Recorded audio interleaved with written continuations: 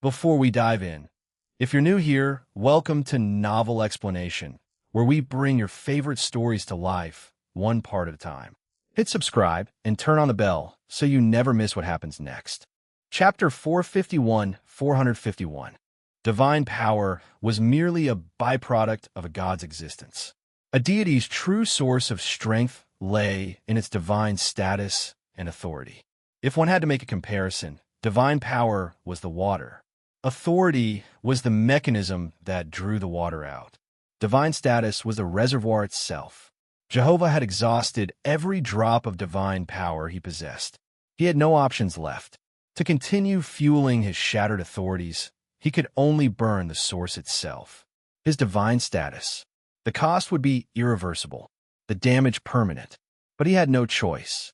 Jehovah was God, the Heavenly Father, the supreme deity of an entire pantheon. Even among Earth's gods, his divine status ranked among the highest. The moment he ignited that source, an endless torrent of divine essence erupted from within him. The precious energy poured into his broken authorities and, under the guidance of his will, attempted to rewrite everything that had happened to him. It failed. The reality already created involved too many intertwined chains of causality, too many consequences, too many connections. They exceeded what he could alter. Forcing the issue would only accelerate the destruction of his authority while making reality's backlash even worse.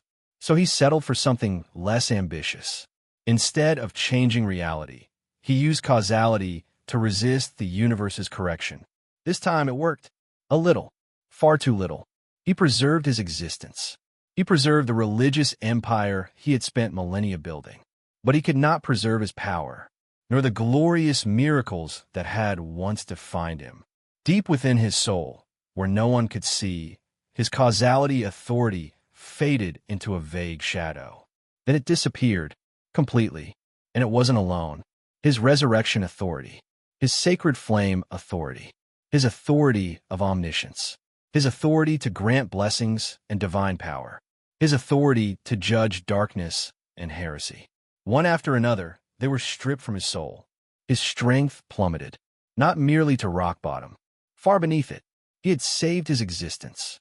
He had preserved his pantheon, but the price was unimaginably severe, and the consequences did not stop with him. They spread into reality itself. That day, every believer on earth felt it.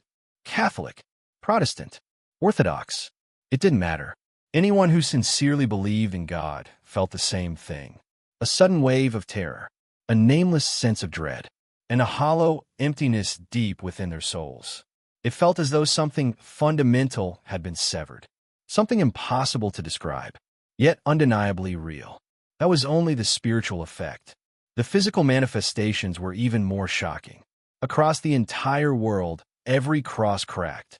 The massive crosses atop cathedrals, the small pendants hanging around believers' necks, wooden crosses, metal crosses, crosses bearing the image of Jesus, simple crucifixes, every single one split down the middle as though struck by an invisible force. On that same day, cathedrals throughout the Vatican began collapsing, one after another, like buildings caught in a powerful earthquake. Believers and non-believers alike came to the same conclusion. If God truly existed, then something terrible had happened to him. Once that realization spread, the entire Western world was thrown into turmoil. For nearly 1,000 years, the singular God who had dominated the spiritual landscape of the West had finally displayed a miracle. And that miracle had been a public declaration of his own ruin. It was a tragic irony. Yet Jehovah had no way to conceal it. The damage caused by reality's correction could only be mitigated to this extent. His power had collapsed. Without that power, everything connected to him naturally reflected the catastrophe. As for what consequences that would bring to the world, Jehovah no longer had the luxury of caring. This was the only path available, and he had chosen it. Or perhaps more accurately, he had been forced to choose it. The price was already unbearable, yet even that wasn't enough. Because the three supreme treasures of chaos clearly had no intention of stopping. Then, suddenly, Sacred hymns echoed throughout the entire black hole dimension. The dimension itself was singing, welcoming the return of its true master, its supreme ruler. Drex Valen. He descended slowly through the void, step by step, as though invisible stairs existed beneath his feet. No one knew where he had come from. No one knew when he had appeared. One moment he wasn't there. The next he was. And the instant Drex emerged from the god quarry, several terrifying existences turned their attention toward him. The ruler of the crimson cosmos, Sidorak. The creator of black magic, the elder god Thawne. Shumagorath, the many-eyed ancient horror. And the cosmic abstracts. Sidorak appeared as a colossal giant with crimson skin. Thawne remained hidden beneath dark robes, his true form concealed within shadow. Sidorak required little introduction. He was the supreme ruler of the crimson cosmos, a being with overwhelming power and an unmatched reputation. One of the great demon gods of the multiverse. Thawne was more mysterious, far more subtle. As the god of black magic, he had created the original forms of dark sorcery. Every mage who practiced black magic in later generations ultimately drew upon his power. Dormammu, Mephisto, the Ancient One, Doctor Strange, all of them, in one way or another, stood within the shadow of Thawne's legacy. Then there was Shumagorath, an ancient entity born from primordial chaos, one of the eldritch rulers that existed long before most civilizations could even comprehend such beings. As for the cosmic abstracts, there was hardly any need for explanation. Their names alone spoke for themselves. Even Galactus. People often underestimated him because of his notorious habit of showing up hungry and losing fights. But with the ultimate nullifier in hand, Galactus remained one of the most terrifying beings in existence. If he truly intended to kill someone, very few could stop him. Even Rune King-level entities had ultimately fallen because of forces connected to that weapon's power. Drex Valen had only recently ascended to the level of a multiversal demon god, yet his rise had been impossible to ignore. The commotion he caused during his ascension was simply too great. After all, he had drained the entire god quarry, an act so outrageous that even other multiversal entities were forced to take notice. Not long ago, he had reached across the timeline itself, dragged a future version of Franklin Richards out of his own era, and promptly spanked the overpowered cosmic troublemaker before kicking him back where he belonged. Franklin had spent the entire encounter smiling nervously and offering no resistance whatsoever. By the time he returned to his own timeline, he was perfectly fine. The two of them had understood each other perfectly. Drex knew exactly what Franklin would become. An adult Franklin Richards possessed the power to create multiple multiverses. That placed him firmly beyond ordinary multiversal entities, a true heavyweight among cosmic beings. For that reason, Drex hadn't pushed things too far. Not unless he someday reached that level himself, or surpassed it, because becoming a multiversal powerhouse only meant one thing. Sooner or later, he would have to face beings like the cosmic abstracts, the Annihilation Swarm, the Living Tribunal, the Beyonders, Molecular Man, and countless other monsters lurking at the top of existence itself. Chapter 452. The Five Cosmic Entities and the Living Tribunal. The Administrators of the Multiverse. For most of existence, these multiversal heavyweights remained in the background, observing rather than acting. Many of them had accumulated their fair share of embarrassing defeats over the eons. The most infamous example was Galactus. The Devourer of Worlds had become something of a cosmic measuring stick. Every time a new powerhouse appeared, someone inevitably ended up beating Galactus to prove a point. Yet appearances were deceptive. As administrators operating beneath the level of the Omniverse, they possessed extraordinary authority. They were not merely powerful beings. They were embodiments of fundamental laws and concepts. Compared to opponents like Sentry or Gladiator, enemies who could be solved with enough force, these entities were far more troublesome. The moment Drex Valen appeared, the entire multiverse stopped. Everything. Time ceased. Movement ceased. Causality ceased. Because Drex did not permit anything to continue. And so nothing did. Of course, he wasn't abusing his newfound power recklessly. If he pushed too far, there would be consequences. He simply wanted a moment of peace. And, more importantly, freezing the multiverse made it significantly easier to locate Rune. The multiverse's administrators found that acceptable. Drex was in an excellent mood. He had finally surpassed the level of a single universe entity and ascended into the ranks of true multiversal beings. He now stood on a level where he could stand alongside the living tribunal. But advancing further? That was a different matter entirely. The difficulty increased exponentially. Even Golden Superman, a being rooted in the fifth dimension, ultimately occupied only the summit of multiversal existence. He had never truly stepped beyond the framework of the story itself and entered the realm of the Omniverse. The only Superman that might genuinely qualify for that level was Cosmic Armor Superman, the sentient thought robot formed from the fusion of 52 parallel Supermen. Even Mandrak, the vampire god who consumed entire universes, had acknowledged that Cosmic Armor Superman stood second only to the presence itself. Rune, meanwhile, was still hunting Galactuses across the parallel universes. With the multiverse frozen in place, hiding became impossible. Drex found him almost immediately. He reached into reality and pulled Rune out. The moment Rune was captured, the multiverse resumed moving. Drex glanced at the living tribunal and the remaining cosmic entities nearby. The Galactus of Earth, 616, was dead. That left only 4 of the traditional 5 cosmic overseers. The living tribunal's expressionless faces regarded Drex simultaneously. Drex stared back at the tribunal's 3 faces. Honestly, he wasn't entirely sure which one he was supposed to look at.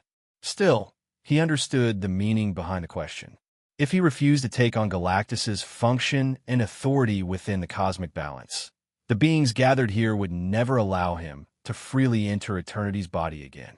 A single universe, dimensional lord, wandering openly through eternity was already disruptive enough. Now he was a multiversal demon god, and a particularly dangerous one. More importantly, the remaining cosmic entities had already realized something unsettling. They probably weren't stronger than him anymore. Most of the gods collected within the God Quarry had been relatively insignificant on their own, but there had been an absurd number of them, and every one of them represented a concept. By absorbing them, Drex had effectively gathered a massive portion of the multiverse's conceptual authorities into himself. The concentration of power was unprecedented. He wouldn't claim to be the strongest multiversal entity in existence, but he no longer feared any of them. Not one. The answer came instantly. Drex had absolutely no interest in chaining himself to a single multiverse. He was a multiversal demon god now. Why limit himself to Marvel? There were countless realities worth exploring. The DC multiverse, the Dark Horse multiverse, the Warhammer multiverse, and many more. Though getting into DC remained somewhat problematic. The source wall wasn't exactly easy to bypass. The living tribunal and the cosmic entities exchanged no visible reactions. Then they left. Drex tossed Rune into his black hole dimension. The moment Rune entered, everything began to change. Reality twisted. The dimension transformed. And Drex smiled. The god of destruction, the god of ruin, the god of violence, bloodshed, death. His black hole dimension became something entirely new. A chaos realm. A world without time, without space, without up or down, without direction or structure. It overflowed with chaos energy created from the immense negative energies he had harvested from within eternity itself. Truthfully, Drex had wanted to become a chaos god for a very long time. Negative emotions accumulated far faster than positive ones. Their scale wasn't even comparable. The only reason he hadn't done it earlier was because he had once been too weak. Back then, becoming a chaos god felt like an excellent way to have a brass skull dropped on his head by Khorne. Now, things were different. They were both multiversal demon gods. Khorne wasn't dropping anything on him anymore. So Drex wasted no time creating a chaos realm entirely his own. His personal warp. Because of the infinite nature of time and interconnected reality, the Chaos Realm existed beyond ordinary concepts of space and chronology. To humans, and even most gods, it was fundamentally incomprehensible, a place balanced somewhere between dreams and nightmares. It did not exist through conventional matter, nor through traditional dimensions. That was chaos, unbound by physical laws, unconstrained by logic, answering only to itself. Drex considered the matter briefly. Then he began creating demons. His demons, the Havoc demons, each carried his mark, his signature, his exclusive design. The defining feature of every Havoc demon was its right arm. It transformed into a massive bladed claw resembling the enchanted talons of a supreme warrior. The left arm remained more conventionally demonic. Their appearances were savage and monstrous, flesh and biomass twisted into living armor. Drex had always liked exoskeletons and armored creatures. As a result, his Havoc demons looked surprisingly similar to Chaos Space Marines. Every one possessed enormous wings. Some had bat wings. Others had pterosaur-like dragon wings. Some bore flesh wings. Others carried feathered wings. Yet every set of wings shared one common trait. At their center sat a gigantic eye. Their heads also featured a single horn resembling that of a unicorn. Only one horn, never more. The Havoc demons were created from negative energy fused with the souls of fallen gods and angels. As for Rune became the first among them, the chief archdemon of Havoc. Drex had little interest in creating endless classifications and hierarchies. For the most part, all Havoc demons were equal. Their primary gift was simple. Killing was sacrifice. Any being slain by their claws or attacks would have its blood and soul automatically offered to Drex. As a chaos god, Drex considered himself remarkably generous. He only claimed 90%. The remaining 10% was returned to the demon responsible for the kill, strengthening and healing it. Every Havoc demon, therefore, began from essentially the same starting line. Except Rune. Rune was different. Even before being transformed, he had already been a dimensional entity approaching multiversal levels. Drex's blessing only made him stronger, and Drex needed powerful subordinates. So he gave his chief archdemon a unique appearance. A crimson halo floated above Rune's horn. Another crimson halo circled beneath his feet. And unlike ordinary Havoc demons, Rune possessed 4 enormous wings. Drex's ranking system was straightforward. Simple, elegant. The strength of a Havoc demon could be determined at a glance. Halos represented favor. Great wings represented power. And Rune possessed both. Chapter 453-453. Within the Chaos Realm, demons marked by a halo occupied a special status. In the language of other Chaos pantheons, they would probably be called the Chosen.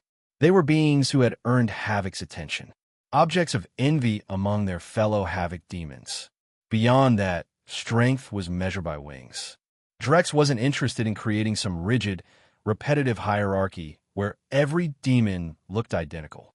The wings of Havoc demons came in countless forms. Bow wings, pterosaur-like wings, dragon wings, feathered wings, bone wings, light wings, flame wings, flesh wings, and many more. Even a demon's second pair of wings could differ completely from the first. As a result, 2-winged Havoc demons occasionally resembled one another. 4-winged archdemons almost never did. And 6-winged entities were guaranteed to be unique. There were simply too many possible combinations. Rune's first pair of wings consisted of massive black flesh wings. The skin stretched across them was pitch black, so thin that veins and skeletal structures could be seen beneath the surface. They looked like enormous bones wrapped in dark living membranes. His second pair was entirely different. Bone wings, a metallic framework of branching skeletal structures spread outward behind him, gleaming like forged steel. As for absurd situations where 2 greater demons fought each other for eternity only to have some random mortal claim the victory at the end, that wasn't happening here. Drex valued his demons. The bizarre nonsense that occasionally occurred in the Warhammer universe wasn't something he intended to imitate. His first experiment was straightforward. He sent Havoc demons against the source wall of the DC multiverse. The result was immediate. Every single one ended up stuck to it. Drex sighed. Looks like getting inside isn't that easy. Shame. The disappointment lasted all of 2 seconds. Then he redirected his attention elsewhere. The Warhammer universe. Specifically, the Warp. He unleashed the Havoc demons into it. At first, the demons struggled slightly. The Warp's lack of conventional time created a few adaptation issues. But those problems disappeared the moment they encountered another force. Khorne's demons. The Blood God's servants took one look at the unfamiliar invaders and responded in the only way they knew how. They charged. No questions. No negotiations. Just violence. Drex wasn't surprised. That was Khorne in a nutshell. The Blood God and his followers lived for bloodshed and death, whether the victims happened to be enemies, allies, or themselves. Drex leaned forward with interest. Khorne, the Blood God, the most violent and destructive of the 4 Chaos Gods. He embodied endless warfare, mindless slaughter, battlefield madness, and oceans of blood. His hunger for violence was insatiable. Anyone who killed in his name earned his favor. Friend or foe meant nothing to him. Every massacre, every atrocity, every act of carnage, all of it delighted him equally. Legends claimed that when Khorne's war horn sounded across the chaos wastes, his rage intensified even further. At the height of destruction and slaughter, his roar could echo throughout entire realities. Those unfortunate enough to hear it often descended into irreversible madness. Among the Chaos Gods, Khorne was the greatest instigator of war. He constantly drove his followers toward conflict, urging them to lay siege to cities, towns, villages, entire civilizations. Again and again, within the Warp, Khorne possessed the largest territory, a kingdom stained crimson by endless bloodshed. Jagged canyons scarred the landscape.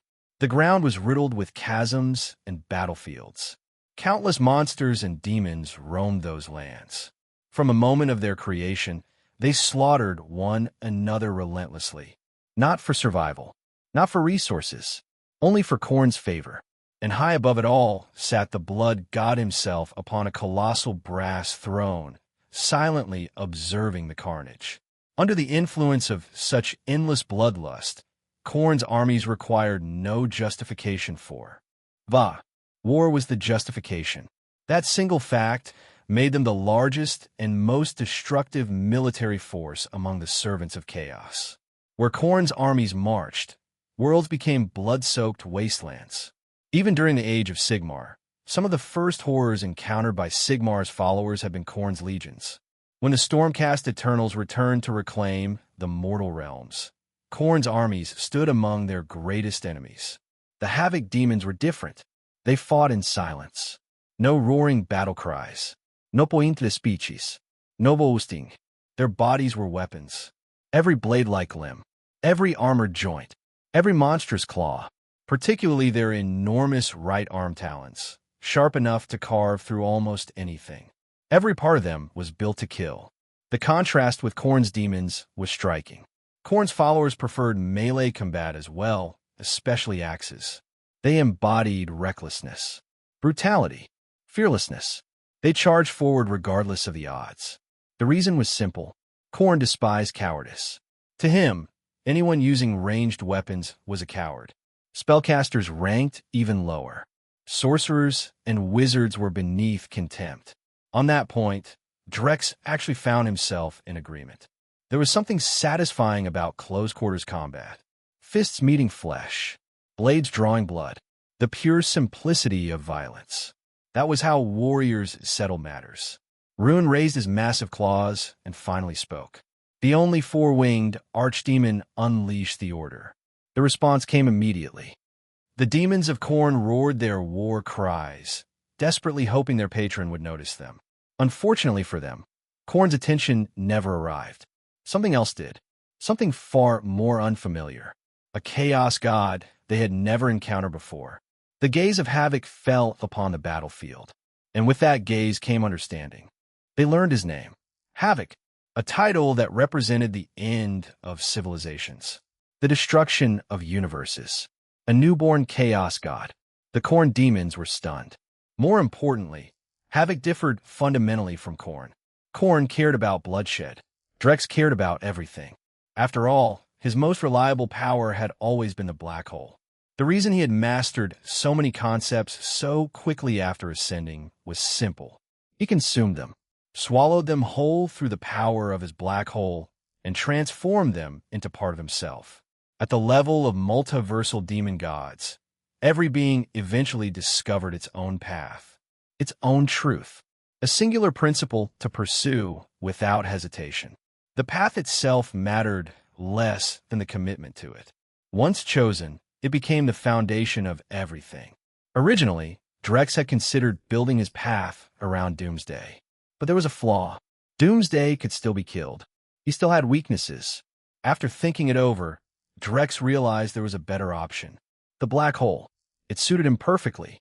He enjoyed using it, understood it instinctively, and trusted it more than any other power in his arsenal. Of course, at the multiversal level, a black hole was no longer merely an astronomical object. It had become something far greater. Chapter 454. At this level, a black hole was no longer merely a celestial object.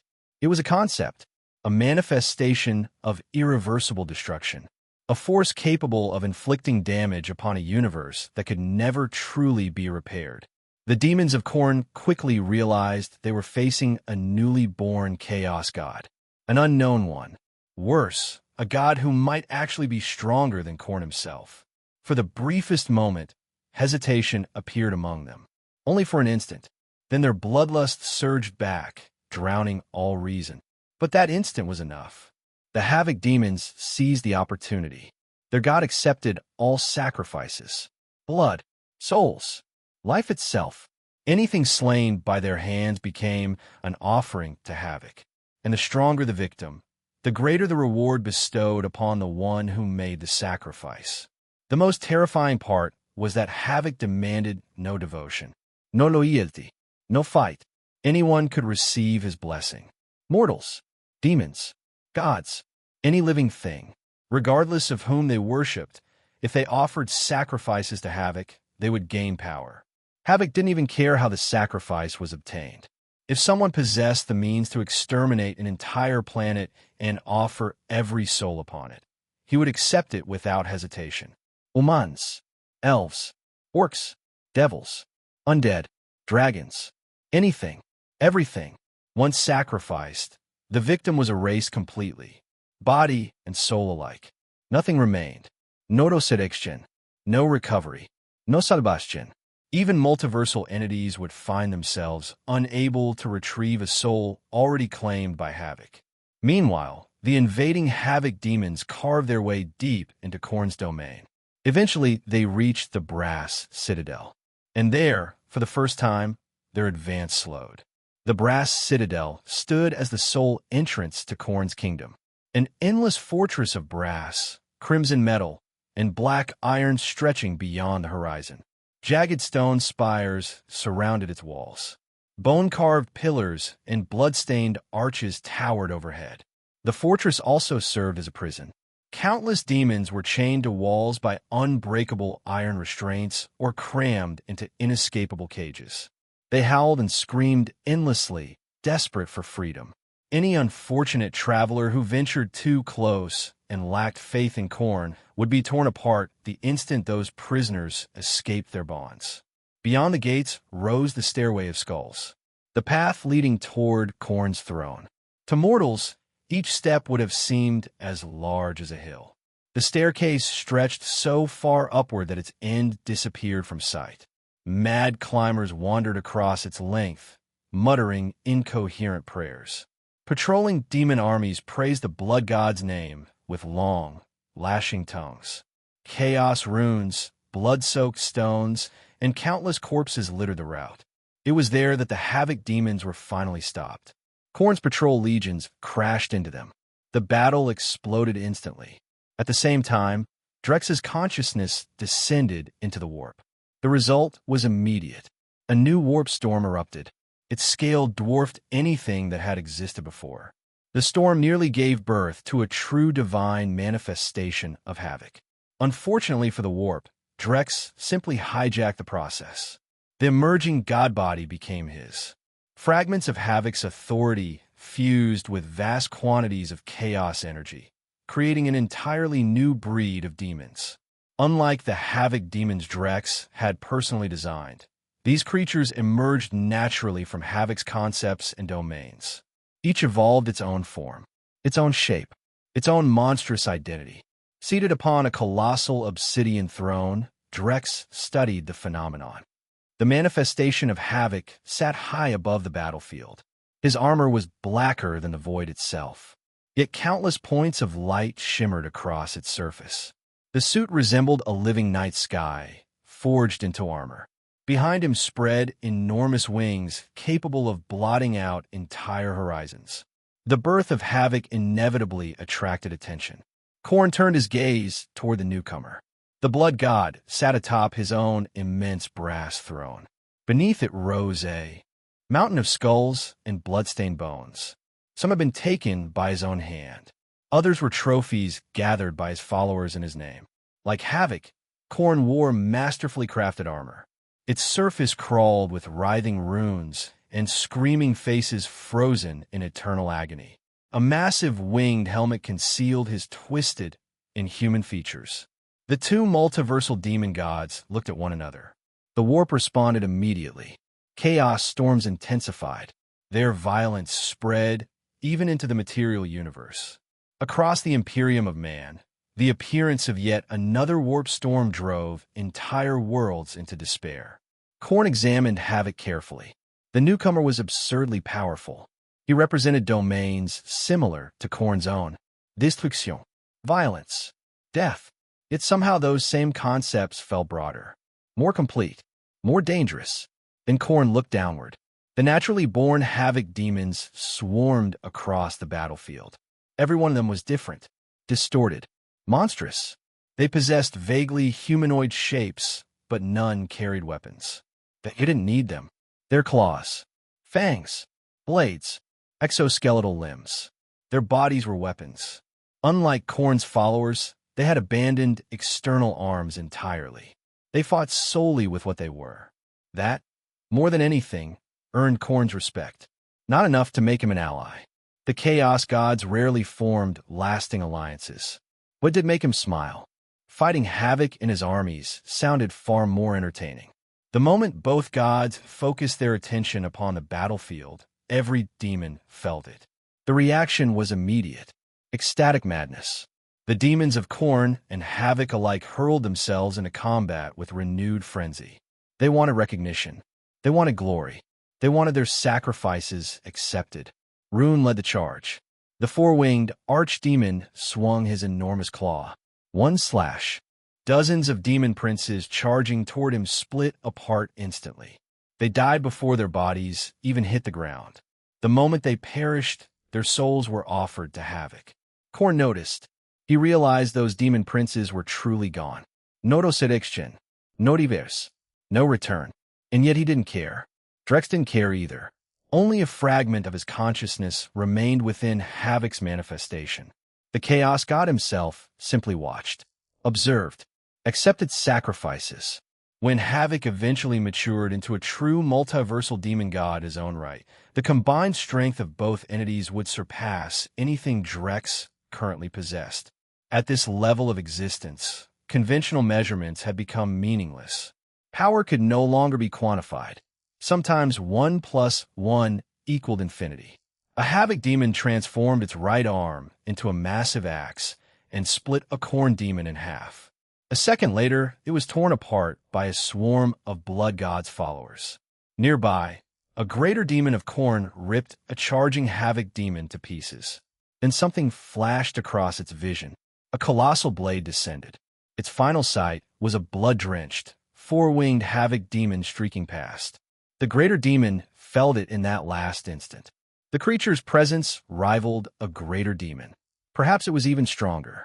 Chapter 455, 455. While Havoc fought for influence within the realms of chaos, Drex Valen was laying plans elsewhere. One of those plans involved Hell itself. Every dimensional lord was effectively omnipotent within their own domain. Their word became law. They were the sole ruler, the supreme authority, the unquestioned master of everything contained within their dimension. Outside their territory, things are different.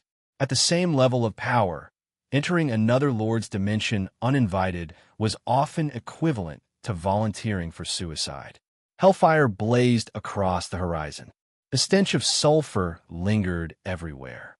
Countless demons and devils of every imaginable shape roared from mountain-sized plateaus and jagged highlands.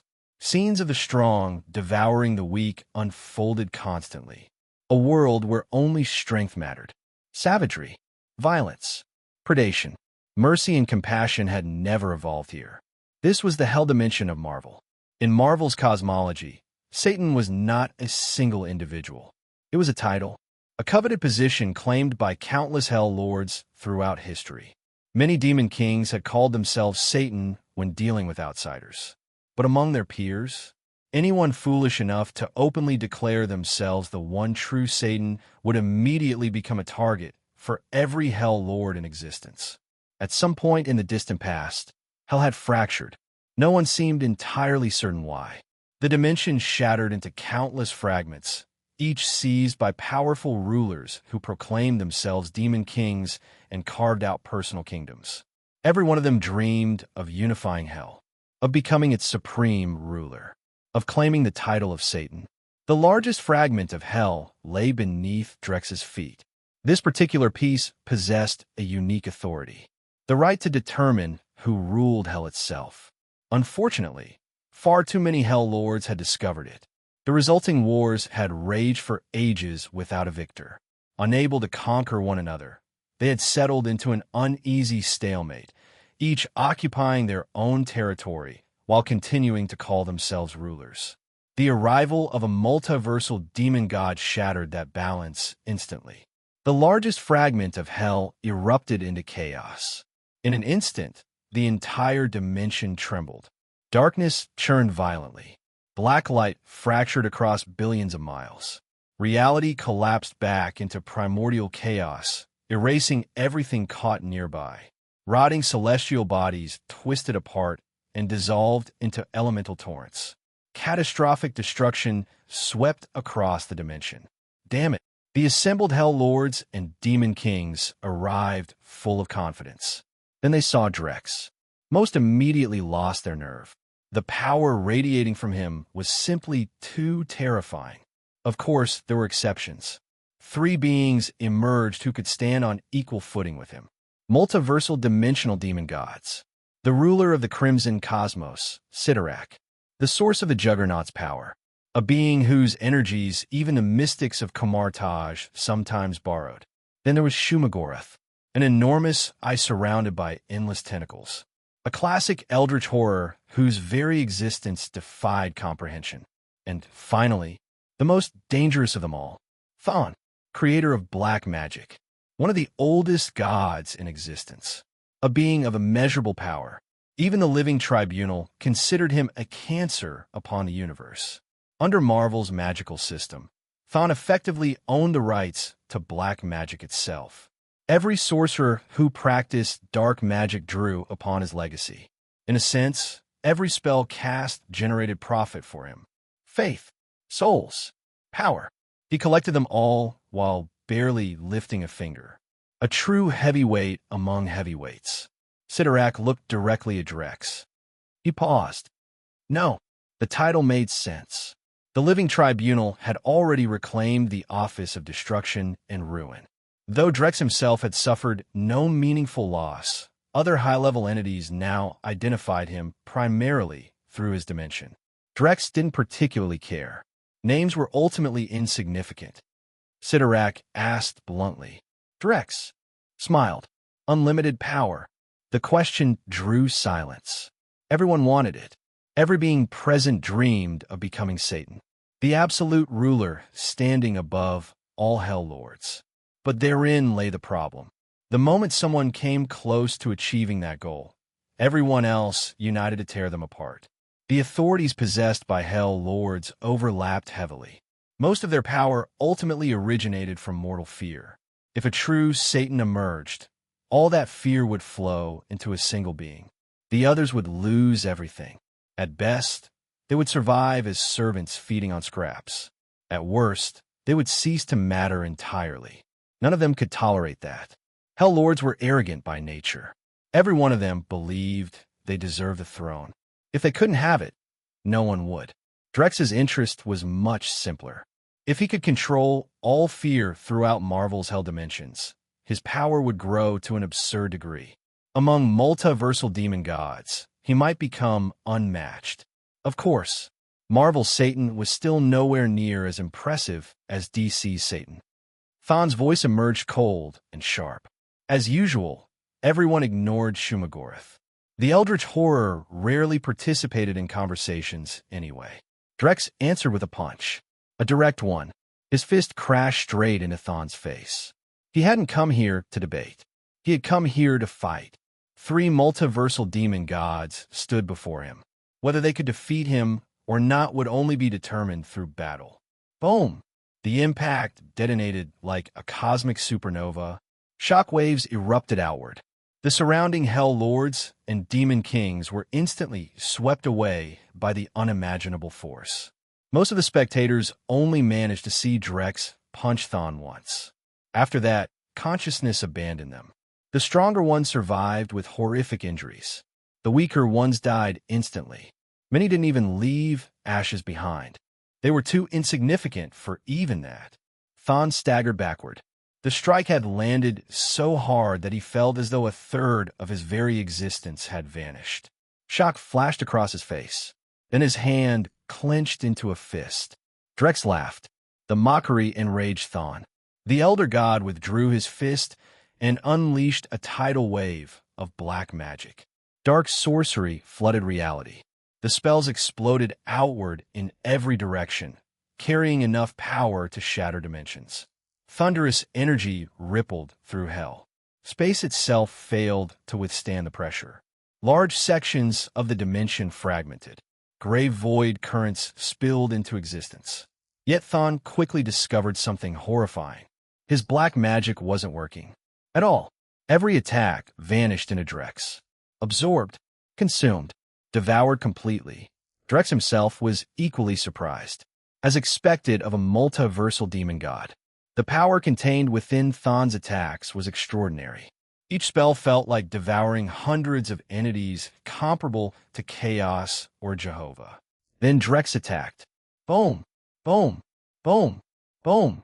Thon's colossal body flew backward. Space shattered along his path. Reality screamed. Dimensional barriers exploded one after another as he crashed through them. Finally, he vanished into the void itself. At the far edge of the horizon, a colossal rift tore open. Entire regions of hell disappeared into the fracture, and the war had only just begun.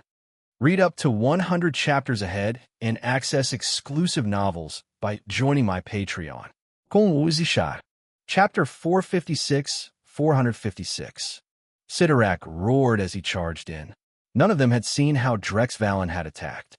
The strike had been too fast, too clean, but the result was impossible to miss. Thon had been smashed into a near-fatal state. Facing Sidorak's incoming punch, Drex was actually a little surprised. He had expected Sidorak to be as reckless as Thon and hand him another opening to counterattack. Instead, the demon god acted immediately. A collision erupted like a meteor slamming into a world. A towering mushroom cloud rolled skyward. The shockwave transformed into a hurricane of destruction, flattening mountain ranges of hellfire in its path. Anything unfortunate enough to stand in its way was erased instantly. Countless hell creatures were crushed into sprays of blood and flesh by that single impact. Boom! Drex's fist crashed downward. Sidorak's head slammed directly into the ground. Crack! The sound rang across the dimension. The earth shattered for thousands of miles in every direction. Sidorak rolled his neck and rose again, a savage grin still plastered across his face. The demon god's body was absurdly durable. His skull seemed practically indestructible. Crimson energy exploded from his body as his aura surged. He swung back with a devastating punch. The attack struck Drex squarely. Drex didn't move an inch. The Crimson Dimension's energy vanished into him completely. Not a trace was wasted. He had become the embodiment of the black hole concept itself. Beyond manipulating the four fundamental forces through a unified field, the concepts he wielded most naturally now were simple: tearing, destruction, devouring, annihilation. Because of that, his fighting style had become far less elaborate than before. At the multiversal level, scientific knowledge no longer provided the overwhelming advantage it once had. Even for Drex, exploring this realm alone was difficult. Fortunately, opponents like Sidorak and the others were veteran multiversal entities. Though most of them had never truly fought from weakness to strength and relied on straightforward methods, there was still plenty he could learn from them. As they exchanged blows, Sidorak gradually noticed something strange. His expression darkened. Drex was fighting him hand-to-hand without drawing on the power of the Chaos Dimension at all. Meanwhile, Sidorak himself was continuously losing energy from the Crimson Dimension. The situation made no sense. Around them, the other Hell Lords lay scattered across the battlefield. Some sprawled on their backs. Others lay face down in craters. Groans echoed everywhere. Being used as living cannonballs wasn't the problem. With their monstrous physiques, the Hell Lords could endure hundreds or even thousands of impacts. What truly terrified them were the shattered spatial fractures and the chaotic energy currents flooding the battlefield. This largest fragment of Hell was normally almost impossible to damage. If it truly began breaking apart, the consequences would be catastrophic, at least for the Hell Lords. The Eyed Fiend launched psychic assaults at Drex as well. Drex ignored every single one. Mental attacks, soul attacks, spiritual corruption. Everything vanished into the abyss. As the living embodiment of a black hole, there was virtually nothing he couldn't consume. Sidorak narrowed his eyes. He raised a hand and intercepted a punch aimed directly at his face. Suddenly, intense pain shot through his palm. The fist continued forward, straight toward his eye, growing larger and larger within his vision. At the last possible moment, Sidorak turned his head. The attack missed his eye socket by inches, carving a long wound across his cheek. Fury flashed across his face. Before he could retaliate, another killing blow arrived. A heavy punch shattered the space beside him. Drex seized the resulting dimensional rift itself and used it like a weapon. Then, in the next instant, the fracture exploded apart. Sidorak was launched backward. Cracks spread across his supposedly indestructible multiversal body. As he flew away, Thawne stepped through space and appeared directly in front of Drex. The ancient god's enormous fist descended with terrifying force. Drex's expression never changed. His body simply vanished. Thawne froze. Throughout the battle, Drex had barely bothered dodging. Why avoid this attack now? Only after turning around did the answer become obvious. The Eyed Fiend was gone, beyond the dimensions of the multiverse. At the location where Drex had once battled chaos, the Eyed Fiend hung, suspended in space. Drex had seized him and dragged him out of hell. He intended to eliminate one opponent first. The Eyed Fiend had been lurking at the edge of the battle the entire time, contributing almost nothing. The creature was clearly hoping to profit after the others weakened each other. Drex had no intention of allowing that. The two figures stared across the void. Without the overwhelming suppression of Hell's dimension around them, the clash of their mere auras generated world-ending shockwaves. Matter collapsed. Cataclysmic energy surged outward. Entire stellar systems lost stability and were pushed from their natural paths. After several moments of glaring at each other, Drex realized he was at a disadvantage. The Eyed Fiend possessed far too many eyes. There was no way he could win a staring contest. So he attacked. At the center of the universe, two seemingly insignificant figures exchanged punches.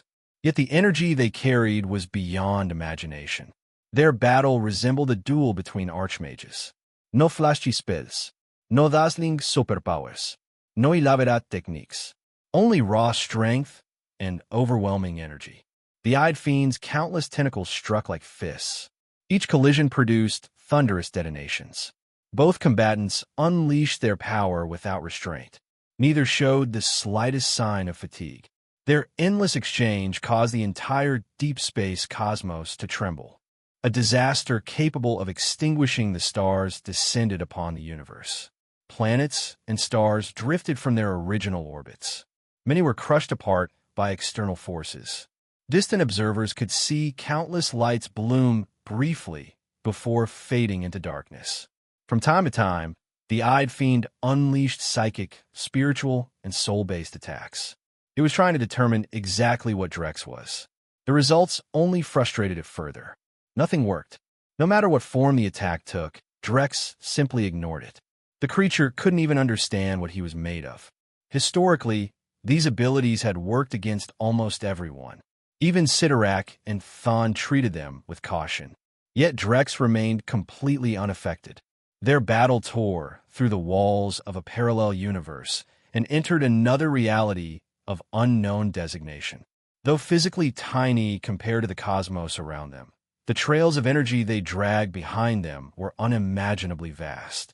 The moment the clash began, the gods of that universe sensed it. They gathered far beyond the battlefield.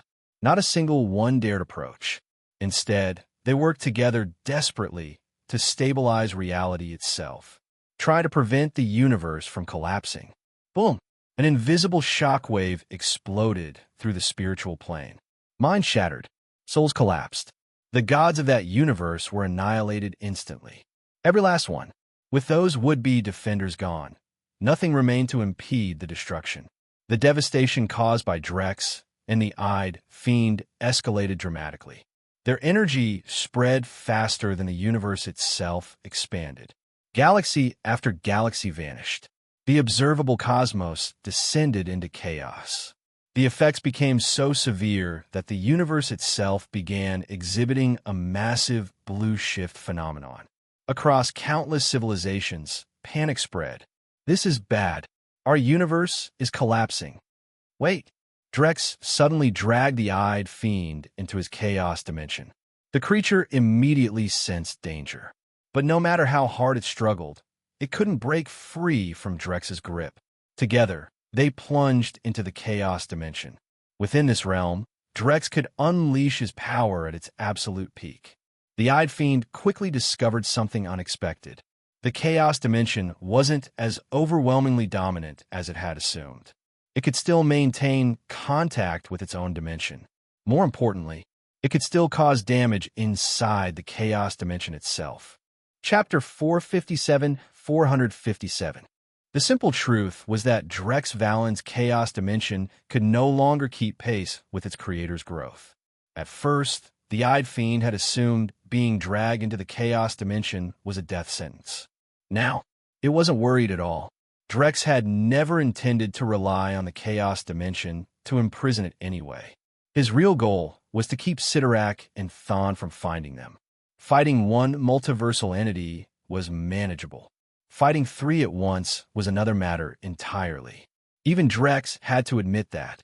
At the hidden convergence point of endless space-time, buried beneath layer upon layer of void beyond mortal perception, only beings on the level of the cosmic abstracts could truly comprehend what was unfolding. A force carrying traces of eternal, indestructible power erupted outward.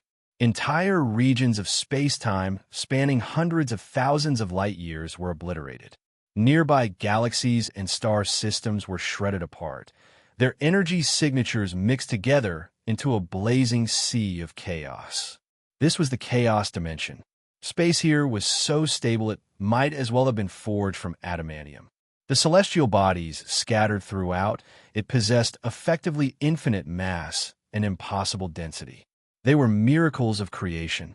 Then, centered on Drex, the grotesquely distorted force field expanded outward. It swept across the entire dimension in moments. Everywhere it passed, reality trembled. Gravity became unstable. Light twisted into impossible shapes. Anything touched by the transparent wave fragmented instantly into jagged debris before scattering in every direction. The surrounding space resembled a sheet of paper that had been crumpled into a ball. Everything drawn upon it was torn apart, folded over itself, and rearranged beyond recognition. The structures remained intact in a technical sense, but no longer obeyed the rules of three-dimensional space. Instead, they were reconstructed into a chaotic higher-dimensional configuration.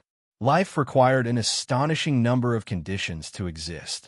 Destroying it offered an equally astonishing number of possibilities.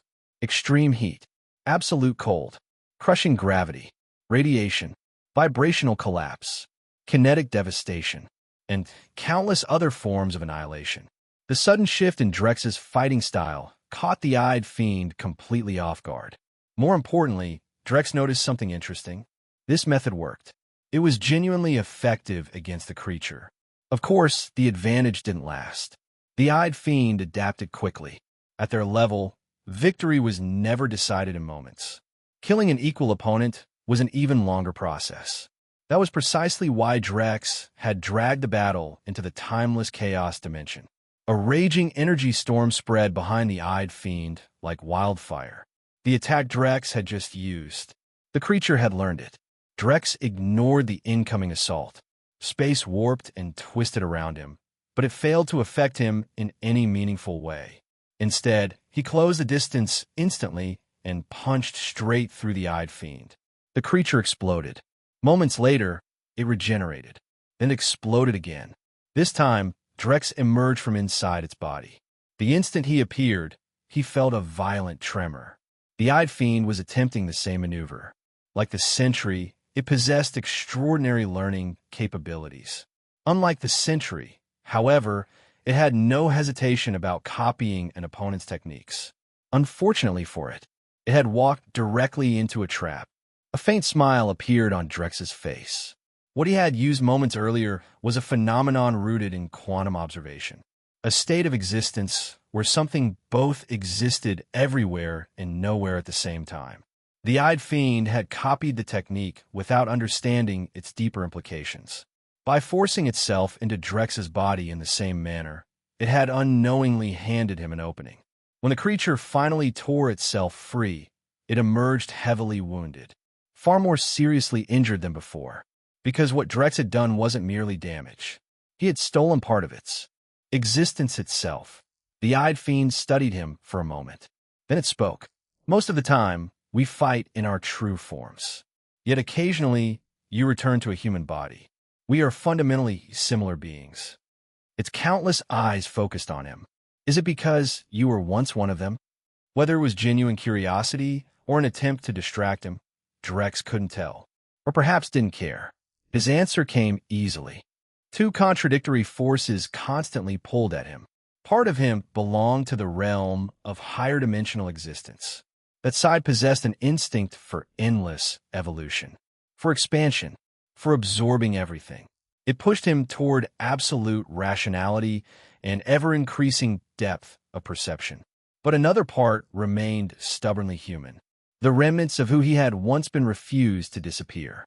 Whenever his sense of self threatened to dissolve, those remnants fought back. They preserved his habits, his emotions, his way of thinking, and they struggled constantly to anchor those things in place. Drex wanted power, but he had no desire to become like Lucy, a being elevated so completely beyond humanity that nothing of the original self remained. Drex looked directly at the eyed fiend. His voice remained calm and utterly certain. The eyed fiend seemed puzzled. Drex's gaze sharpened. He didn't need to name them. Both knew he meant Sidorak and Thawne. The eyed fiend remained silent. Drex's expression hardened. Chapter 458. The eyed fiend's countless eyes fixed on Drex Valen. There are too many great beings, too many vast worlds. Not a trace of doubt could be heard in its voice. Drex merely smiled. The answer came without hesitation. Before me, no mortal creature had ever reached this level. That's exactly why beings like you were able to sit above everything else for so long. His smile widened. The eyed fiend's ability to learn bordered on outright duplication. Whatever Drex used, it learned. Whatever Drex demonstrated, it replicated perfectly. And strangely enough, that only made the battle more exciting. To Drex, the creature had become a living equation, a walking collection of unanswered questions. Every mystery humanity had ever struggled with given form. The challenge thrilled him. The fight had become an endless puzzle, one he could happily spend eternity solving. The satisfaction it brought surpassed any physical pleasure. It reminded him why he still clung to his humanity. Spatial physics, high-energy physics, string theory, imaginary mathematics, and countless other concepts. The eyed fiend copied all of them flawlessly, 100% accuracy. Then it suddenly spoke. Its voice carried unmistakable disdain. Drex gestured for it to continue. Instead of answering, the eyed fiend unveiled something new, something Drex himself had never demonstrated. The creature transformed into a supreme observer, a being capable of collapsing probability clouds through observation alone. It denied reality around Drex. Fundamental forces unraveled. Quantum structures dissolved. Physical laws vanished like illusions. Even Drex was surprised. The eyed fiend's tone remained calm. Drex nodded thoughtfully. There was no bitterness in his voice. Humanity's understanding of reality was microscopic compared to beings born with such knowledge. Still, he had learned something valuable from the demonstration, and there was no shame in learning. Not at his level. Not at any level. Whispers echoed through the dimension. The space around him began to distort. Time and space warped into forms resembling the most deranged fantasies imaginable. The structure of reality itself became anti-logical. Dimensions folded in impossible directions. Geometry rebelled against reason. Everything stood in direct opposition to human thought. The bizarre architecture of existence threatened to drive observers insane. Countless bubble-like phantoms drifted through higher dimensional space, surrounding the universe like translucent cocoons. Drex remained unimpressed. The warped reality around him reflected his own thoughts back at him, but not as they truly were. His ideas emerged as malformed monstrosities, symbols tangled together in grotesque knots, concepts inverted and distorted beyond recognition. The eyed fiend whispered, just as Drex had observed it. Now it was observing him. Suddenly, chaos erupted within Drex's mind. His memories twisted into incomprehensible shapes. His intelligence, his knowledge, everything he had ever taken pride in became alien and unreadable. Only fear remained clear. Fear, despair, every dark corner of human nature magnified beyond imagination. Enough to break lesser beings instantly. Enough to destroy entire civilizations. But Drex wasn't broken. If he couldn't understand it, then he simply wouldn't look. His eyes closed. A moment later, he spoke. All conditioned things are like dreams, illusions, bubbles, and shadows. The moment the words left his mouth, everything vanished. The twisted dimensions, the madness, the observation, gone. The eyed fiend understood the meaning of the statement. Yet it couldn't comprehend why its attack had disappeared. Drex opened his eyes. Now they were shining. Brilliant. Terrifying. His gaze met every eye the creature possessed. For the first time, the eyed fiend felt fear. The world changed. Not for Drex. For it. Drex's voice echoed through the chaos dimension. The eyed fiend tried to move. It couldn't. A strange light appeared around them. A beautiful song played in the darkness. Hope was born. Dreams were forged. Lives blossomed. And then, everything was destroyed. The eyed fiend had masterminds, souls, and willpower. Drex had never truly understood psychological torture. He had never learned how to kill a mind. But he could learn. And once he learned, he improved. The cycle began with something simple.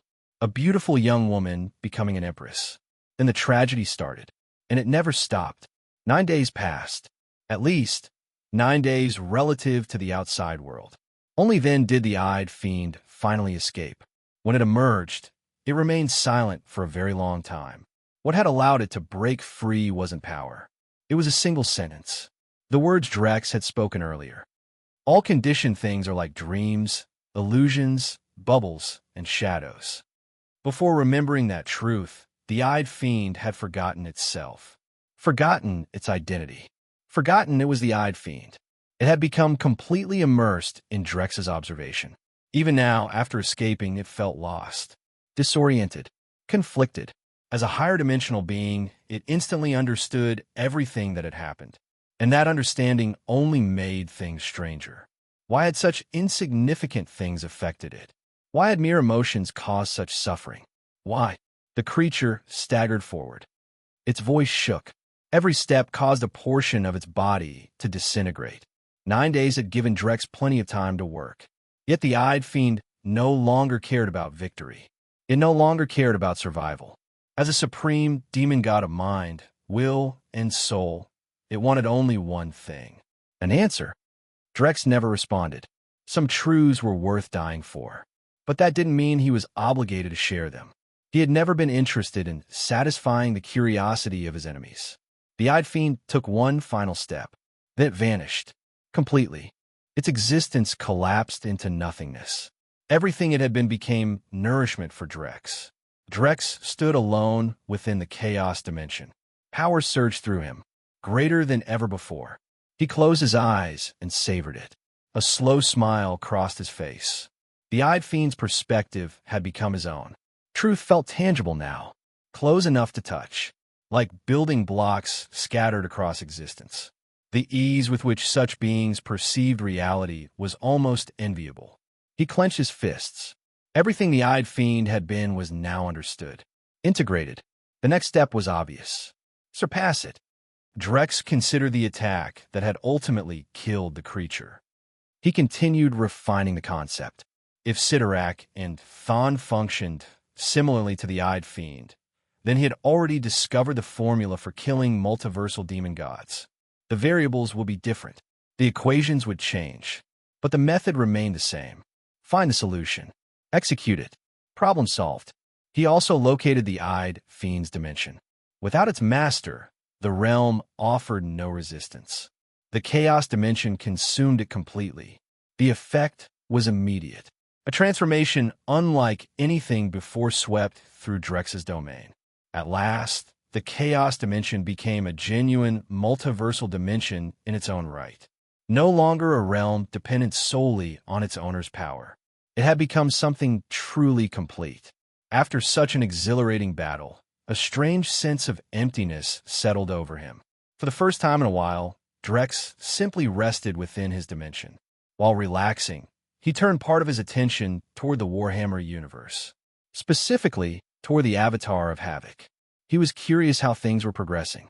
If the Avatar of Havoc could defeat Khorne and the other Chaos gods and claim the entire warp for itself, that would be ideal. Chapter 459. The Avatar of Havoc's campaign wasn't progressing nearly as smoothly as Drex Valen had hoped. In fact, Khorne had begun pushing him back. The problem wasn't strength. On an individual level, the Avatar of Havoc could stand against the Blood God. The issue was everything else. Khorne had spent untold ages building his empire. His armies were endless. His champions were battle-hardened monsters forged through millions of years of war.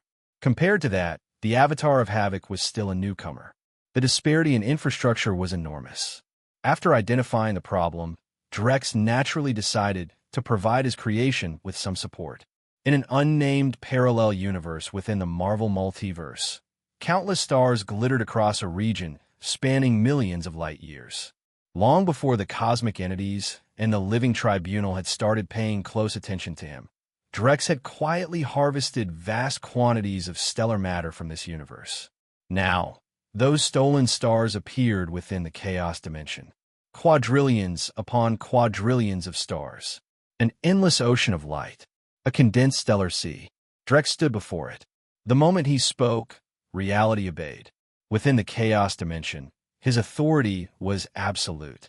Countless suns burned through their nuclear fuel. Their light compressed into vast oceans of highly concentrated photonic matter. Stars the size of Earth began to crack apart like eggshells. Immense quantities of burning stellar material were ripped free from their surfaces. Then, at impossible speeds, that matter spread across distances measured in light years. Dark fissures seemed to tear through the stellar sea itself, swallowing entire portions of stars. Then something emerged. A wing. A single radiant wing unfolded from within a star. Its brilliance eclipsed everything around it. Then came a second, a third, a fourth, more, and more, and more, until the darkness was filled with an endless host of celestial wings. If humanity had witnessed the phenomenon, there was only one word they would have used: angels. The resemblance was impossible to ignore. These beings appeared to be made entirely of solidified light. Or, if one insisted on a scientific classification, intelligent stellar quantum evaporation collapse entities. A cumbersome name. Drex preferred something simpler. Their existence originated from stars themselves. When stellar matter reached extreme energetic states, portions of that matter underwent quantum evaporation. The remnants collapsed into self-aware life. In essence, they were the souls of stars, living suns. Life spread through the cosmos like a cosmic plague. One star after another awakened. Their birth carried catastrophic consequences. The surrounding void began to distort. Space itself buckled under the weight of their presence. Even empty regions of vacuum trembled, as if reality could no longer bear the burden.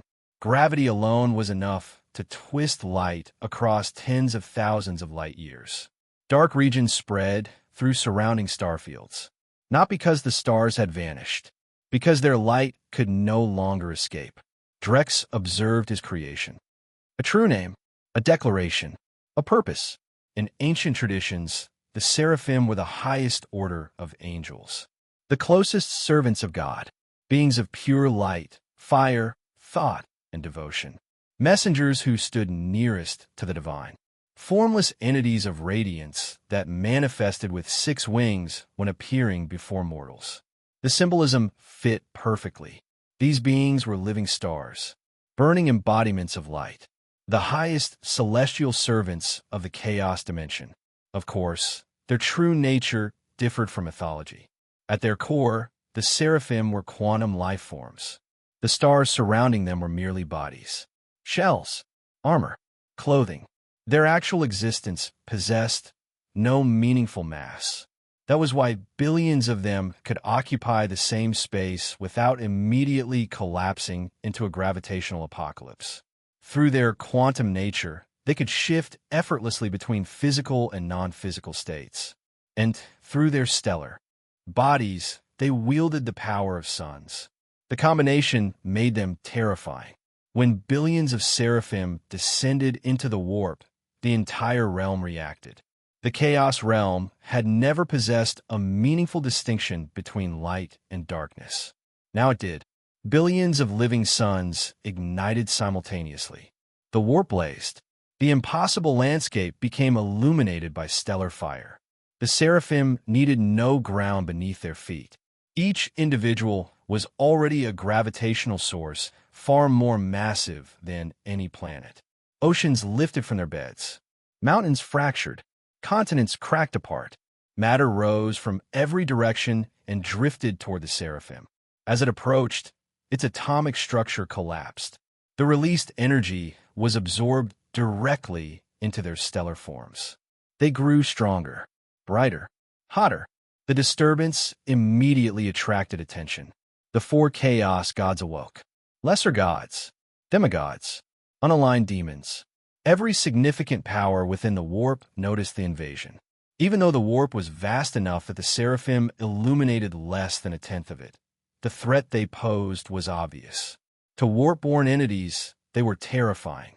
Yet approaching them proved unexpectedly difficult. Distance itself had become deceptive. Space had stretched. The seraphim had shifted into fully materialized stellar forms. Their immense gravity warped geometry around them. From a demon's perspective, a target might appear only a mile away. In reality, the distance could span several light years. The Chaos Gods responded quickly. They denied the physical authority of gravity. They blurred the boundary between consciousness and reality. Within the warp, concepts mattered more than physics. The Seraphim's gravitational influence weakened dramatically. But the Seraphim didn't care. Their creator had taught them well. If one weapon failed, use another. A faint white glow emerged from their bodies. At first glance, it seemed harmless. In reality, it was radiation, the overflow state of impossibly energetic particles. The kind of phenomenon found only in regions of absurd density and energy concentration. Then the detonation came. The warp itself failed to contain the eruption. Gamma-ray storms exploded outward. Entire regions of the Chaos Realm were engulfed in high-energy radiation. Inside each Seraph's stellar core, gigantic vortices formed. Fire, plasma, gas, stellar matter. Everything was dragged inward. The collected mass was compressed and transformed. Every second, quantities of matter comparable to entire continental plateaus were consumed, distorted, ignited, converted into ultra-dense energy. Matter became power. Power became devastation. The process resembled a white hole eruption. Streams of exotic, degenerate matter and high-energy radiation burst outward from the Seraphim. Then came the flood. Countless beams erupted in every direction. Each one carried enough energy to rival hundreds of thousands of years of solar eruptions. Billions of Seraphim fired simultaneously.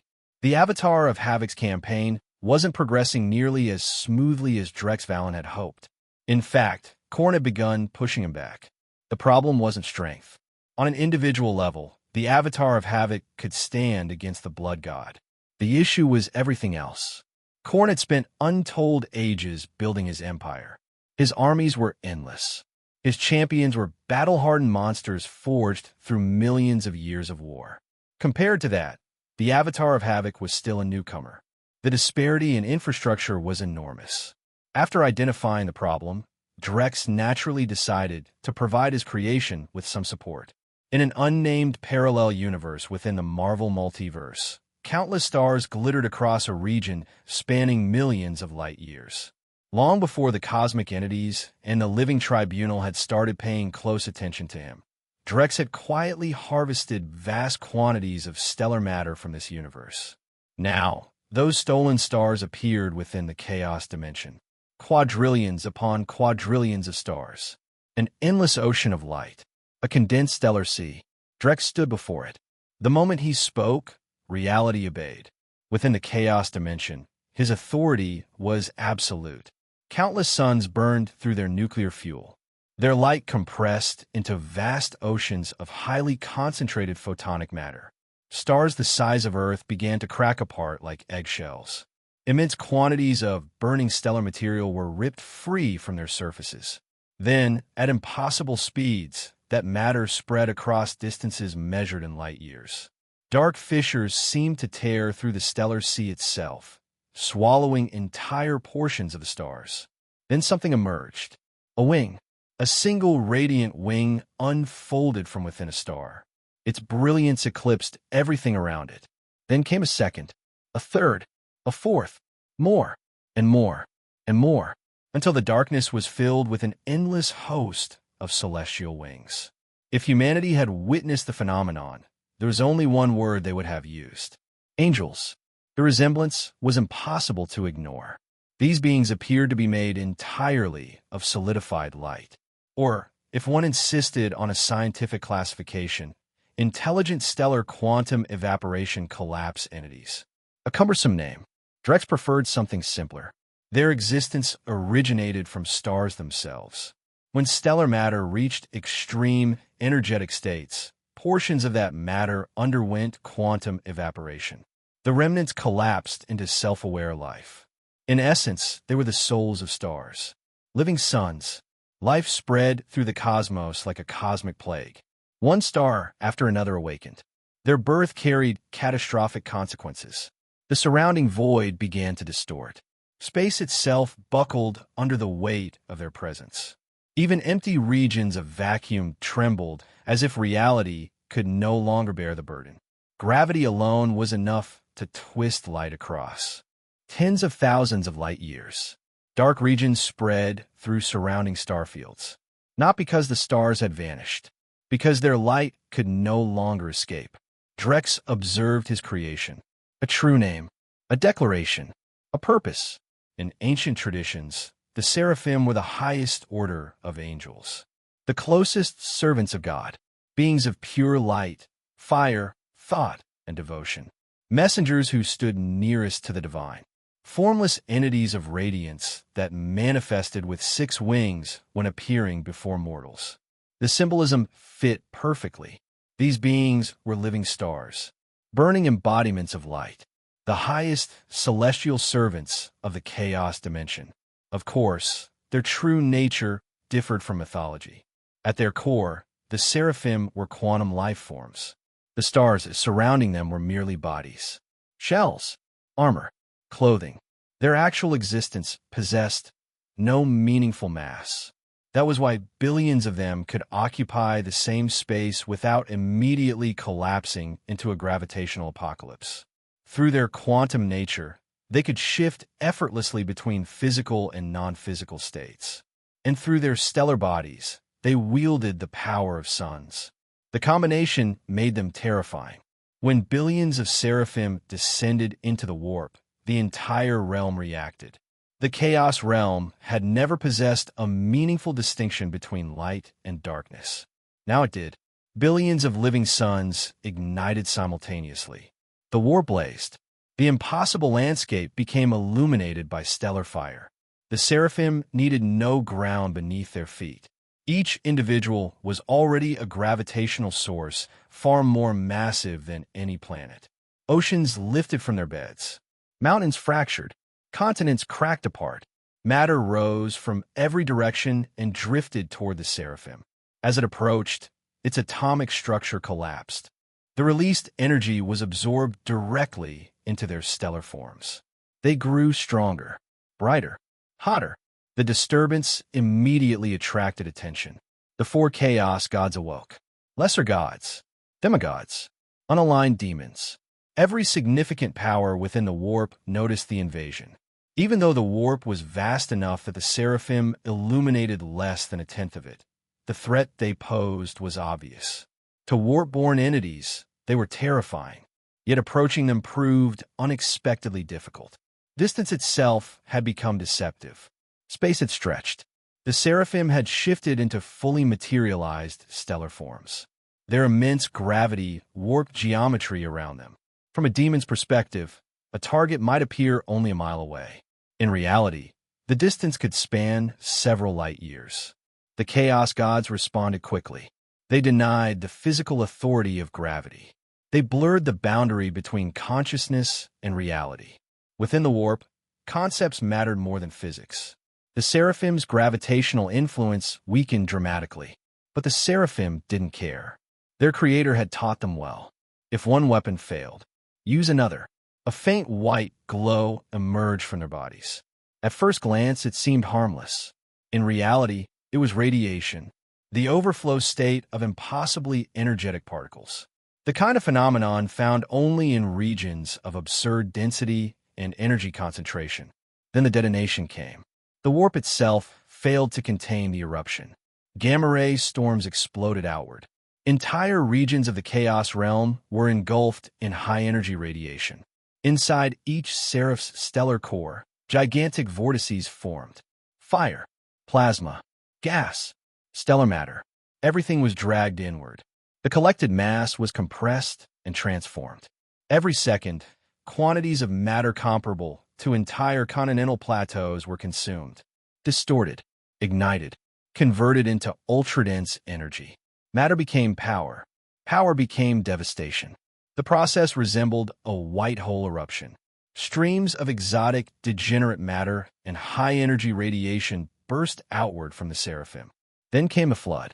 Countless beams erupted in every direction. Each one carried enough energy to rival hundreds of thousands of years of solar eruptions. Billions of seraphim fired simultaneously, and the entire warp was drowned in stellar judgment. Chapter 460-460. From distant regions of the warp, the devastation was impossible to miss. The Seraphim's attacks burned through everything.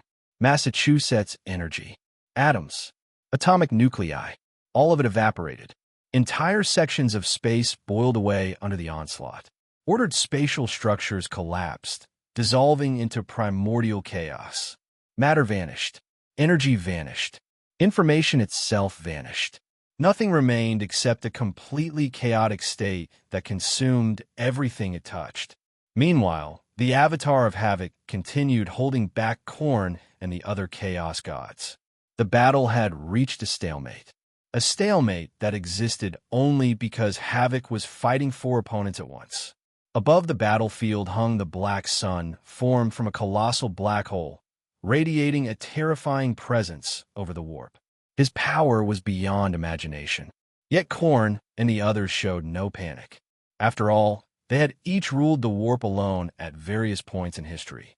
This wasn't the first time they had faced a rival capable of challenging them. At worst, they had temporarily lost ground. To truly destroy them? That was another matter entirely. Drex Valen understood that perfectly. The entire conflict served two purposes. First, it relieved boredom. Second, and more importantly, it allowed him to collect data. Every battle was research. Every enemy was a problem waiting to be solved. The Chaos Gods, the multiversal demon gods of Marvel, all of them represented equations. And Drex intended to find more efficient solutions. The next time he faced beings of that caliber, he wanted answers before the battle even began. Unfortunately, his recent stellar harvesting operation had drawn unwanted attention. The cosmic abstracts, the living tribunal, they were watching now, which meant raiding universes for resources had become significantly more difficult.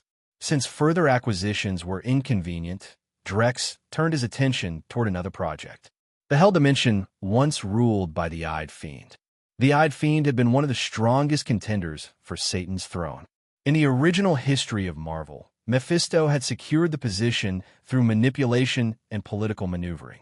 Of course, he hadn't kept it for very long before being removed. The title of Satan carried immense authority.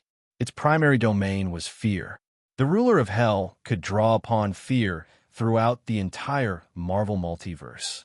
To Drex, the concept remained bizarre. Marvel wasn't a creationist cosmology, yet somehow fear itself could become a force powerful enough to elevate beings beyond ordinary multiversal limits. Still, after the Chaos Dimension devoured the Eyed Fiend's Hell Dimension and inherited part of its authority, Drex began receiving a steady influx of power from fear across the Marvel multiverse. The results were remarkable. Even the power he had obtained from the God Quarry seemed insignificant by comparison. Drex sat in contemplation. Fear, greed, wrath, gluttony, pride, lust, envy. If he acquired every sin authority, would that be enough to transcend the multiverse itself? To ascend into a true omniversal demon god? The question intrigued him. For a long time, Drex had modeled countless possibilities for breaking through the multiversal barrier. Most of those models followed a familiar principle: creation emerging from chaos, infinite disorder generating infinite potential, a process repeated through immeasurable ages until something greater was born. His thinking had been heavily rooted in scientific cosmology, quantum cosmology, the idea that the universe emerged from a quantum transition between different space-time states, a reality born from apparent nothingness. The transition from Euclidean structures into expanding space-time, inflation, expansion, the Big Bang, the gradual development of existence itself. But after witnessing the power associated with Satan's authority, Drex realized something. His approach might have been incomplete. He had been walking only one path, and perhaps not the most efficient one. The problem was simple. Even if a purely scientific route eventually worked, how long would it take? Millions of years? Billions? Longer? Drex wasn't interested in wading through cosmic epochs if there was a faster answer. His eyes narrowed. Mysticism, concepts, metaphysics, the irrational structures hidden beneath reality. To solve the problem of the Chaos Gods, to solve the problem of Marvel's multiversal entities, to solve the problem of transcendence itself. He would need both. While Drex conducted his research, his seraphim remained active. Across an empty stretch of cosmic void, endless ruins drifted silently through darkness. Broken worlds, dead fleets, the remnants of entire civilizations. Far away, the spiral arms of a galaxy rotated slowly through the night. The Milky Way shone brighter than ever before. Within that radiance floated countless angels. Some bore 2 wings, others only one. Their forms were composed entirely of concentrated light. Their features remained indistinct. Their bodies seemed carved from living stars. Behind them hung the burned-out remnants of suns they had already consumed, and they were slaughtering everything in their path. Living worlds vanished. Planetary surfaces were erased. The Seraphim battled colossal starships so vast that entire civilizations had once called them home. And this was only a minor battlefield, one insignificant conflict within the Milky Way. The Milky Way itself was merely one insignificant galaxy among countless others. Beyond it, the devastation continued. Galaxies winked out one after another. Some were extinguished. Others burned beneath impossible cosmic heat. Others froze into silent tombs drifting through the darkness. Across millions upon millions of galaxies, only a handful still contained thriving life and light. The Seraphim were hunting for their creator, for the supreme ruler of the chaos dimension, for Drex Valen. Drex himself could not openly enter the Marvel multiverse. His creations, however, could. So they became his hands, his harvesters, his armies. Worlds died. Species vanished. Galaxies collapsed. The darkness between universes filled with debris. Everywhere the Seraphim passed, destruction followed. The consequences began generating strange phenomena. Massive consciousnesses formed from aggregated quantum information. Death concepts emerged from the distorted psychic remnants of extinct civilizations. Ideas became entities.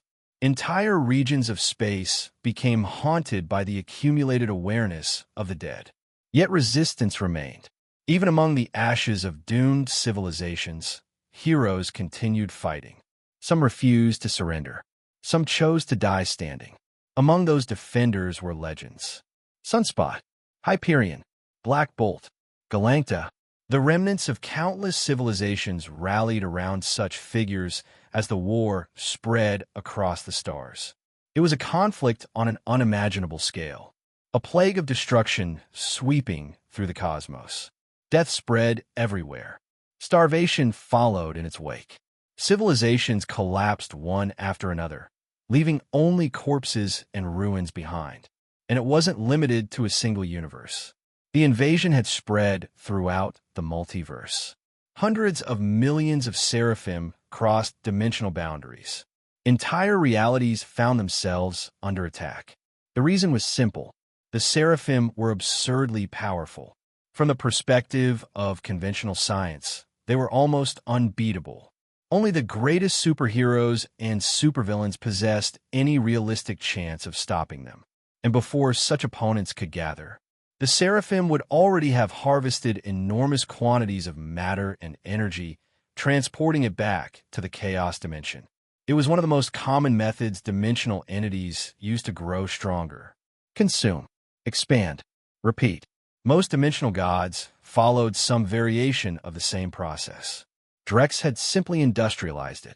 In effect, he had unleashed something comparable to a dark multiverse crisis. Across countless realities, panic spread. Heroes struggled to protect even their own families. The enemies they faced were simply too powerful. Survival alone had become difficult. Even Earth 616 eventually came under attack. Fortunately, the invading Seraphim met an unexpected end. They were devoured. Specifically, they were eaten by the daughter of Galactus. The reason was simple. In that universe, Galactus was already dead. His daughter had inherited part of his legacy, though she had not yet reached her father's level. Consuming a few invading Seraphim was still well within her capabilities. Read up to 100 chapters ahead and access exclusive novels by joining my Patreon. Kung Uzisha. Chapter 461. Galacta had never imagined there would come a day when she could actually eat too much. For most of her life, hunger had been a constant companion. She couldn't simply devour planets whenever she pleased. That had been her father's role, not hers. The invading seraphim, however, were a different matter entirely. After consuming one of the colossal angels, she immediately realized something astonishing. They weren't much different from stars. The same immense mass, the same stellar heat, the same abundance of energy. If anything, they were even more dangerous than ordinary suns because they possessed intelligence. After eating a single seraph, Galacta experienced a feeling she had never known before. Fullness. True fullness. The problem was that the creatures infesting the galaxy numbered beyond counting. Even Drex Valen didn't know exactly how many seraphim existed. Billions was merely a rough estimate, a convenient label for something too vast to measure. After all, the Milky Way alone contained roughly 200 billion stars. When Drex had harvested that parallel universe, he hadn't bothered counting. He had simply reached in and taken a handful of stars on a cosmic scale. How many? Even he wasn't entirely sure.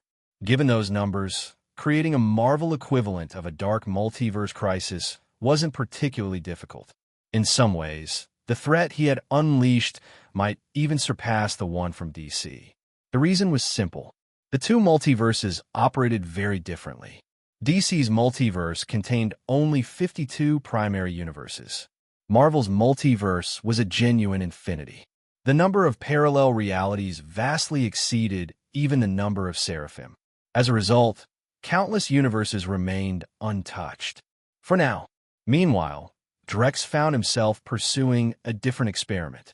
He was searching for inspiration, answers, a breakthrough. To that end, he selected an ordinary person from one parallel universe and rewrote that individual's existence. The man became him, not physically, not completely, but as an extension of his will. This wasn't an unusual ability among dimensional entities. Sidorak used fragments of the Crimson Gem to create agents. Thon spread influence through the Darkhold. Drex preferred a cleaner approach. He simply rewrote reality. No corruption, no temptation, no elaborate schemes. Just substitution. Drex observed the countless realities before him. Then he split himself. 3,000 avatars. 3,000 lives. 3,000 parallel journeys. Each one entered a different universe. Each one searched for a different truth. One of those worlds lay beneath the towering peaks of Kunlun. Ancient mountains stretched across the western horizon, their summits eternally covered in snow. Clouds drifted through the valleys. Below Jade Void Peak sat the town of Narastai. At its center, a spring flowed throughout the year without freezing.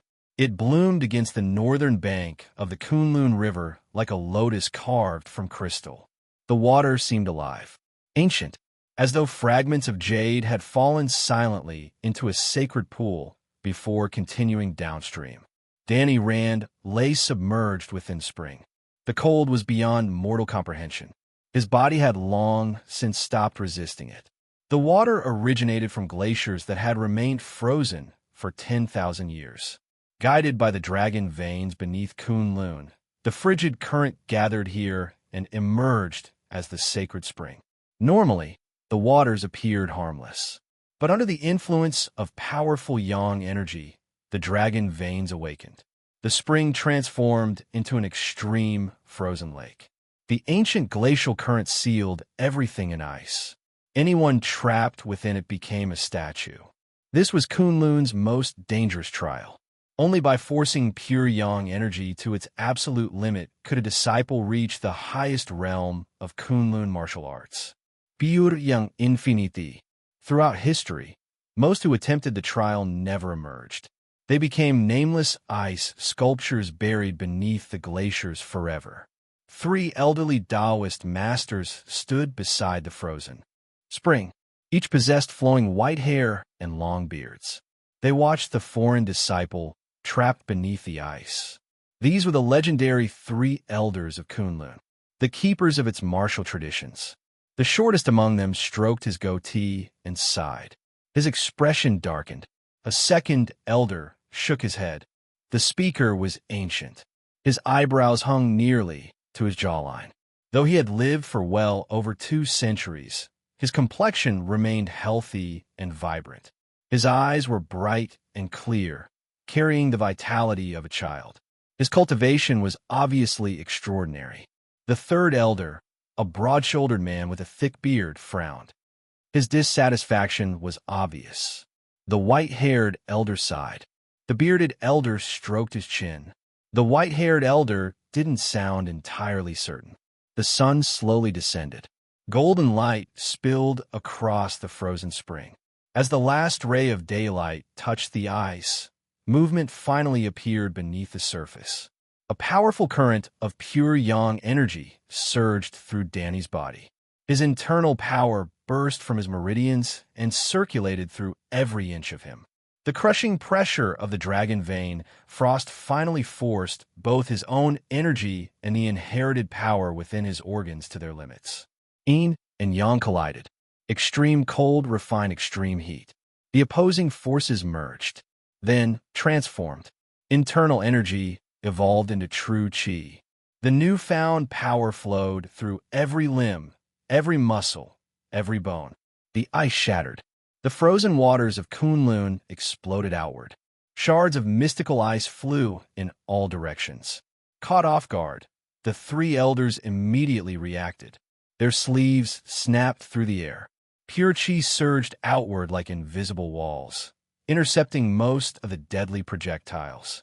Even so, several fragments slipped through. The stone pavilion above the spring was instantly pulverized. Then, almost immediately, the mystical ice evaporated into steam. A figure rose from the water. Danny stepped slowly from the spring. His body looked as though it had been forged from tempered steel. Pure yang qi flowed beneath his skin. His physique had reached an entirely new level. Water droplets slid across sharply defined muscles before falling to the ground. He opened his eyes. The confidence within them was unmistakable. Danny bowed. The three elders exchanged subtle glances. None of them spoke their true thoughts aloud.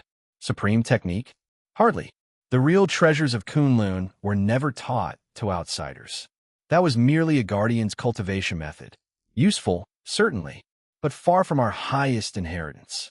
Their expressions remained serene. Not a word escaped their lips. Unnoticed by anyone present, an ordinary-looking man stood nearby. He blended perfectly into the background. Forgettable, unremarkable, invisible, yet his eyes remained fixed on Danny Rand. One of Drex Valen's 3,000 avatars had arrived, and his search for answers had begun. Chapter 462. The ordinary-looking man, observing from the sidelines, was one of Drex Valen's avatars. For this incarnation, he had reverted to a standard Kryptonian template, reconstructed using the genetic blueprint stored within the Codex. Everything he had done so far, including watching Danny Rand's trial, was part of his research. Drex wanted knowledge. All knowledge. Every scrap of information scattered across the multiverse, no matter how insignificant. His plan was simple. Gather it, organize it, integrate it, then use it to discover a path beyond the multiverse itself. Would it work? He didn't know, but it was worth trying. Time was the one resource dimensional gods never lacked. For a being at Drex's level, the experiences of 3,000 avatars unfolding simultaneously amounted to little more than a blink. One of the three elders suddenly moved. The bearded elder's hands flashed forward like a crane's beak. Danny barely saw the attack coming. In an instant, the elder pierced through his protective chi and pecked him several times squarely on the forehead. Thunk, thunk, thunk. Danny reacted instinctively. His hands moved like fans, creating overlapping defensive seals in front of him. Had it been bullets, arrows, or even a barrage of missiles, he was confident he could have stopped them. Yet he couldn't evade a single strike from the elder. Moments later, several painful lumps had already appeared on his forehead. The elder withdrew his hand. His tone suggested exactly the opposite. After the commotion died down, Danny and the three elders gathered inside a quiet chamber. The eldest of the three spoke first. He paused. Then he handed over a plane ticket. Your homeland is suffering. Several days later, Danny stood inside Kunlun's recently constructed airport, clutching the ticket while waiting for an orbital shuttle.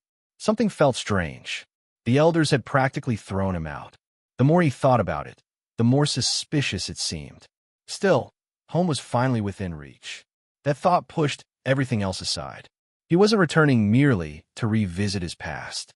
He was going back for revenge. Years ago, Danny's father, Wendell Rand, had discovered Kunlun and trained there as a protector candidate. Eventually, he returned to America and became a successful businessman. Alongside his close friend, Harold Meacham, he founded a company that would later grow into the Meacham Industrial Group. Then came the expedition, the betrayal. Harold, secretly obsessed with Danny's mother, arranged Wendell's death during a mountain climbing trip. Only Danny survived. Kunlun's archers had arrived just in time to save him. Over the years, Danny had quietly investigated everything. He knew exactly where Harold Meacham was, and he knew what the man had become. Harold had rebuilt the company after Wendell's death, expanded it, strengthened it, turned it into a multinational corporate empire. Danny intended to reclaim what belonged to his family. His plan was straightforward. First, contact Kunlun's allies in America. Second, secure legal assistance. Third, establish his identity and claim his inheritance. Finally, confront Harold Meacham. According to Danny's investigation, Harold had repeatedly diluted ownership through financing and expansion. Yet for reasons Danny couldn't determine, he had preserved a portion of Wendell's original shares. Perhaps guilt, perhaps calculation. Whatever the reason, those shares remained held in trust. Even after decades of dilution, they still represented a significant stake in the corporation. With the proper documentation, Danny would become one of the company's major shareholders. Kunlun connected him with a law firm operating out of Chinatown.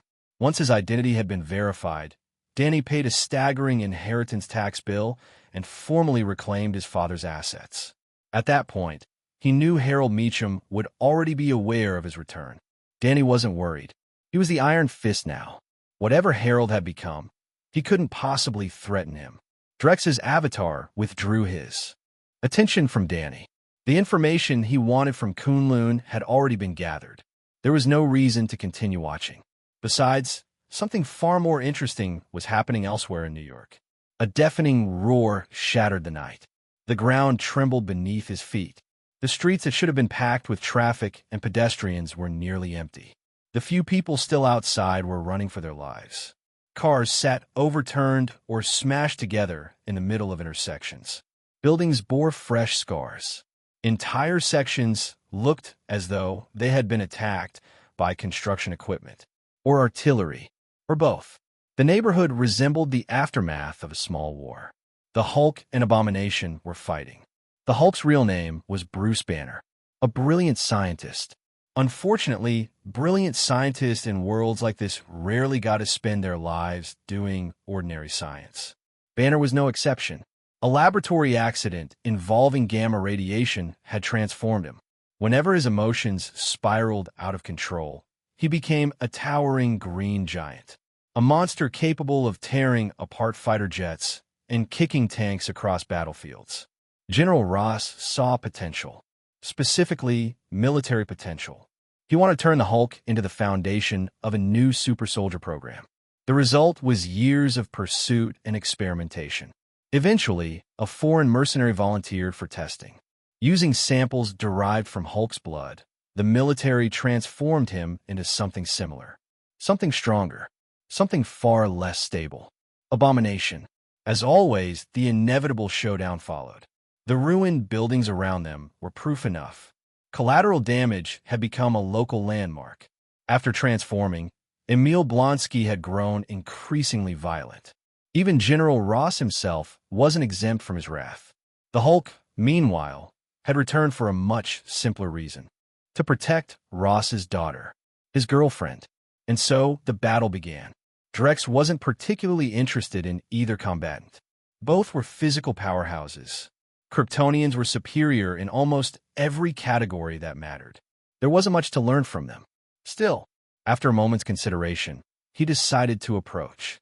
A live-action blockbuster was hard to ignore when it was happening right in front of him. The yellowish, monstrous abomination looked nothing like the Blonsky Drex knew from other realities.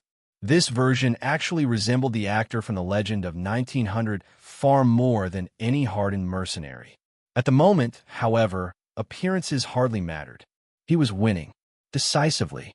One massive foot pressed down on the weakened Hulk's chest. Abomination threw back his head and roared triumphantly. The outcome wasn't entirely surprising. Earlier, Hulk had been injected with an inhibitory serum. Simply transforming had already consumed much of his strength. He wasn't in a state where his anger could spiral endlessly upward and smash through every obstacle. Abomination laughed wildly.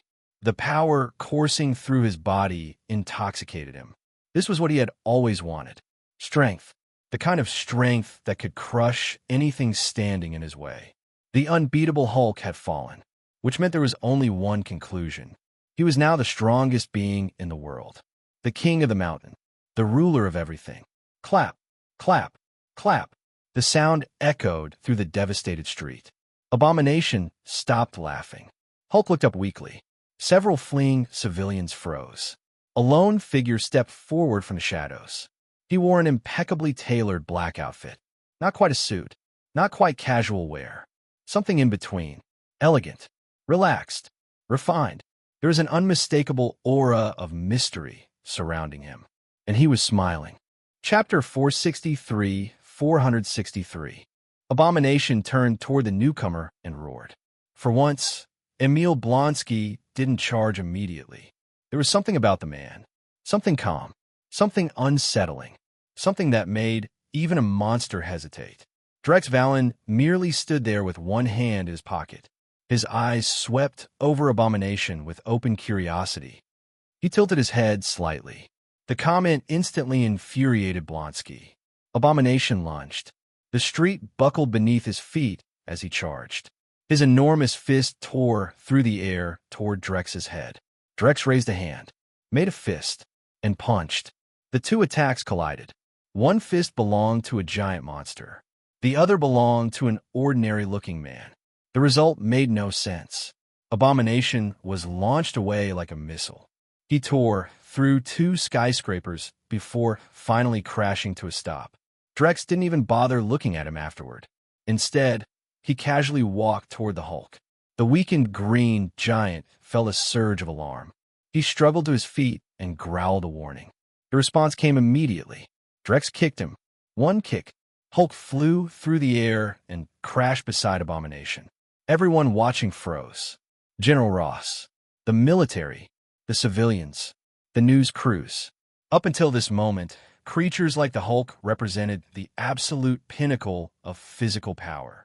Monsters that ignored tank shells and tore through armies. Yet now, the Hulk had been overwhelmed. Abomination had overwhelmed the Hulk.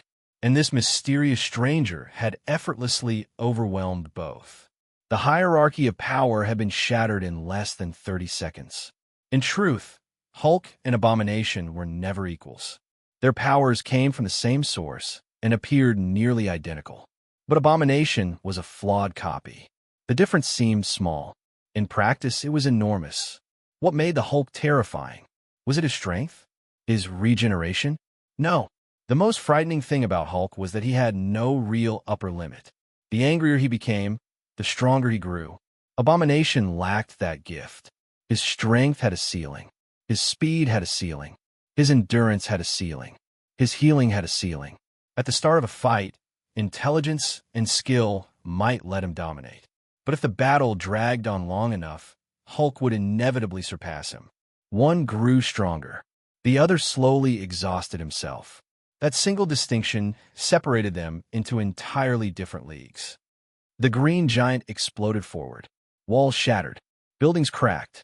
A straight line of destruction appeared between him and Drex. Drex raised an eyebrow. Abomination was still buried in rubble. Yet Hulk was already back on his feet. His vitality was absurd.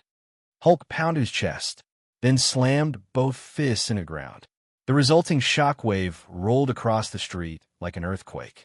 His muscles twisted and expanded. Thick cords of flesh bulged beneath green skin. His arms grew larger. His body grew denser. The giant charged and swung. Drex announced it with complete seriousness, or perhaps complete sarcasm. It was difficult to tell. He raised his fist, pulled it back, and threw a simple punch. The movement was clean, effortless, almost lazy. The punch itself generated a sonic boom. The two fists collided, one gigantic, one human-sized. For a fraction of a second, time itself seemed to pause. Then the world exploded. Boom! A circular shockwave erupted outward. The impact zone instantly became a vacuum.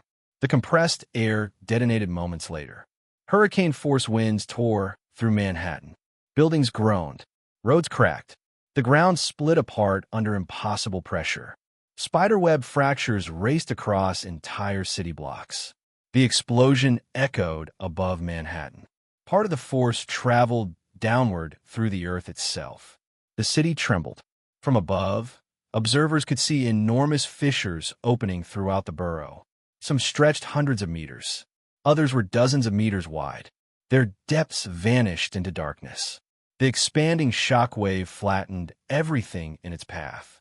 Storefronts became rubble. Office buildings collapsed. Entire sections of the city simply ceased to exist. The devastation spread in all directions. Hulk was launched backward. His enormous body skipped across the ground like an artillery shell. A massive trench followed behind him. When the dust settled, half his body was buried underground. Only two giant green feet remained visible, sticking straight into the air. Silence. Every television viewer stared at their screens. Nobody spoke.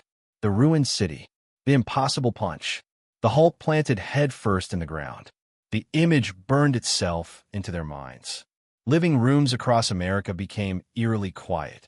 Remote controls slipped from nerveless fingers. People simply stared. One question repeated itself everywhere. Is this really New York? The military had no words. The mayor of New York had no words. D had no words. Hulk tore himself free from the ground and stood again. This time there was something different in his eyes. For a brief moment, caution, even concern. Then it vanished beneath a tidal wave of fury. His body expanded. Larger, broader, more powerful. 5 meters tall. Mountains of muscle swelled across his frame. Massive shoulders, massive arms, muscle fibers twisted together like living cables. His body no longer looked biological. It looked geological, a creature sculpted from boulders and cliffs. Remarkably, his shorts survived the transformation. As always, the giant roared. Storm winds swept through the streets. Dust rose into the air. Every footstep shook the city. Deep craters formed wherever he planted his feet. Drex nodded thoughtfully. He chuckled. Then again, Hulk had never been a creature that followed rules. Absurd growth was practically his defining characteristic. The rage burning in Hulk's eyes had reached a critical threshold. He slammed both fists into the ground. A violent aura érupted skyward. Dark clouds gathered overhead. Moonlight disappeared. Thunder rolled across the heavens. An oppressive pressure descended upon the battlefield. People began struggling to breathe. The news helicopters hovering above the city suddenly found their crews gasping for air. Cameramen dropped equipment. Reporters clutched at their throats. Even the pilots felt dizziness creeping into their minds. Instinct screamed at them. Run. Escape. Get away. Not because they understood what was happening. Because every living creature possessed the same ancient survival instinct. The instinct that recognized death. The helicopters retreated. Nobody wanted to remain nearby. Nobody wanted to witness what came next. Drex stood perfectly still. One hand remained tucked inside his pocket. The other lifted casually. His arm blurred, then disappeared. After images filled the air. Dozens. Hundreds. Thousands. A storm of fists crashed into Hulk's body. Each impact punched a visible crater into the giant's flesh, and the barrage had only just begun. Chapter 464. The rapid-fire impacts of Drex's consecutive normal punches echoed across Manhattan. Every punch and kick generated devastating pressure waves. Razor-sharp gusts of compressed air screamed through the streets, peeling away layers of concrete as though the city itself were being sandblasted apart. The Hulk howled in pain. His body was being pulverized. Every collision detonated like thunder striking at ground level, shaking the city block after block. The reinforced pavement shattered beneath the aftershocks. Cracks widened and spread endlessly. Viewed from above, the destruction resembled ripples spreading across a still lake after a stone had been dropped into its center, or a flawless mirror being slowly smashed apart by repeated hammer blows. Roaring defiantly, the green giant absorbed one of Drex's crushing punches directly to the chest. Instead of being launched away, he endured it. Then he counterattacked. One massive hand shot forward, trying to seize Drex. When Drex slipped aside, Hulk immediately followed with another strike. Drex raised an eyebrow. That rate of evolution was approaching doomsday territory. Interesting. A faint smile crossed his face. The atmosphere changed instantly. An overwhelming pressure erupted from Drex. Everyone felt it. People watching from their homes felt the air tremble around them. The entire city seemed to hold its breath. The pressure became so intense that breathing itself felt difficult. Then Drex moved. His fist struck Hulk squarely in the chest. Boom! The impact shook Manhattan. The borough lurched as though struck by an earthquake. Cracks raced up skyscrapers like climbing vines. Concrete fragments and dust rained from buildings across the district. The explosion roared across the city. To television audiences, it looked as if a miniature star had detonated in the heart of New York. A brilliant white light pierced the clouds. Then it exploded outward.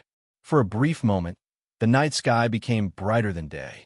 The expanding energy wave tore through the storm clouds and scattered them. Thunder rolled across the horizon. The entire borough shook violently.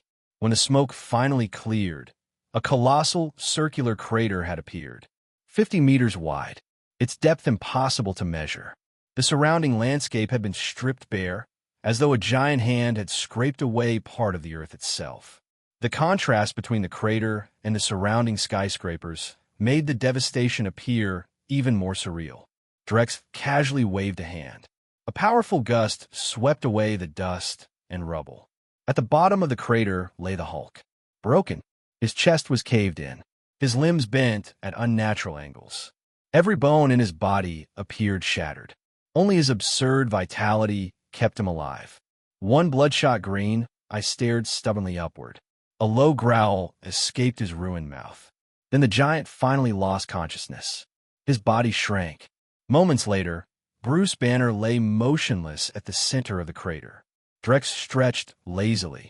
The fight was over. He turned and walked away. Someone else could deal with the aftermath. There would be no shortage of interested parties. Abomination, Bruce Banner, both were valuable assets. People would be fighting over who got custody of them. As for the crater itself, later geological surveys would conclude that the impact had permanently destroyed the underlying bedrock across a 2-kilometer radius. Even if the area were filled and rebuilt, it would never again support large skyscrapers safely. The city eventually abandoned plans to restore the district's commercial infrastructure. That night, however, very few people slept, especially inside the military. Senior officers who had watched the battle live sat in stunned silence. After seeing the Hulk defeated so thoroughly, nobody knew what to say. The only thing visible in the room was shock and concern, because all of them were thinking about the same thing. The Super Soldier Program. For 70 years, the military had pursued the dream of creating the perfect soldier. Their greatest success had been Captain America. The Hulk didn't count. He was an accident, a disaster born from a failed experiment. Powerful beyond imagination, but lacking the control necessary for military use. Yet despite decades of setbacks, the dream had never died. Now, However, they faced a terrifying realization. The future had arrived, and their 70-year-old vision of military supremacy was already obsolete. One elderly general finally broke the silence. He stopped halfway through the sentence. Even he knew how ridiculous it sounded. Several officers almost laughed. Almost. Another veteran general shook his head. That statement immediately earned several nods. Nobody wanted to abandon a project into which generations had poured their careers. More importantly, nobody wanted to be blamed for ending it. 70 years of funding, 70 years of research, 70 years of political support. Who wanted responsibility for writing off that investment? Certainly not them. The mood improved slightly. After all, perhaps the project still had potential. One Captain America couldn't challenge someone like Drex. But what about 1,000? 10,000? And if they somehow created a controllable Hulk-level asset? The payoff would be immeasurable. Meanwhile, another organization was conducting its own evaluation. The Strategic Homeland Intervention, Enforcement, and Logistics Division. An organization dedicated to handling the strange and impossible. Its history stretched back far beyond most people realized. Legends claimed that figures such as Isaac Newton and Leonardo da Vinci had once been associated with its ancient predecessors. However, functioned primarily as an intelligence agency and special operations organization under the authority of the World Security Council. The facility, Director Nick Fury stood within a high-tech conference room filled with holographic displays.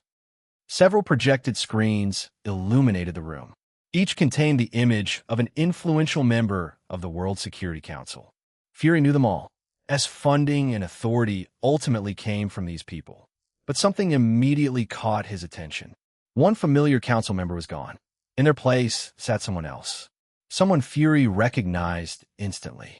His remaining eye widened, because the man sitting there was the same individual who had publicly beaten the Hulk into unconsciousness the previous night. The same mystery powerhouse every intelligence agency on Earth was desperately trying to identify. For the first time in a long while, Nick Fury found himself completely speechless. One of the council members answered.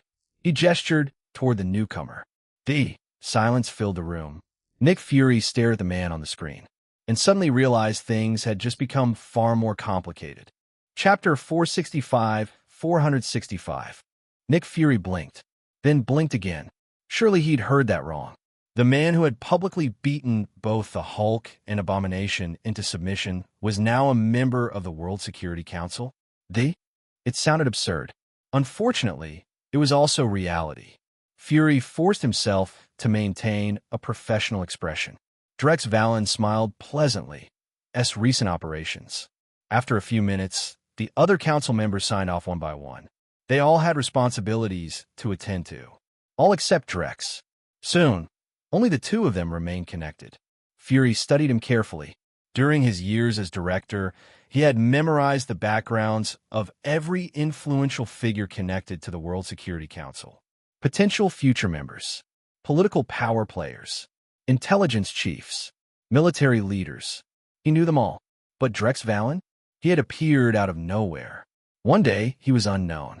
The next, he was sitting on the council. That wasn't normal, not even by Fury standards.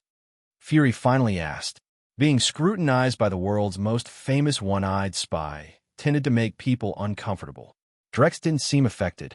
Instead, his expression cooled. The statement landed like a hammer. Fury's eye narrowed. Drex glanced sideways. A figure standing partially out of frame behind Fury shifted slightly. Bodyguard, agent, observer, whatever the role, Drex ignored it.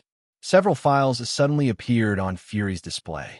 Mutant conflicts, reports involving Magneto, damage assessments, civilian casualties, property losses, the usual cycle of Magneto causing trouble and Professor X trying to stop him.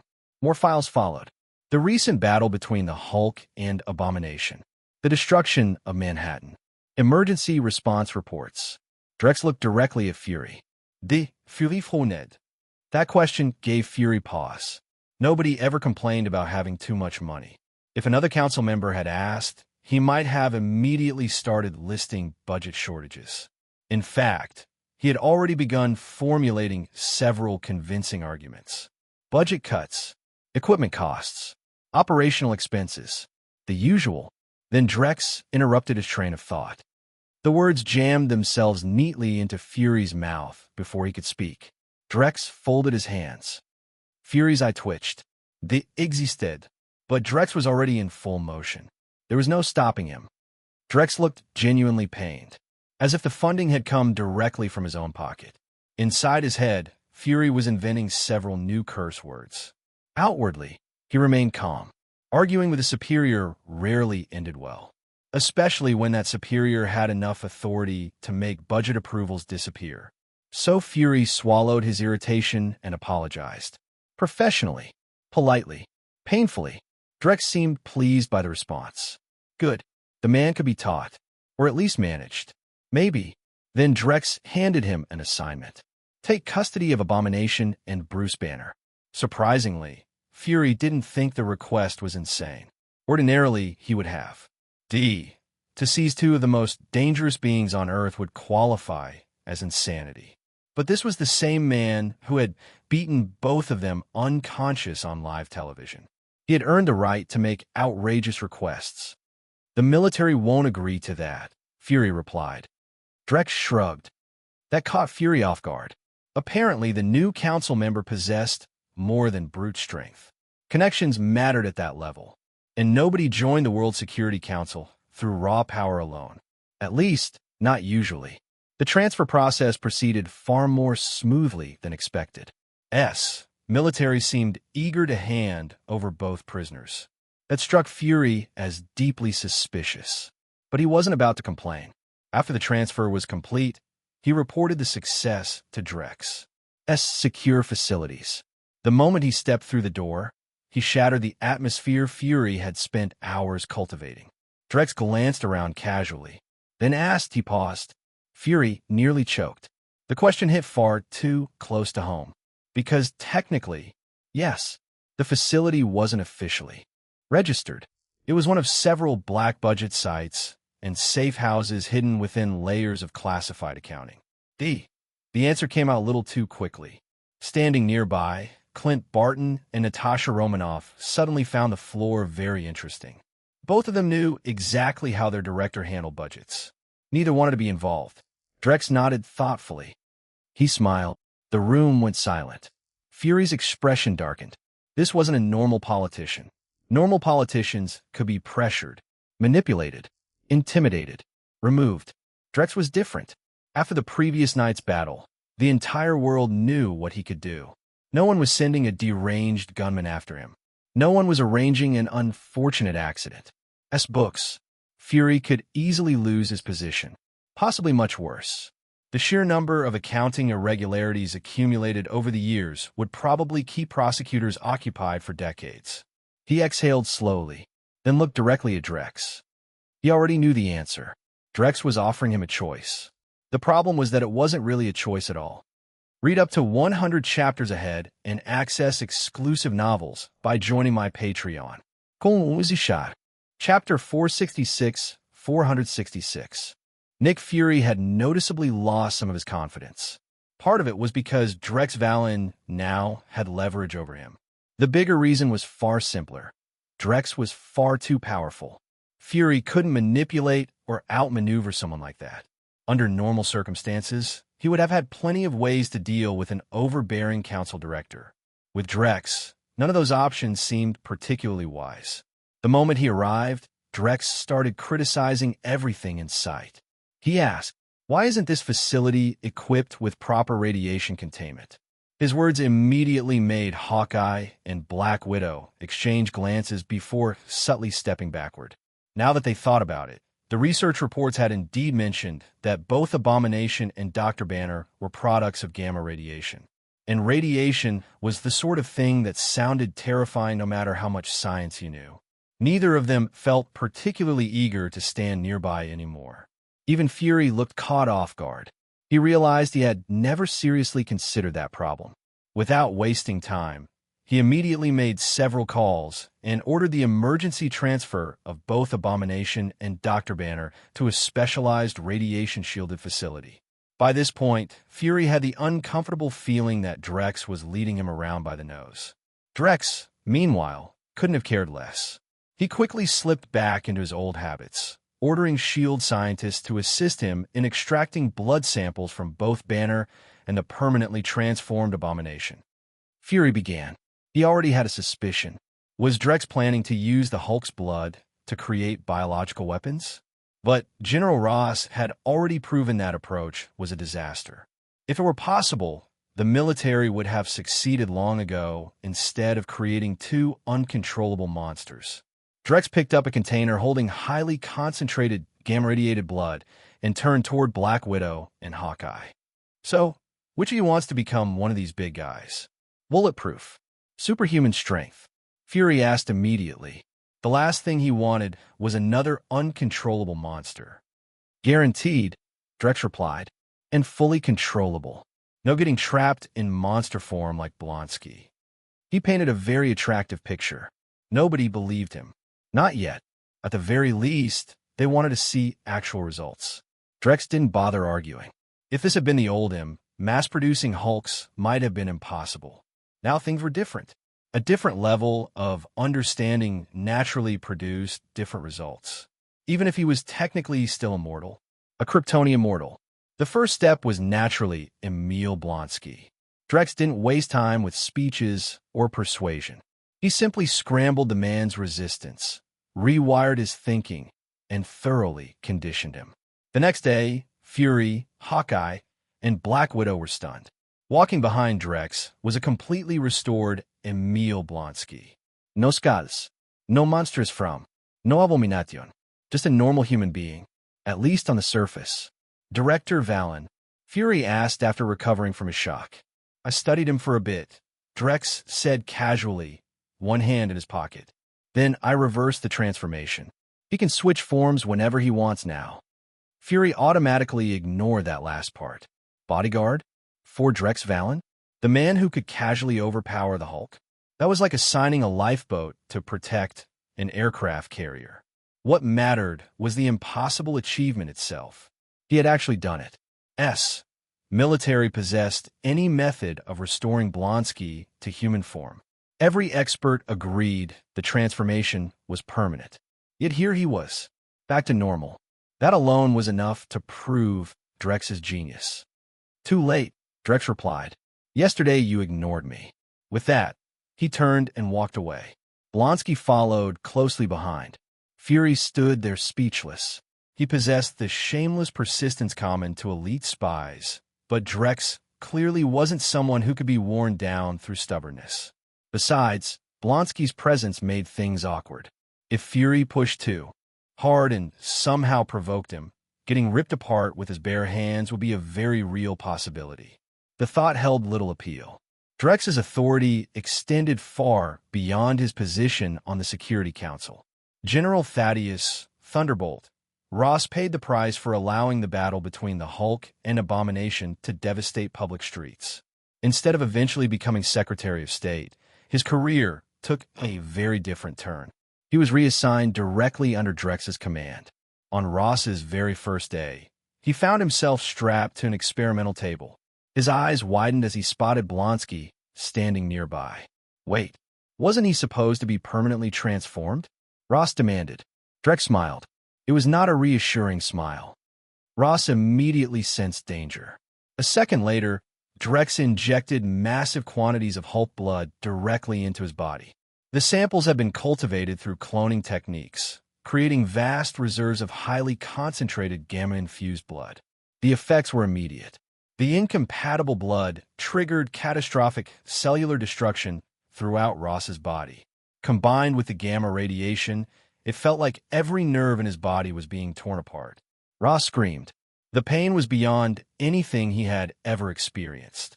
Then came the next stage, high-output gamma-ray exposure.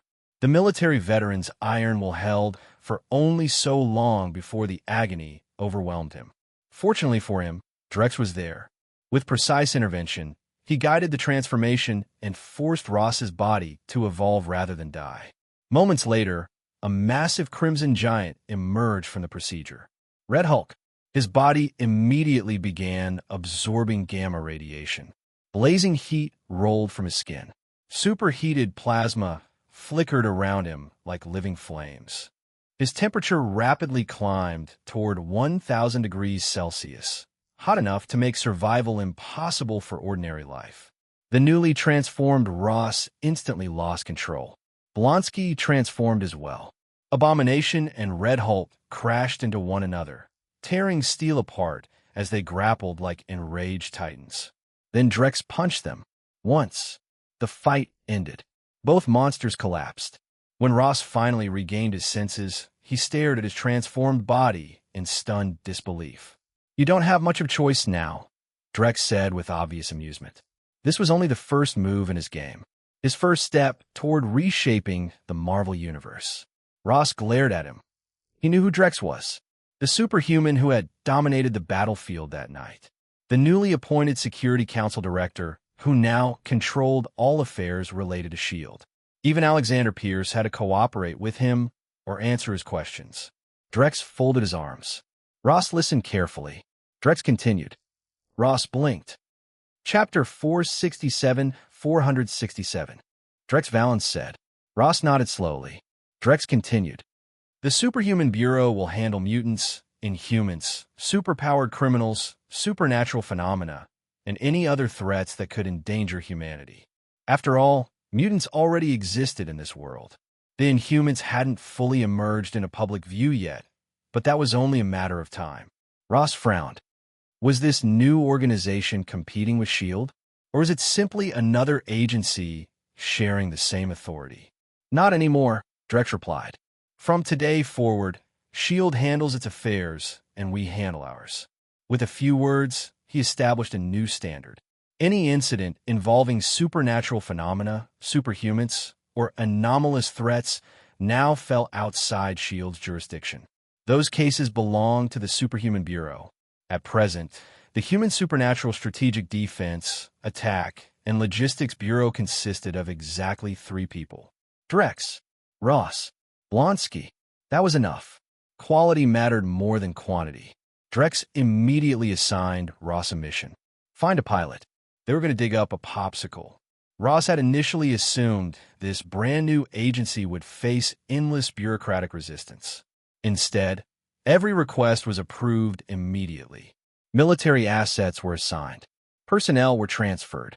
Entire excavation teams were placed under their command. The amount of authority behind the organization was staggering. As Ross boarded the transport aircraft with Blonsky, accompanied by an entire support fleet, he finally voiced the question that had been bothering him. Neither he nor Blonsky had been told what exactly they were digging up, only that it was important. Meanwhile, Drex headed elsewhere. He had someone else to recruit. Bruce Banner stared at the video in disbelief. The footage showed Ross, transformed into Red Hulk, fighting Abomination. What looked like a brutal battle was actually little more than a training session, both men learning to control their new forms. For Banner, however, the video represented something far more important. Hope, a possibility he had almost given up on. Drex sat across from him. Dr. Banner blinked. Drex continued calmly. You won't be expected to fight. Nobody will be hunting you anymore. No military pursuit. No government manhunts. All I need from you is research. The Bureau had already inherited a massive amount of S.H.I.E.L.D.'s secured inventory. Dangerous artifacts. Anomalous technology. Even the mysterious obelisk had been transferred into Bureau custody. Publicly, Drex classified such objects and entities as containment assets. The Bureau's responsibility was to secure and manage them. Banner hesitated. Then he asked the question that mattered most. There was genuine hope in his voice. Drex shook his head. Banner's expression fell. The Hulk is something only you can understand and control. Drex stood. Think it over. Technically speaking, Banner himself was one of the Bureau's containment subjects. Banner stared at the floor for several seconds. Then he sighed. No need. Living in a cage while waiting for the next disaster wasn't much of a life. At least here, he might find answers. At least here, he could keep searching for a solution. Drex smiled. A wise decision, Doctor, then his smile widened slightly. Who knows? Several days later, Drex finally met the man they had dug out of the ice. Captain America, freshly thawed from decades of frozen sleep. This version of Captain America looked different from the one Drex remembered from his original universe. Even unconscious, Steve Rogers possessed the kind of face that practically radiated integrity.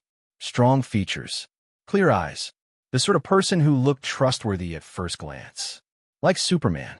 One look, and most people would immediately assume he was a good man. Ross and Blonsky stood nearby. Both had become remarkably cooperative after experiencing the Bureau's privileges firsthand. The identification credentials Drex had provided worked everywhere.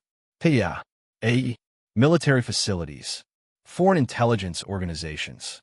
Every clearance level checked out. Every authorization was genuine. The authority of the Superhuman Bureau was almost absurd. To Ross and Blonsky, Drex now appeared to stand at the very peak of both power and influence. Drex glanced at the sleeping super soldier. Ross nodded.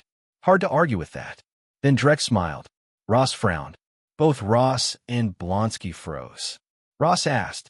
Blonsky said nothing, but a trace of dissatisfaction flickered across his face. Part of him disliked seeing such power handed out so freely. Even after his conditioning, his instinctive belief in strength above all else remained. Drex ignored both reactions. Steve Rogers was thawed from the ice and brought back to stable condition. Then Drex immediately began the procedure. Hulk serum, massive gamma-ray exposure.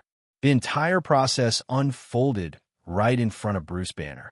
Watching it, Banner became increasingly convinced that the Bureau's director was a very dangerous man. Still, the results spoke for themselves. Steve's eyes snapped open. His body rapidly expanded. Muscle swelled. Bone and tissue grew at explosive speed. Within moments, a towering blue giant stood where Captain America had been. A blue Hulk. Captain America Hulk. The giant looked down at his hands. Unlike Banner, Steve didn't lose control. His willpower was extraordinary, unshakable. Rather than struggling against the transformation, he instinctively mastered it. The power of the Hulk responded to him almost immediately. Drex applauded. The blue giant looked up. Steve blinked. Only then did he start noticing his surroundings. The advanced equipment, the unfamiliar technology, the sleek facilities. Everything felt impossibly futuristic. For a brief moment, he was reminded of HYDRA. Had he been captured? Was this some elaborate experiment? Drex spent the next hour explaining everything. The 70 years he had missed. Mutants, Inhumans, supernatural threats, the modern world. Steve listened quietly. By the end, he had partially recovered from the shock of learning he'd slept through 7 decades of history. The world had become far more complicated than he remembered, and modern super soldier technology was apparently insane. Eventually, Steve asked the obvious question. Drex nodded seriously. Steve raised an eyebrow. Drex continued without missing a beat. Full medical coverage, retirement benefits, premium housing. Steve stared at him. Money meant nothing to him. 70 years had passed. Almost everyone he knew was gone. Peggy was one of the few people left. Drex's expression softened slightly. He stood. The moment Steve saw Peggy Carter, all of his composure shattered. He slowly approached her bedside. No words were needed.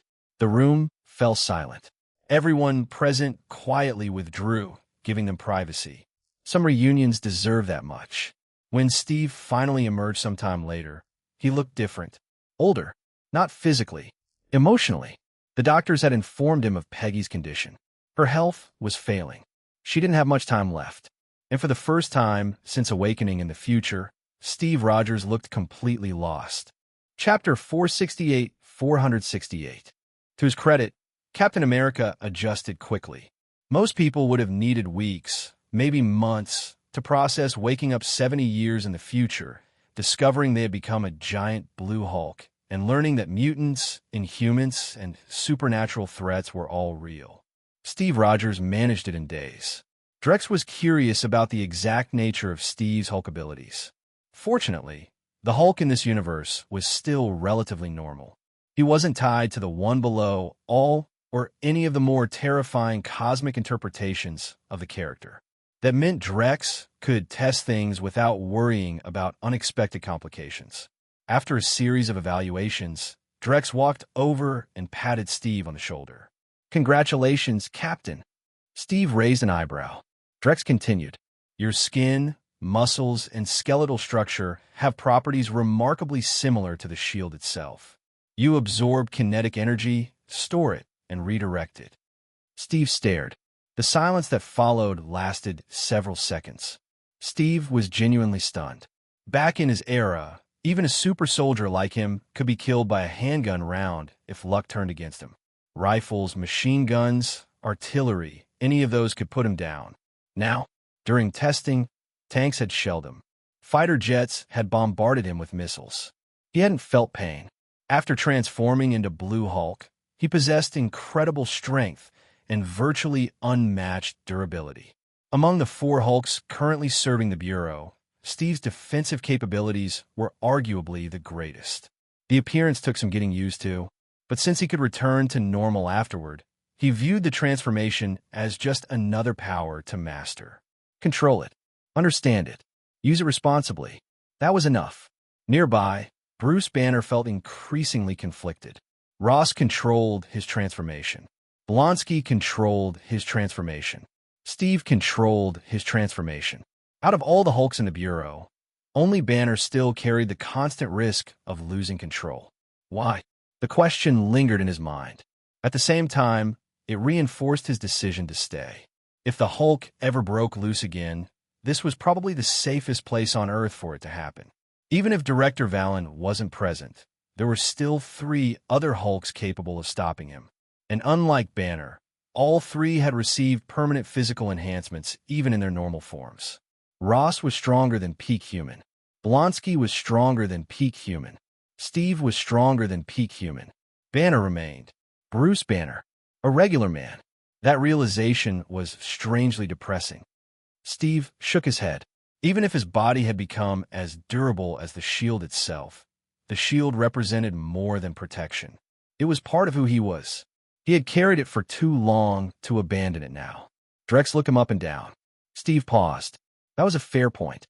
His transformed hands were larger than his original head. Holding the shield while transformed would be difficult, to say the least. For the first time since Awakening, Captain America found himself contemplating equipment compatibility issues caused by becoming a giant Blue Hulk. Not long after Steve joined the Bureau, their first major assignment arrived.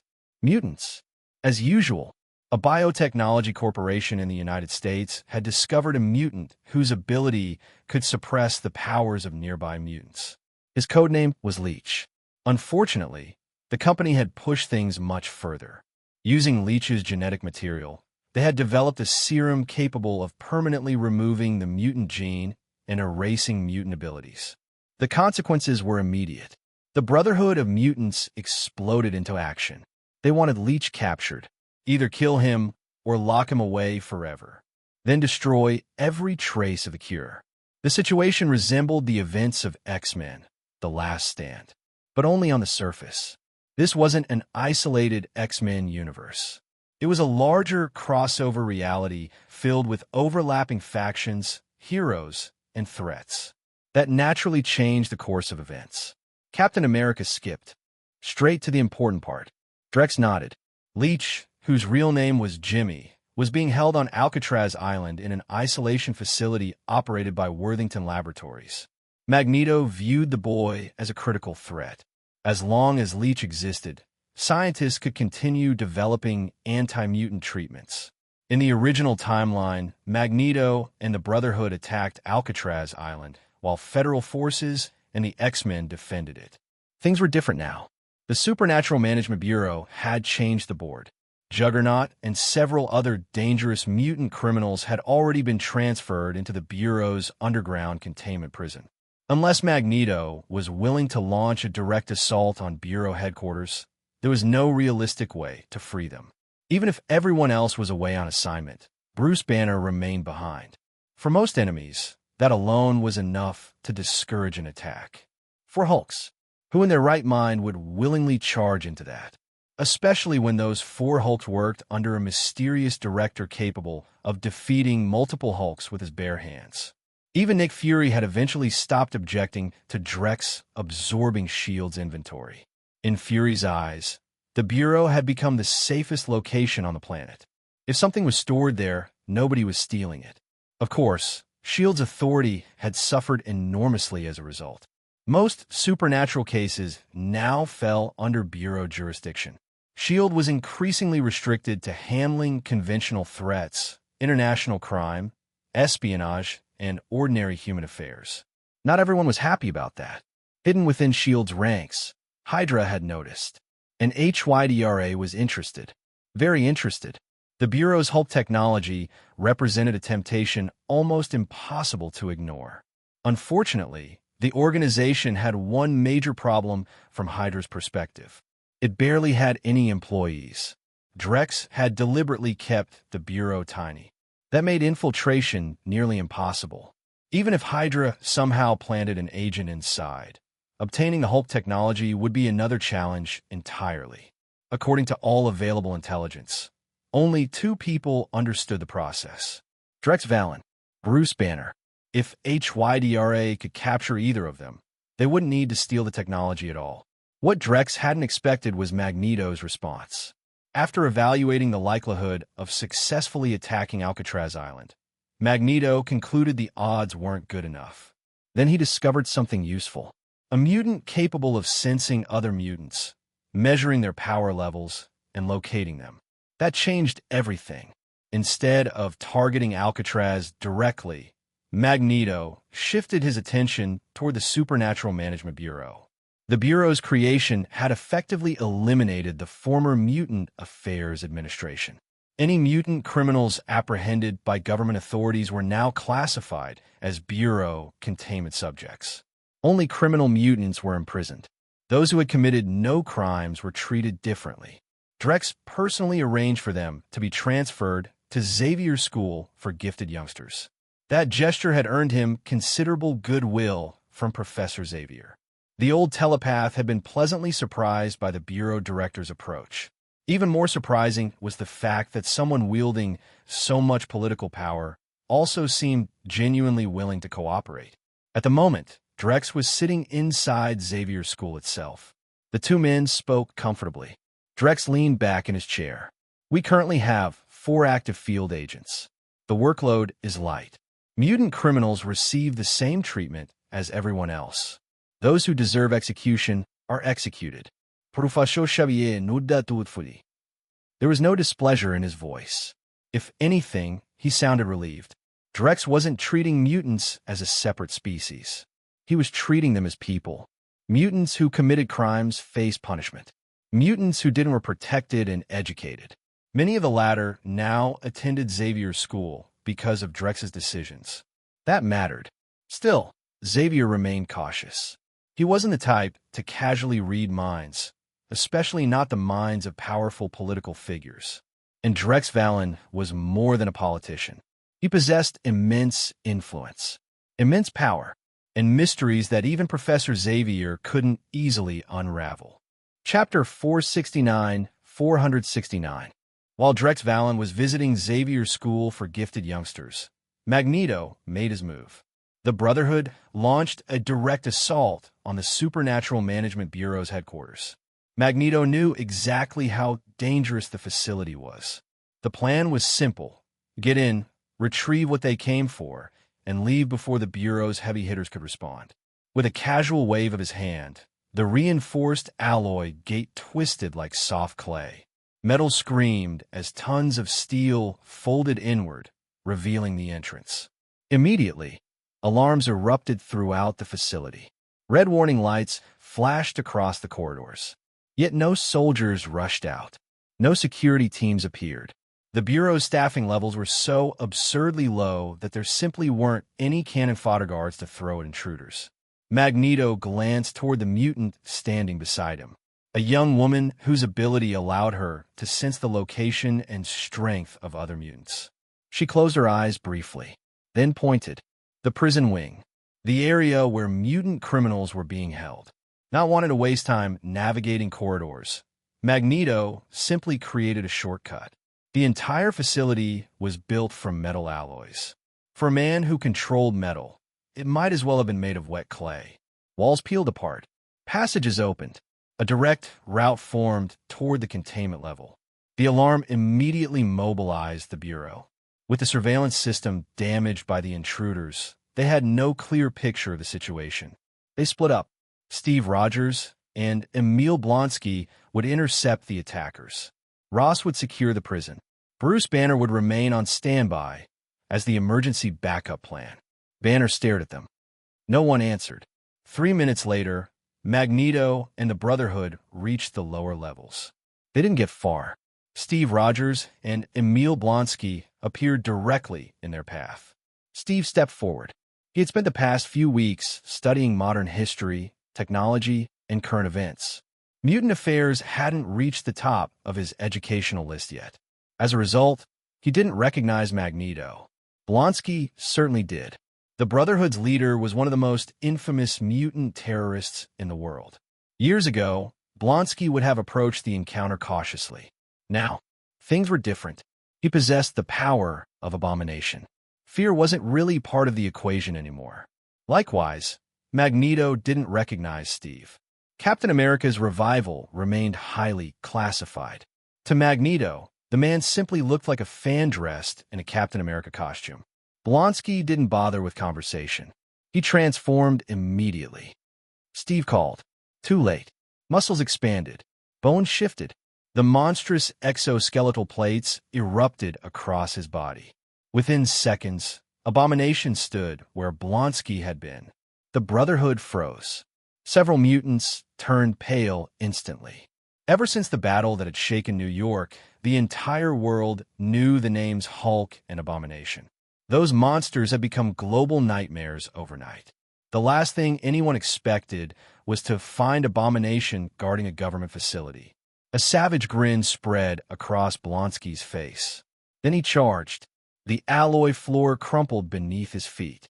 Massive footprints sank into the metal, as if he were running through soft earth. Each step propelled him forward with explosive force. Magneto frowned. With a gesture, he ripped a section of alloy wall free and dropped it directly into Blonsky's path. The result was disappointing. Blonsky didn't slow down. He smashed straight through it. Boom! The steel barrier exploded apart. Abomination burst through the debris and threw a punch. Magneto barely avoided it. The mutants behind him weren't so lucky. The punch landed among them. Several Brotherhood members were instantly reduced to mangled flesh. The sheer force was horrifying. Against Abomination, a direct hit wasn't an injury. It was a death sentence. Pyro broke into a cold sweat. Flames erupted from his hands. A torrent of fire blasted toward Blonsky. Blonsky laughed. The flames washed across his body harmlessly. They weren't even warm. With a casual backhand, he swatted Pyro away. The mutant flew down the corridor and slammed into a wall hard enough to nearly kill him. Blonsky had actually held back. Otherwise, there wouldn't have been anything left to identify. Magneto reacted instantly. Metal surged from every direction. Walls, floors, support beams. Everything twisted together and wrapped around Abomination's body. A giant metallic prison formed around him. Blonsky grabbed the restraints and pulled. The supposedly indestructible alloy bent like putty in his hands. Magneto's eyes widened. What kind of monster was this? Fortunately, he could reshape the metal faster than Blonsky could tear through it. For the moment, the restraint held. Magneto barked. He ignored Steve completely. The priority was reaching the prison. Steve charged anyway. Still in human form, he threw a punch at Magneto. Magneto barely looked at him. A piece of steel shot sideways. The impact launched Steve across the corridor. Magneto continued forward with the Brotherhood. The prison level came into view. Waiting for them was a single man, Thaddeus Ross. The general sat calmly in a chair, a cigar hanging from his mouth. Ross looked genuinely surprised. Magneto was equally surprised to find him there. Then Ross remembered something important. He wasn't just General Ross anymore. He was Red Hulk. Fear disappeared immediately. Magneto's attention shifted toward the cells. Mutant prisoners filled the containment wing. The sensing mutant beside him suddenly became excited. She pointed. Magneto followed her gaze. Whatever powerful mutant she had detected was somewhere nearby. Hopefully this entire operation wouldn't be a waste. Then Ross stood up. His body expanded. Muscles exploded outward. Crimson skin replaced flesh. Heat rolled through the corridor. Red Hulk had arrived. The Brotherhood stared. Their minds stalled. One Hulk was bad enough. Why was there another one here? What exactly was this place? Magneto's expression changed immediately. Without hesitation, he ripped open every cell in sight. Metal restraints snapped apart. Prison doors flew open. Mutant inmates poured out. At that exact moment, Red Hulk charged. Having witnessed Abomination's strength firsthand, Magneto had no intention of allowing another Hulk to get close. Then something unexpected happened.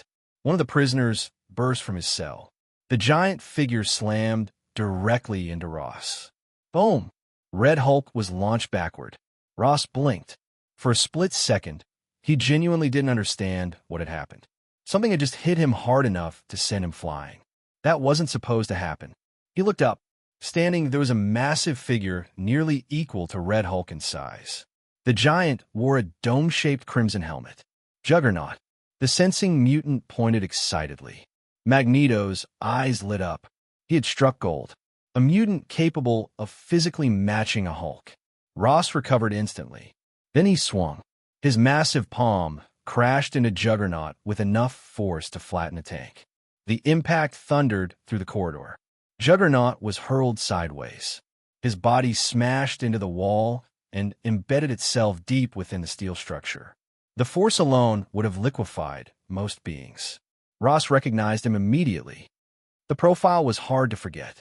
Unstoppable momentum, immense strength, near invulnerability, a living battering ram. The steel wall bulged outward. Then Juggernaut simply climbed back out. Unharmed, he lowered his shoulders and charged. The distance vanished instantly. Crash!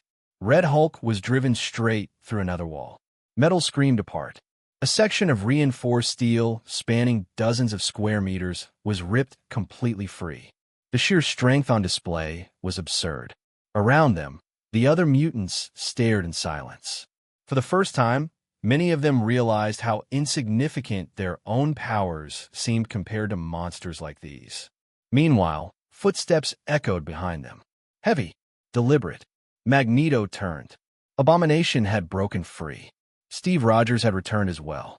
The Brotherhood suddenly found themselves trapped. One Hulk-sized monster in front, another behind, and somewhere nearby, a second Hulk and Bruce Banner were still waiting. The metal beneath their feet trembled from the shockwaves of Red Hulk and Juggernaut trading blows. Neither giant seemed capable of seriously injuring the other. The raw power involved was difficult to comprehend. Abomination cracked his neck. A predatory grin spread across his face. Chapter 470. Matching the Hulk's overwhelming strength was something even more terrifying. Their resilience. Both Juggernaut and Red Hulk were being smashed through steel walls, embedded into reinforced metal, and hurled across entire corridors. Yet moments later, they would simply pull themselves free and continue fighting as if nothing had happened. The battlefield had descended into complete chaos. Steve Rogers still hadn't transformed. In his opinion, Abomination and Red Hulk were more than enough. At the same time, he couldn't help being shocked by the level of destruction. The thunderous impacts sounded like freight trains colliding. Entire sections of the corridor had been reduced to rubble. Twisted steel littered the floor, walls had been torn apart wholesale, and massive chunks of reinforced alloy had been ripped free during the battle. The destructive power was staggering.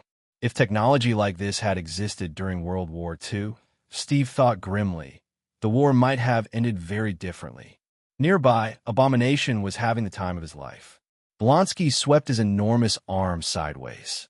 3 male mutants were caught by the strike.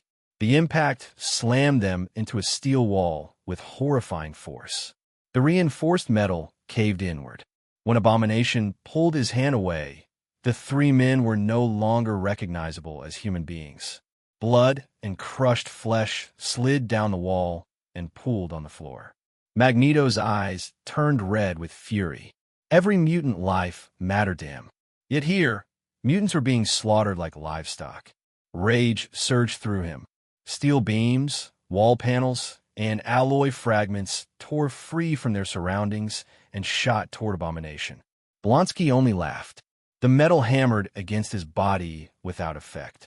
Unless Magneto somehow got his hands on adamantium or vibranium, ordinary alloys simply couldn't penetrate Hulk-level durability. After all, General Ross had once gone so far as to bombard the Hulk with a tactical nuclear weapon. The Hulk had walked away from it. Still, Magneto succeeded in slowing Abomination down, if only temporarily. Meanwhile, Juggernaut charged. A savage grin spread across his face as he lowered one arm across his chest and drove forward shoulder first. The impact hit Red Hulk like a runaway locomotive. Boom! A shockwave exploded outward. Cracks spread across the floor in every direction. Dust and debris blasted through the prison wing. Several nearby mutants were thrown off their feet by the force alone. Juggernaut continued driving forward relentlessly. Ross was stunned. Ever since becoming Red Hulk, he had never imagined meeting someone who could overpower him physically. Yet Juggernaut was doing exactly that. The mutant wasn't particularly fast. What made him terrifying was momentum. Every step shook the structure around them. Ross gritted his teeth. Then he copied the maneuver. He lowered his shoulder and charged back. The collision forced Juggernaut to take a single step backward. One step, then nothing. Once Juggernaut built momentum, stopping him was nearly impossible. Even adamantium claws couldn't cut through him while he was charging. The two Crimson Giants crashed into one another again and again. Steel walls shattered. Support pillars collapsed. Any unfortunate mutant caught in their path was treated like tissue paper. The weaker ones didn't even survive the shockwaves. Panic spread through the prison wing. Mutants scrambled away in every direction. Nobody wanted to remain anywhere near those monsters. Juggernaut suddenly roared. Every muscle in his body bulged. Raising both fists overhead, he slammed them down into the floor. The prison shook. Spiderweb cracks raced across the ground. Dust erupted everywhere. Ross lost his footing for a split second. That was all Juggernaut needed.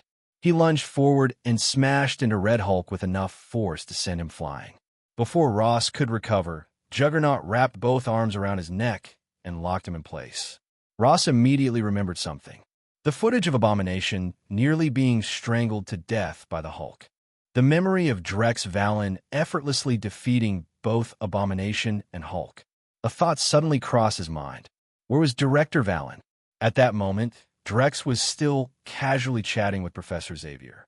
Of course, he knew exactly what was happening at Bureau headquarters. He simply wasn't concerned. Not even a little. Magneto escaping? Against 4 Hulks? That would be a joke. If the Brotherhood somehow managed to pull it off, Drex would just create more Hulks. Problem solved. Back at headquarters, Steve finally decided he had seen enough. The prison wing looked like a war zone. Bodies, blood, collapsed corridors, destroyed infrastructure. The situation had spiraled far beyond what he considered acceptable. So he transformed. Blue skin replaced flesh. Muscles expanded. The Blue Hulk emerged. The moment Magneto and the Brotherhood saw him, a chilling silence swept through the battlefield. They had already been struggling against 2 Hulks. Now there was a third, a blue one. This wasn't a fight anymore. It was a nightmare. By the time Drex returned from Xavier's school, the battle was long over. Magneto, the Brotherhood, every surviving member, all of them were sitting behind bars. News of the capture spread across the world like wildfire. Few people had paid much attention when the Human Supernatural Strategic Defense, Attack, and Logistics Bureau was first established. The organization looked insignificant. Its official staff numbered only a handful. Yet this tiny agency had accomplished something that countless governments intelligence organizations and military forces had failed to do. They had captured Magneto and most of the Brotherhood. The world was stunned. Without Drex's carefully crafted political influence, hypnotically reinforced reputation, and overwhelming personal power, the Bureau would have become the target of immediate political takeover attempts. As things stood, nobody dared act openly. Drex could overpower multiple Hulks with his bare hands. That fact alone discouraged most ambitious politicians. Instead, they pursued softer methods. Meetings, negotiations, political pressure, attempts to insert their own personnel into the Bureau. Hydra was particularly enthusiastic about the idea. Several members of the Security Council secretly belonged to HYDRA, and they pushed hard behind the scenes. Drex refused every proposal. Without exception, no compromisos, no concessions. Nobody could force the issue. Military action was out of the question. Political seizure was equally dangerous. The world's financial elites and corporate interests were fiercely protective of property rights. If governments could arbitrarily seize Drex's organization today, what would stop them from confiscating corporate assets tomorrow? On that issue, even rival factions stood united. Of course, many of them still wanted access to the Bureau.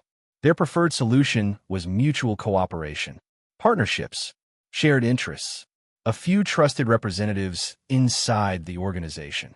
That was all they asked for. Drex's answer remained unchanged. No. After returning to headquarters, Drex visited Magneto personally. The prison cell was reinforced with specialized magnetic field interference systems. "Fix the damage you caused," Drex said casually. Magneto glared at him. Drex asked, "The anti-mutant serum?" Drex's response was calm, almost indifferent. Magneto's expression darkened. Drex continued. Magneto froze. For the first time since his capture, genuine panic flashed through Magneto's eyes. The idea was unthinkable. Losing his powers?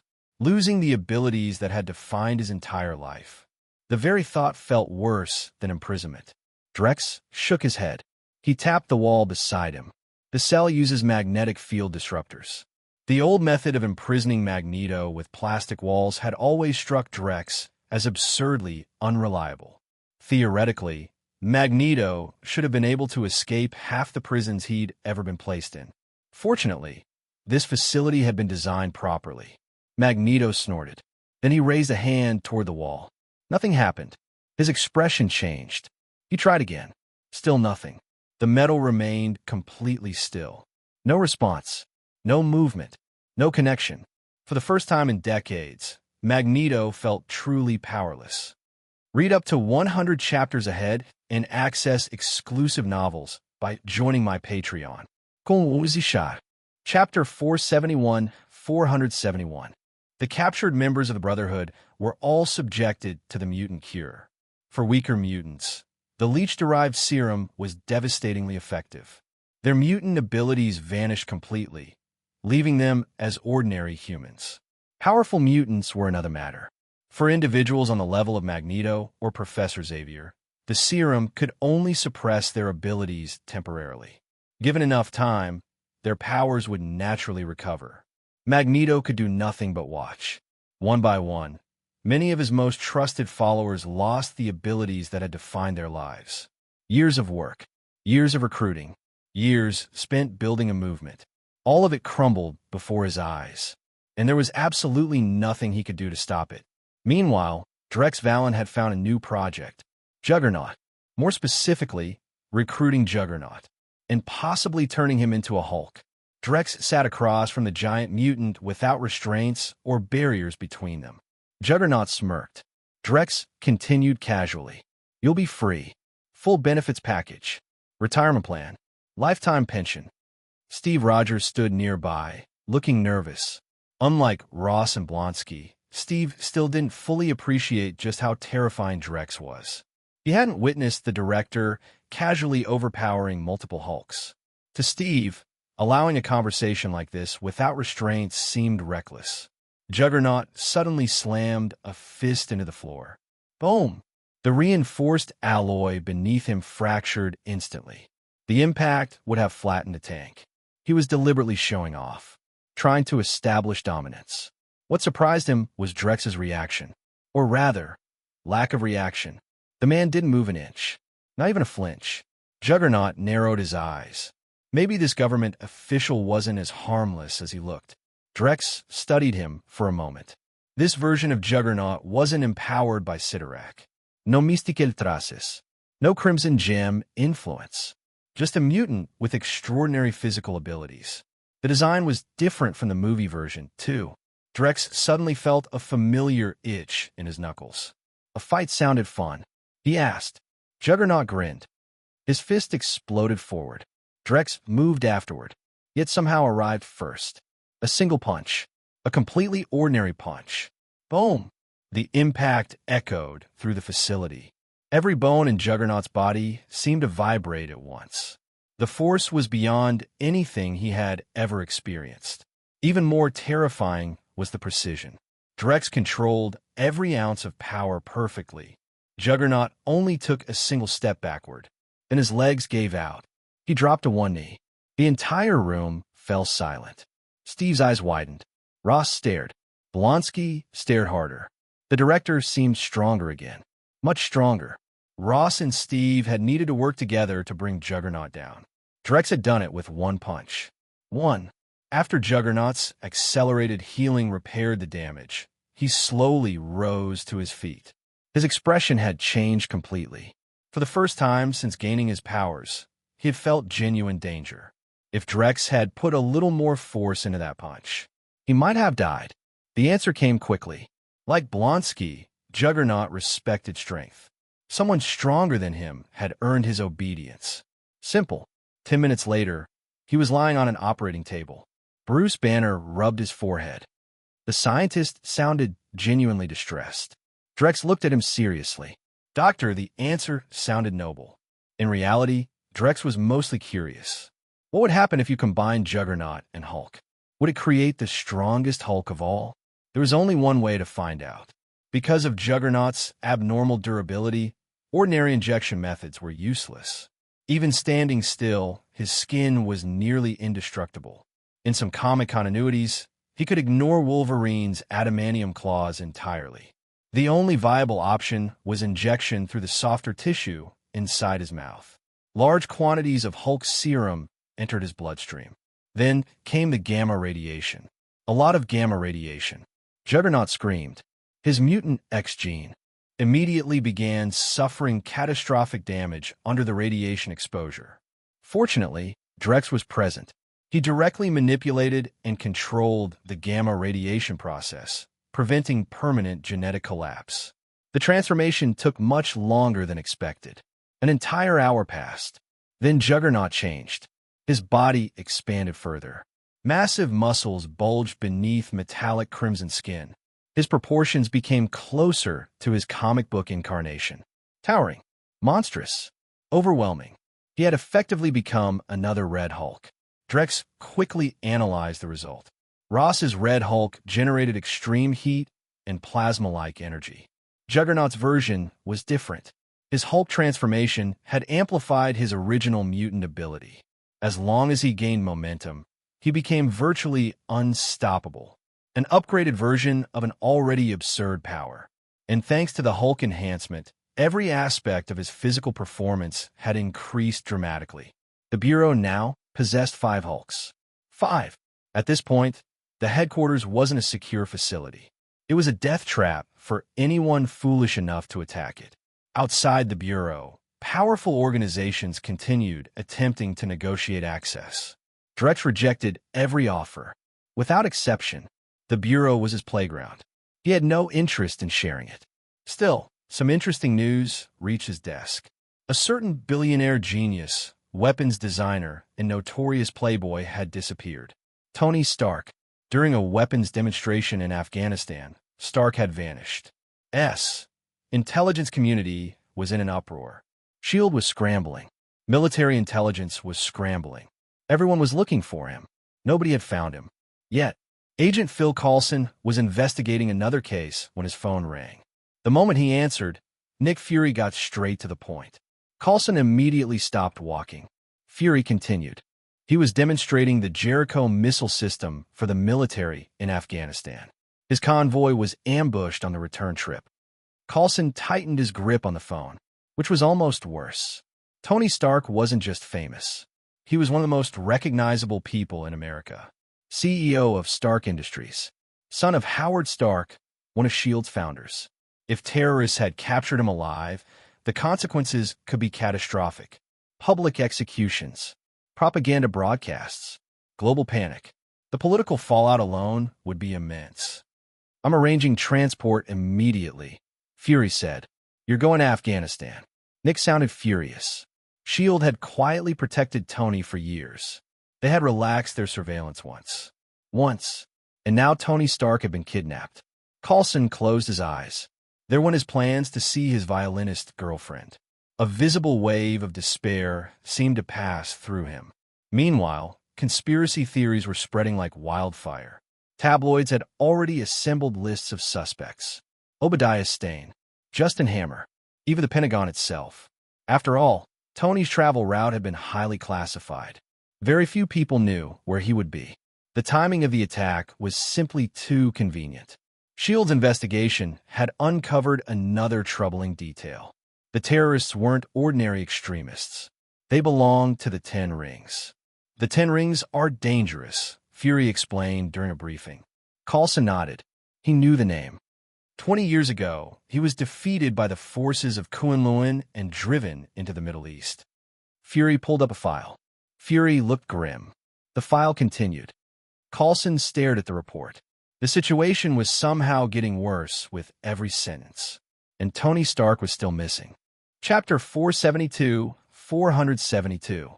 "You're looking at roughly 200 armed Ten Rings operatives," Nick Fury said. "They're equipped with advanced Stark Industries weaponry. The Ten Rings hadn't established themselves in Afghanistan through luck alone.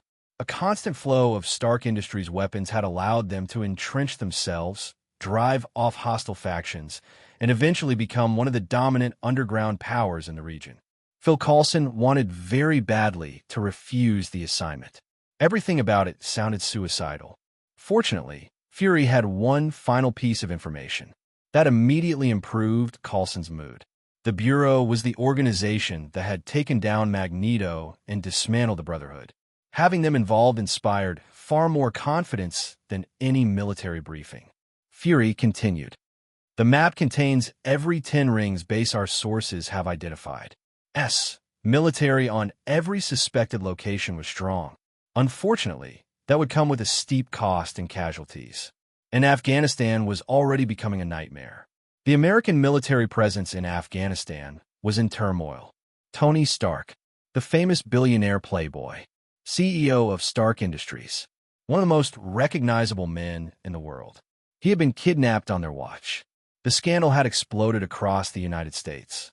The pressure landed squarely on the shoulders of Lieutenant General John Scott, commander of American forces in Afghanistan. Scott was no ordinary officer. A graduate of West Point, former commander of the 82nd Airborne Division, and former NATO Ground Forces commander, he possessed extensive military and political connections. Even so, the pressure coming from the Pentagon was enough to make anyone sweat. In response, he launched Operation Forest Python. Nearly one-third of all American troops stationed in Afghanistan had been mobilized. The 2nd Battalion of the 160th Aviation Regiment, the 1st Brigade, 87th Infantry Regiment of the 10th Mountain Division, the 187th Infantry Regiment of the 101st Airborne Division, SEAL teams, Delta Force operators. They were all participating in the operation.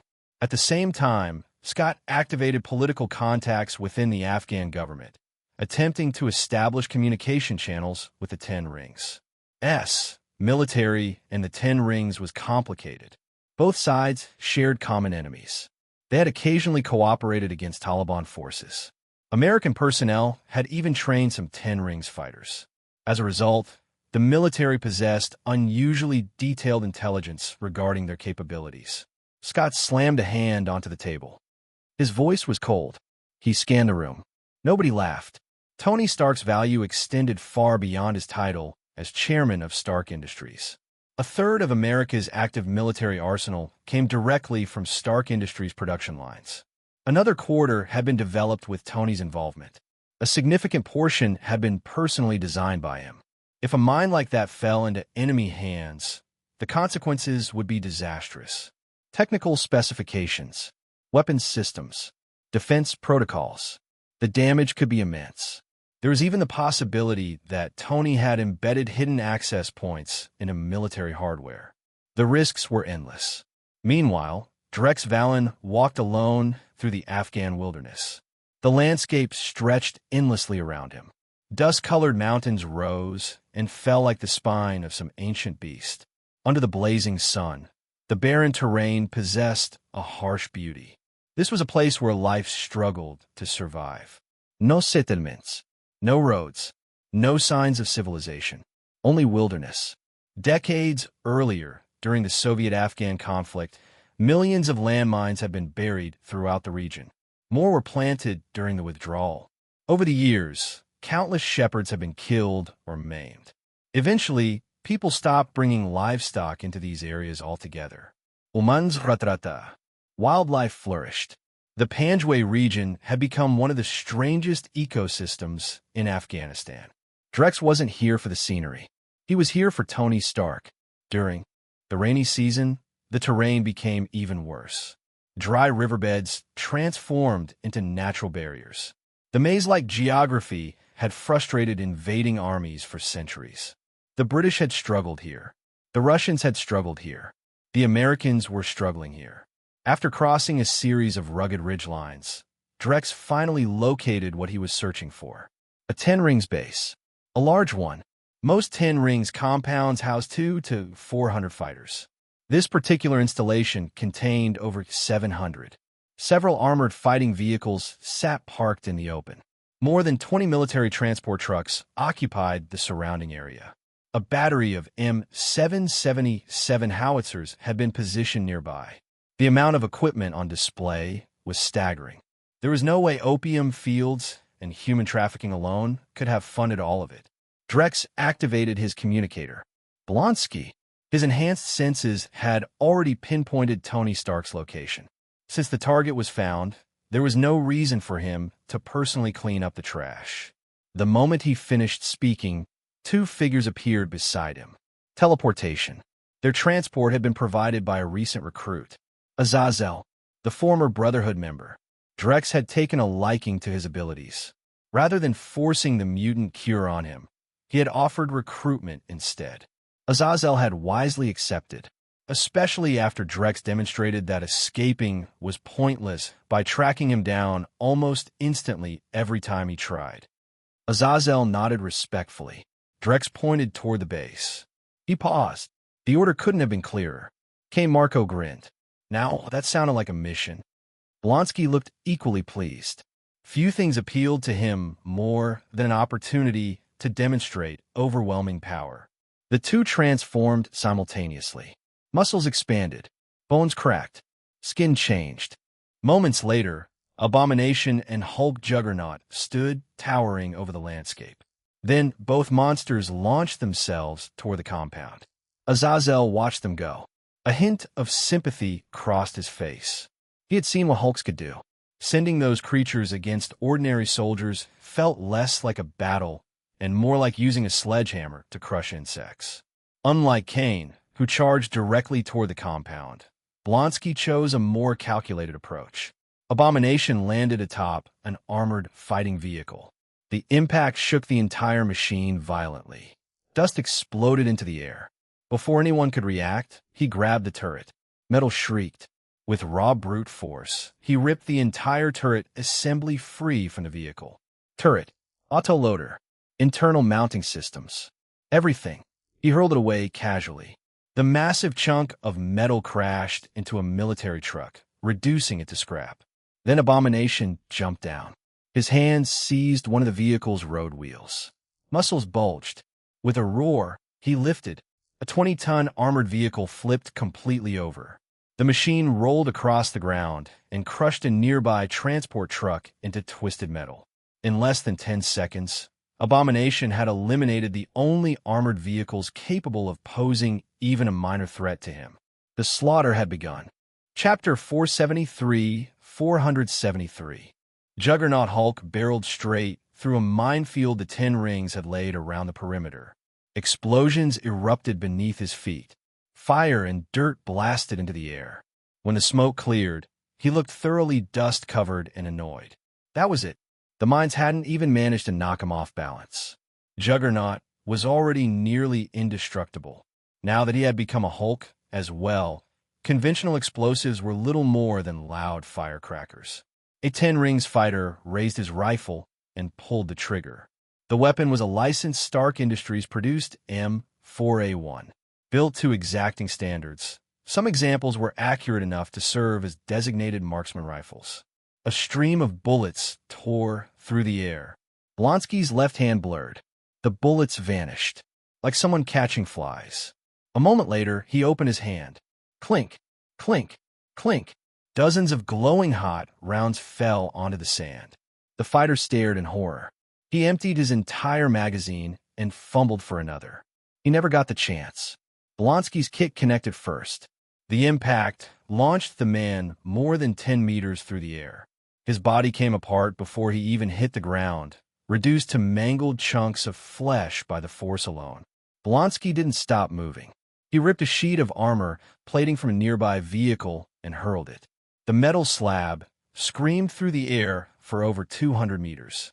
A gunner attempting to operate an anti-aircraft machine gun never even saw it coming. The plate punched through him and carried the body several more meters before finally losing momentum. Only then did the rest of the 10 rings base fully react. Bullets poured toward Abomination from every direction. Grenade launchers, hand grenades, rocket launchers, anything they had. The barrage was relentless. It also accomplished absolutely nothing. The projectiles bounced harmlessly off Blonsky's hide. The sensation only made him appreciate his power even more. Then he charged into the middle of them. The slaughter began. No one could slow him down. No one could stop him. Within moments, the base was covered in bodies and wreckage. The 10 rings fighters broke. Panic spread through the ranks. Men began fleeing in every direction. One unfortunate fighter almost escaped. Almost. A massive hand suddenly grabbed him by the head and lifted him into the air. Juggernaut Hulk grinned through a face covered in dust and soot. Then he tore the man in half. The sight shattered what remained of the defenders' morale. Weapons hit the ground. Men raised their hands. Some screamed that they surrendered. Neither Blonsky nor Juggernaut Hulk cared. Drex Valen's orders had been simple. Leave Tony Stark and Ensign alive. Kill everyone else. Neither of them had any desire to disobey. And truthfully, both men enjoyed this kind of work far more than they probably should have. On a nearby ridge overlooking the compound, for figures lay concealed among the dry grass. Lieutenant Michael Murphy, Petty Officer Matthew Axelson, Petty Officer Danny Dietz, Petty Officer Marcus Luttrell, a reconnaissance team from SEAL Team 10. Axelson and Luttrell handled sniper and spotter duties. Dietz managed communications. Murphy coordinated the operation. Using high-powered optics and long-range cameras, they had recorded the entire battle, or massacre. The team remained silent for a long time. The sheer destruction left them struggling to process what they had witnessed. Finally, Dietz spoke. High above, an AC-130 gunship circled the area. It was fully capable of turning the entire valley into a sea of fire. Their mission was simple. Locate Tony Stark. If Stark wasn't present, the base would be destroyed. Murphy shoved a handful of raisins into his mouth. He chewed thoughtfully. Dietz blinked. The rest of the team looked completely lost. Murphy shrugged. Recognition immediately appeared. That giant covered in spikes is Abomination. The Bureau wasn't trying to hide itself the way S.H.I.E.L.D. did. Most ordinary civilians still knew nothing about it. But among military personnel, intelligence agencies, and government circles, everyone knew the name, even if nobody could remember the full title without checking notes. One of the snipers lowered his binoculars. Murphy laughed. He took a drink from his hydration pack. The others listened. Murphy continued. The logic was difficult to argue against. Powerful people rarely volunteered themselves into irrelevance. After destroying the entire base, Blonsky launched himself off a cliff. The mountains of Afghanistan became little more than stepping stones beneath his feet. He moved with incredible speed, a massive yellow-brown blur hurtling across the landscape, straight toward the SEAL team's position. Axelson desperately tried to track him through his scope. It was impossible. The target was moving too fast. Murphy immediately pushed the sniper rifle downward. After what they had just witnessed, any attempt at resistance would be suicide. Murphy tossed his rifle aside, pulled out his dog tags, and stood with his hands raised. Abomination stopped directly in front of them.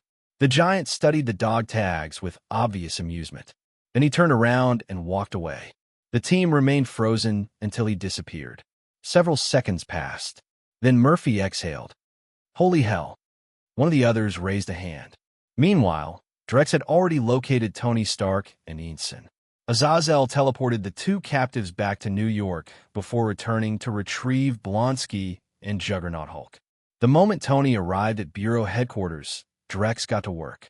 He knocked Tony unconscious, then grinned. His plan was simple. Turn Tony Stark into a Hulk, then hand him over to S.H.I.E.L.D. Tony woke up screaming. Agonizing pain surged through every nerve in his body. His eyes snapped open. The first thing he saw was an enormous gamma radiation array operating at terrifying intensity. Pure panic flooded his mind. Then the transformation began. Muscles expanded. Bones thickened. His body swelled larger and larger. The shrapnel lodged near his heart suddenly ceased to matter. The transformation forced the metal fragments out of his body entirely. Tony remained conscious through all of it, painfully conscious. He watched himself become a monster. When the process finally ended, he stared at his enormous hands in disbelief. Tony Stark looked down at his gigantic body. Then another horrifying realization hit him. He was a giant now, a giant green monster. How was he supposed to date supermodels like this? Chapter 474. Tony Stark stared at Drex Valen. Drex delivered the statement with complete seriousness. Tony blinked. He had absolutely no idea what that meant.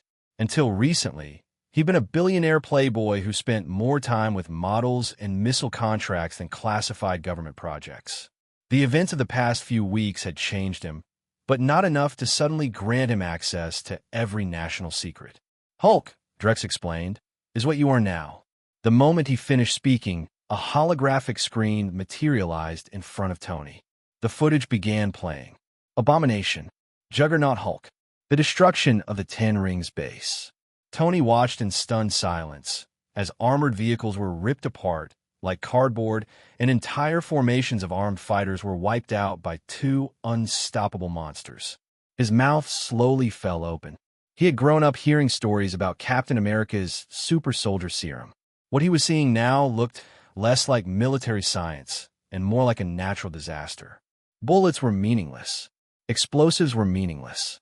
Even armored vehicles might as well have been made of paper. And now he was one of them. Relax, Drex said. Then he glanced toward the entrance. Drex had never intended to recruit Tony into the Bureau. One more Hulk wasn't going to change much. One less Hulk wasn't going to hurt either. Tony was free to do whatever he wanted. Agent Phil Coulson arrived shortly afterward. Wearing his usual polite smile, he escorted Tony away. Tony, meanwhile, remained thoroughly confused. He had never heard of S.H.I.E.L.D. before. As far as he was concerned, some random government agent had appeared and was now taking him somewhere. Outside, however, the political fallout was becoming explosive. The problem wasn't just Tony's kidnapping. It was where the Ten Rings had gotten their weapons. Many of those weapons had reached Afghanistan through channels connected to the CIA. Originally, the agency had viewed the Ten Rings as a useful counterweight against both the Taliban and various Eastern interests in the region. Unfortunately, the Ten Rings had repaid that support by kidnapping Tony Stark. The result was a disaster. Obadiah Stane alone could never have moved large quantities of Stark Industries' weaponry into Afghanistan. The logistics network required enormous influence, political protection, and international coordination. The CIA had been one of the key links in that chain. Now, the agency was paying the price. At that very moment, senior CIA officials were being chewed out by Pentagon leadership. Members of Congress had found a rare opportunity to publicly attack the agency. Some are already discussing budget cuts. The CIA was having a terrible week. Intelligence reports quickly uncovered the deeper story. After fleeing to Afghanistan years earlier, the Mandarin had forged alliances with local Pashtun tribes. The arrangement had benefited everyone involved. The tribe supplied manpower, recruits, funding, and local support.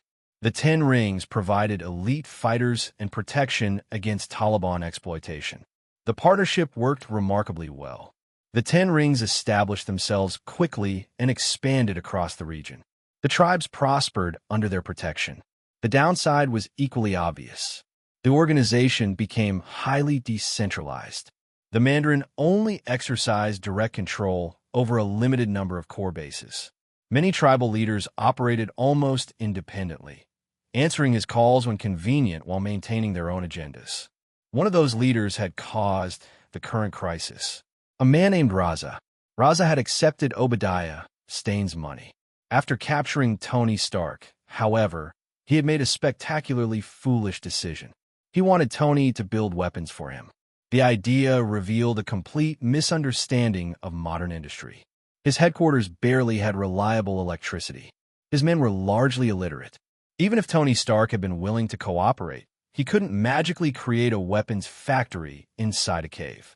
Modern manufacturing required infrastructure, power grids, industrial equipment, skilled workers, supply chains, management systems, none of which Raza possessed.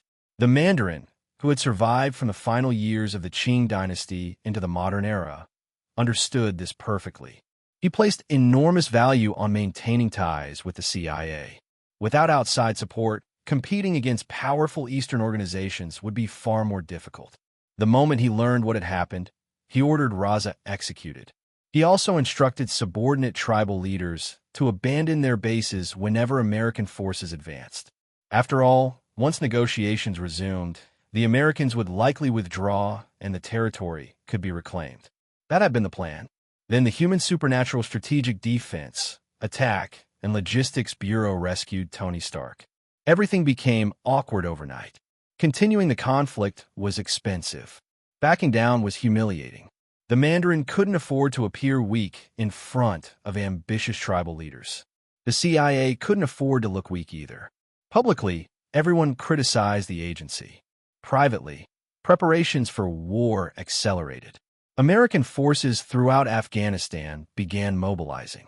If open conflict erupted between the United States and the 10 Rings, neither the Taliban nor other regional groups would even qualify as spectators. They would simply be irrelevant. The CIA's proposal eventually received Pentagon approval. Nobody truly wanted a large-scale conflict if it could be avoided. Back in New York, Tony Stark stood in front of a mirror. He stared at his chest. No wounds. No arc reactor. No vateri. No shrapnel. Nothing. The injury that had nearly killed him was completely gone. He flexed experimentally. Something felt different. Stronger. Tony wandered over to a weight rack and grabbed a barbell. He lifted it with one hand. Effortlessly, his eyes widened. The weight was well over 100 pounds. And this was only his normal state. His transformed form would be vastly stronger. Far away, Drex observed everything through his enhanced vision. He was curious, very curious. Tony Stark stood at a crossroads. Would he continue pursuing the Iron Man armor he was destined to create? Or would he abandon that path entirely and become addicted to the power of the Hulk? Drex genuinely didn't know. And that uncertainty made the outcome interesting. After all, this wasn't Earth 616. A Hulk Tony Stark wasn't impossible. A few days later, Drex once again visited Xavier's School for Gifted Youngsters. Professor Xavier Milat Buttermley. He seemed to enjoy these visits. Nearby, Storm prepared tea and coffee for the guests. Drex had actually been puzzled for some time.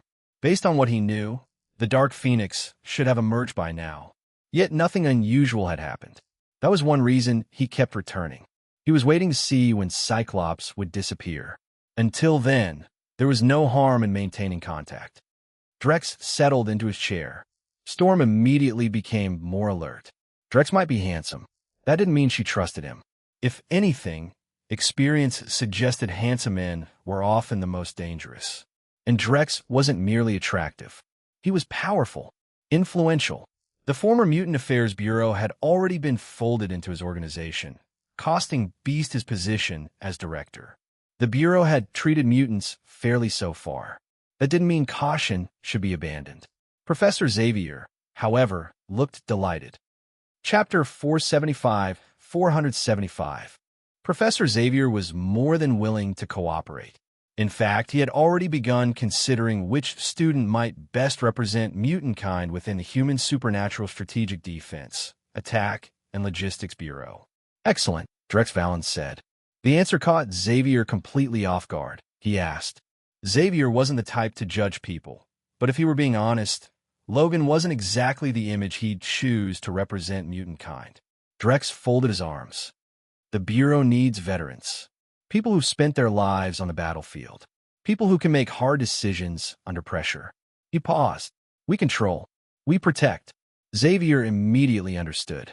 The Bureau wasn't a public relations organization. It wasn't a school. It wasn't a political movement. Its purpose was to stand on the front lines against threats most people would never even know existed.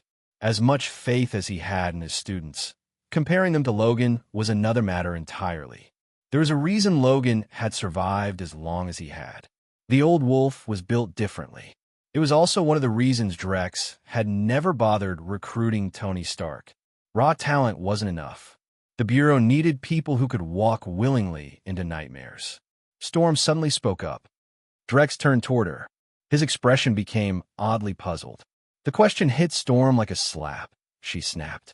Drex ignored her and looked toward Xavier instead. Xavier let out a weary smile. He shook his head slightly. Things had indeed become difficult. Not because anyone was trying to seize leadership. The real problem was Jean Grey's death. Scott Summers, the successor Xavier had once envisioned leading the X-Men, had fallen apart afterward. The rest of the team had been affected as well. Storm included. Storm demanded. Drex looked directly at her. The room fell silent. Storm's eyes widened. Drex continued calmly. A faint smile crossed his face. Storm's eyes began glowing white. Electricity crackled faintly through the room.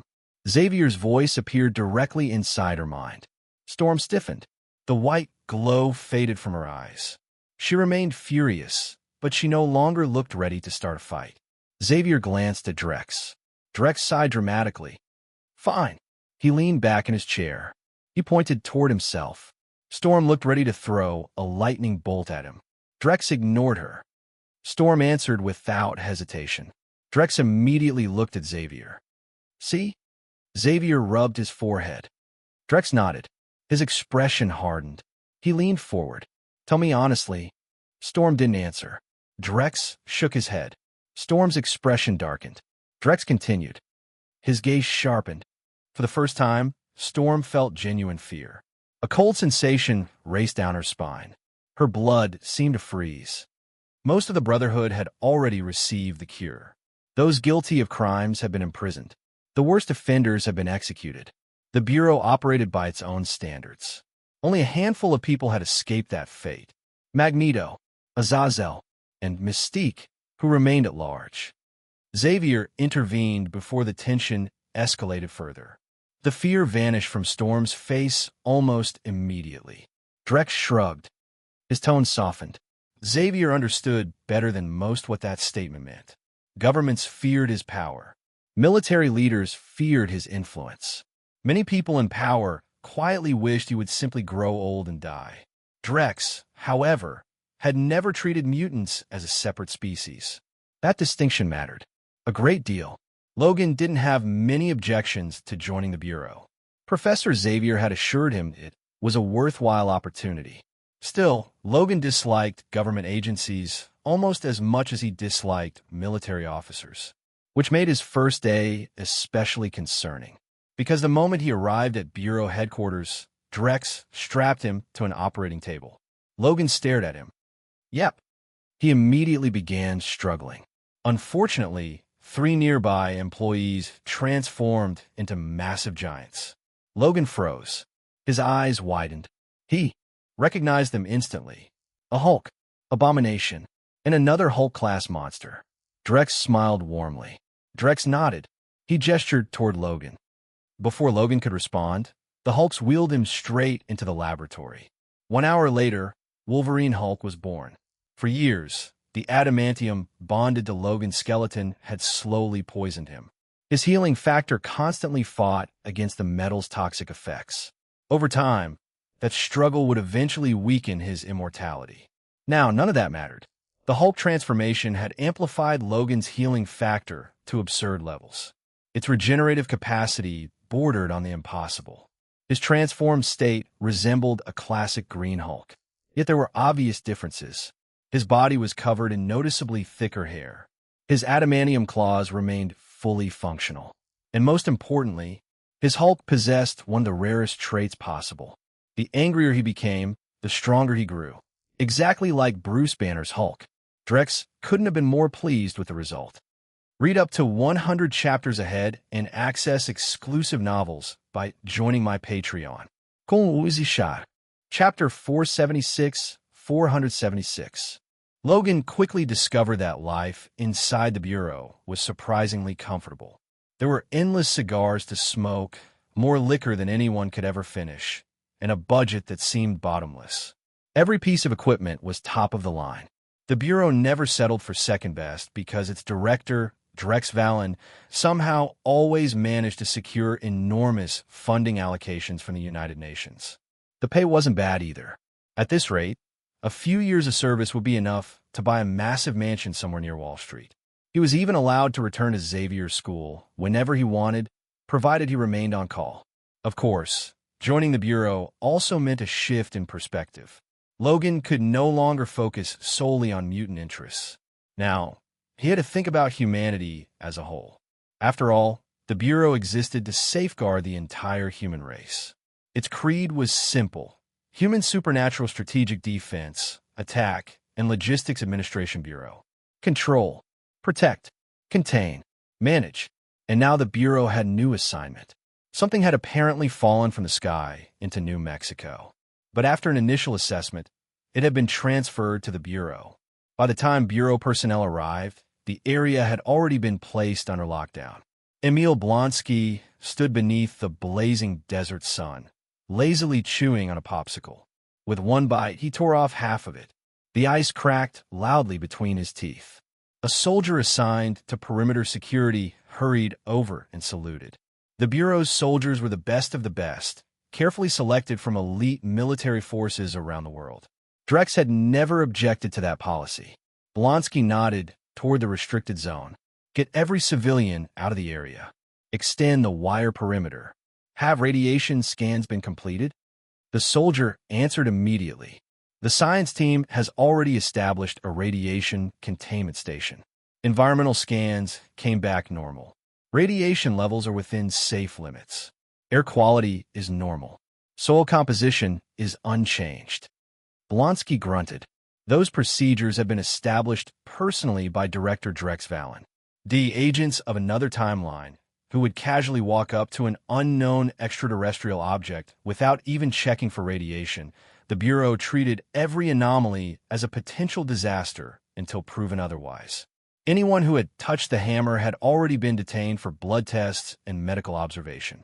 The mandatory monitoring period lasted 72 hours. Only after passing all examinations would they be released. Complaints about civil rights or personal freedoms were ignored. The Bureau possessed broad authority to neutralize threats and detain uncooperative individuals. Less than 3 hours later, military fencing completely surrounded the impact site. Personnel in protective gear continued spraying disinfectant throughout the area. The scans showed no environmental contamination, but the Bureau preferred caution over regret. Blonsky's job was straightforward: security. Keep everyone alive and make sure the object was recovered safely. Still, one question continued bothering him.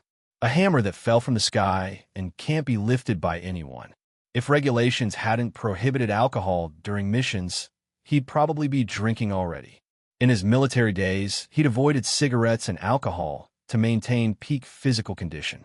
Now, as the Abomination, that discipline wasn't necessary. His enhanced physiology crushed toxins so effortlessly they might as well not exist. A soldier sprinted toward him.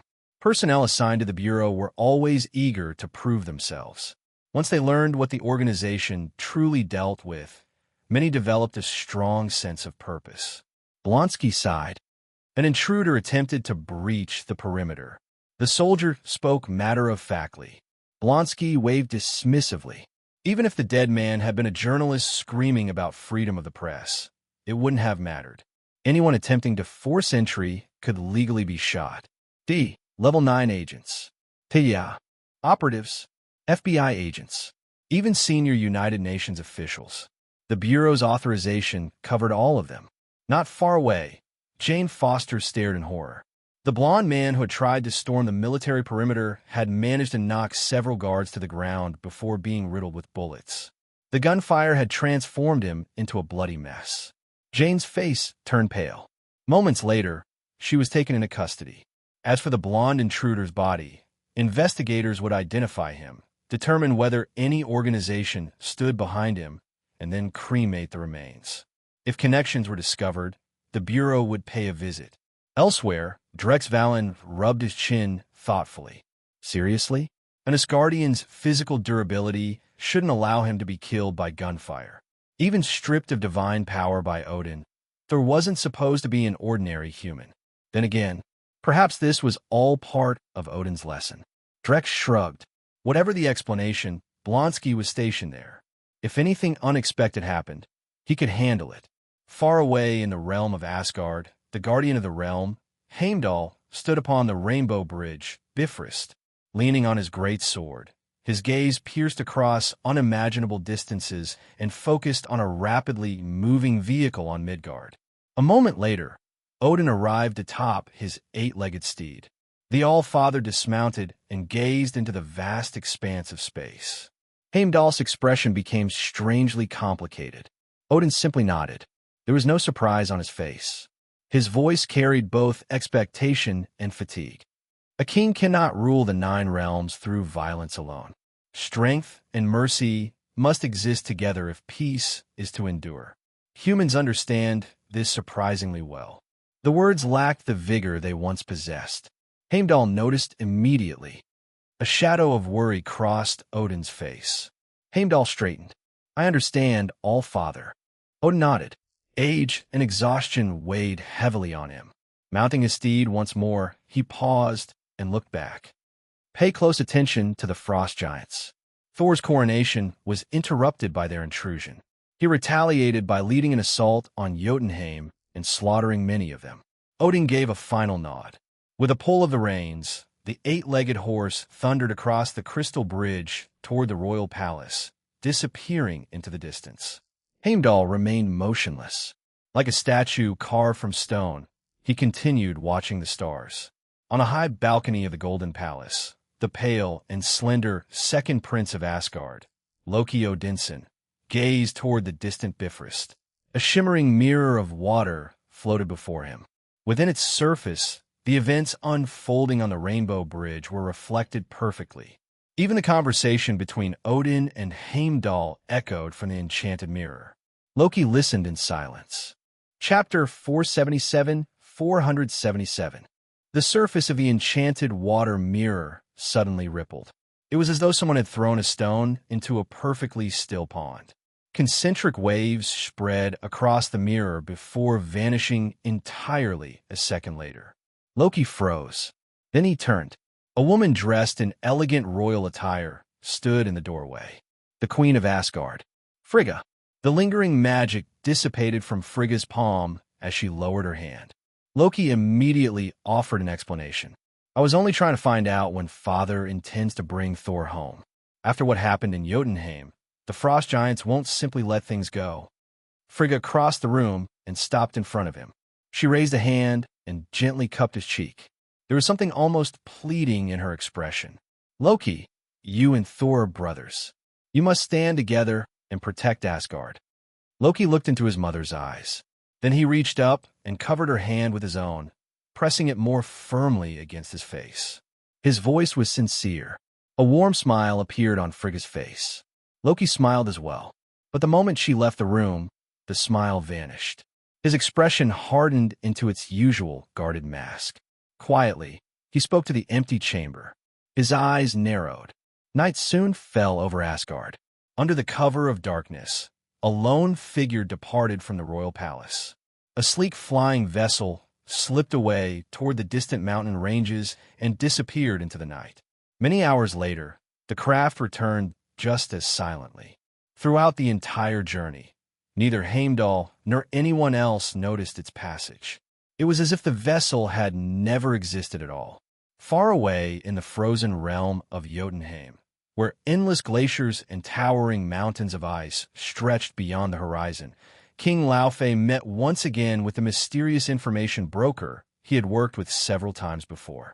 The last intelligence he'd purchased from the man had allowed several frost giants to infiltrate Asgard's defenses and reach Odin's vault. Though the intruders had ultimately been annihilated by the destroyer guarding the treasure chamber, they had still managed to get inside. That alone had been valuable. This time, the broker brought even more interesting news. Thor, the prince who had rampaged through Jotunheim, the warrior who had slaughtered countless frost giants. According to the information, Thor had angered Odin, been stripped of his power as the god of thunder, and exiled to Midgard. Laufey was ecstatic. If Thor remained within heavily defended Asgard, revenge would be nearly impossible. But Midgard? A weak, insignificant realm. And if Thor truly no longer possessed his divine power, it was practically a gift from fate. After paying a hefty price in rare frost iron, a resource found only in Jotunheim's frozen wastelands, Laufey received Thor's approximate location. More importantly, he was given a method for reaching Midgard while avoiding Heimdall's all-seeing gaze. After the broker departed, a mocking smile spread across Laufey's face. His voice echoed through the icy hall. His eyes filled with hatred. Frost crackled across his clenched fists. The air around him grew colder. Turning toward the vast frozen palace, he shouted. His command echoed through the hall. He paused. A cruel grin appeared. If it works, plenty of people will be interested in buying it. Laufey hadn't fully trusted the information broker. That was why he wasn't sending elite warriors. If it was a trap, losing a few ordinary soldiers wouldn't matter. But he had already begun preparing. If the intelligence proved accurate, he would dispatch his best warriors to Midgard, capture Thor, and use him as leverage. In exchange, he intended to demand the return of the Frost Giant's sacred artifact, the Casket of Ancient Winters. The relic Odin had locked away inside Odin's vault. Back on Earth, construction around the hammer site continued. The Bureau had discovered a frustrating problem. The hammer couldn't be moved. Attempts to lift it failed. Attempts to excavate the surrounding ground failed. Even when the earth beneath it was removed, the hammer simply dropped back to the ground and remained completely immovable. After numerous tests, the Bureau made a decision. Rather than transport the object, they would build a fortress around it. The mysterious artifact would be contained where it stood. Late that night, two red lights suddenly appeared in the darkness roughly 40 feet beyond the perimeter. The watchtower's searchlight immediately swung toward the source. Brilliant white light cut through the night and illuminated a massive blue humanoid. Its body was covered in frost. It looked almost like an enormous blue creature pulled straight from a freezer. The thing roared. Rows of razor-sharp teeth gleamed beneath the spotlight. The thunderous sound echoed across the desert and carried through the nearby town. Several soldiers shouted. Those startled, none of them panicked. Anyone joining the Bureau already understood that strange and dangerous encounters came with the job. If anything, many of them found the situation exhilarating. Their hearts raced with excitement. The creature charged. Its massive strides carried it directly toward the military compound. As it ran, ice rapidly formed along its arms. Moments later, two jagged blades of frozen crystal extended from its forearms. The creature clearly wasn't just passing through. The soldiers stared in disbelief. Wherever it stepped, frost spread across the ground. Its body generated weapons from living ice. It looked like something that belonged in a science fiction movie. Communication clearly wasn't an option. The soldiers responded exactly as trained, with overwhelming force. The Bureau equipped its personnel for worst-case scenarios. Their rifles fired large-caliber rounds, and the watchtowers housed anti-material sniper rifles operated by dedicated marksmen. Gunfire erupted. A storm of bullets slammed into the frost giant. The impact staggered it repeatedly, forcing it backward. Its dense muscles were torn open as round after round buried itself deep into flesh. The giant hadn't even managed to retaliate when a deafening crack split the air. Boom! 7 by 108 millimeters anti-material round struck its head. These weapons were designed to destroy armored vehicles, aircraft, fortifications, and other heavily protected targets. They punched through bulletproof glass and body armor with ease. A frost giant's flesh, no matter how resilient, was nowhere near as durable as steel. The giant's head exploded instantly. The body collapsed into the dirt. Silence followed. Then the soldiers moved. Hand signals flashed between squads. Personnel spread out into defensive positions, rifles trained on the darkness.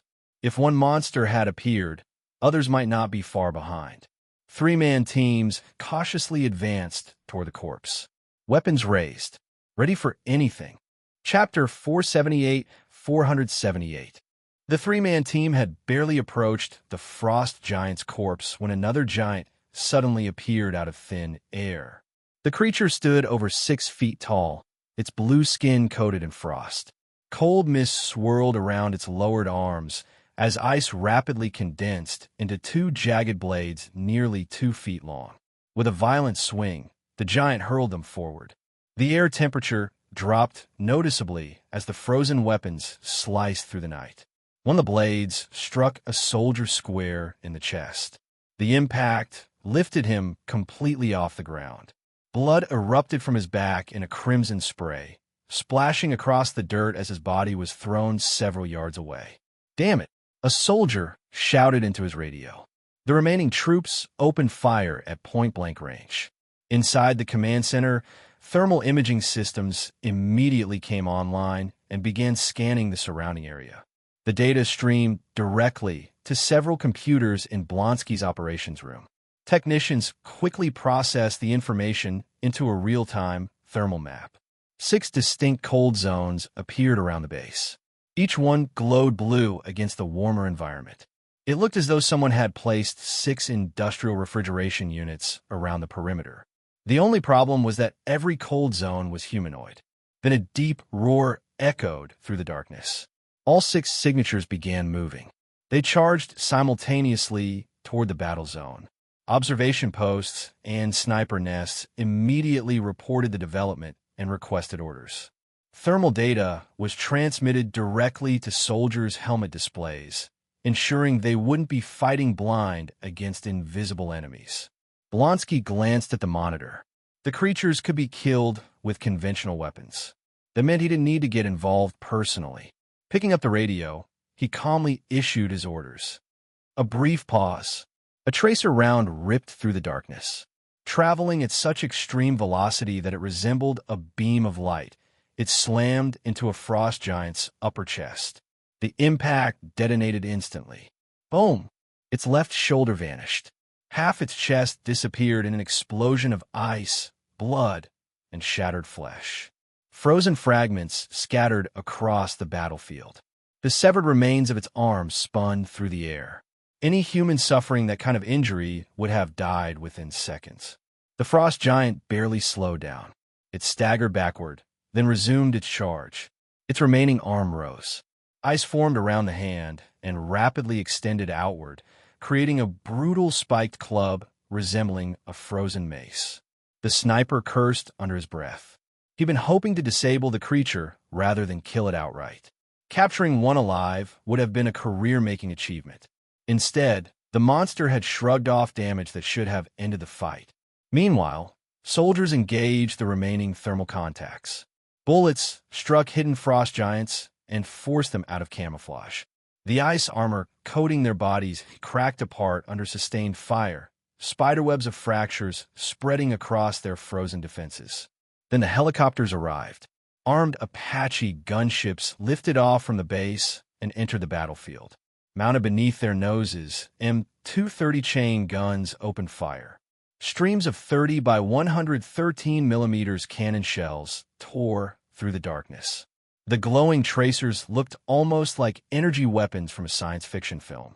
Explosions erupted across frost giant bodies. Fire and ice collided in bursts of destruction. Chunks of frozen flesh and shattered armor blasted outward in every direction. Massive craters appeared in their bodies. Then one shell struck a giant directly in the head. The result resembled a watermelon hit by a sledgehammer. Its skull simply ceased to exist. Another frost giant was clipped by a burst from the chain gun. Half its body disappeared instantly. Bone, flesh, and ice were pulverized into fragments. The battlefield changed completely. The moment the frost giants realized the flying machines could rain death from above, panic spread through their ranks. The remaining two giants watched. A third companion gets shredded into pieces by Apache fire. Terror immediately replaced their earlier confidence. Without hesitation, they turned and ran. They finally understood the truth. They were no match for these Midgardians. Staying meant death. Driven by pure survival instinct, the two frost giants sprinted faster than they ever had in their lives. They fled toward the darkness beyond the town, abandoning every trace of their earlier arrogance.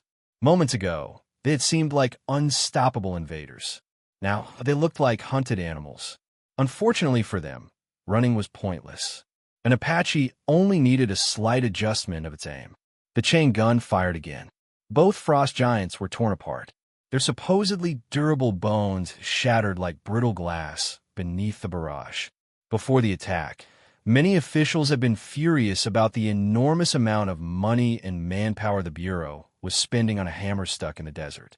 Afterward, Drex Valen sent them the combat footage. The complaints vanished. The officials watched in stunned silence as frost giants emerged from nowhere and attacked a secured military installation. Drex sat calmly at the head of the meeting table. He folded his hands. Back at the site the following morning, teams wearing protective suits swarmed across the battlefield. Some carried reinforced cases. Others hauled portable refrigeration units. They carefully collected every fragment of frost giant remains they could find. Each piece was sealed away for transport and study.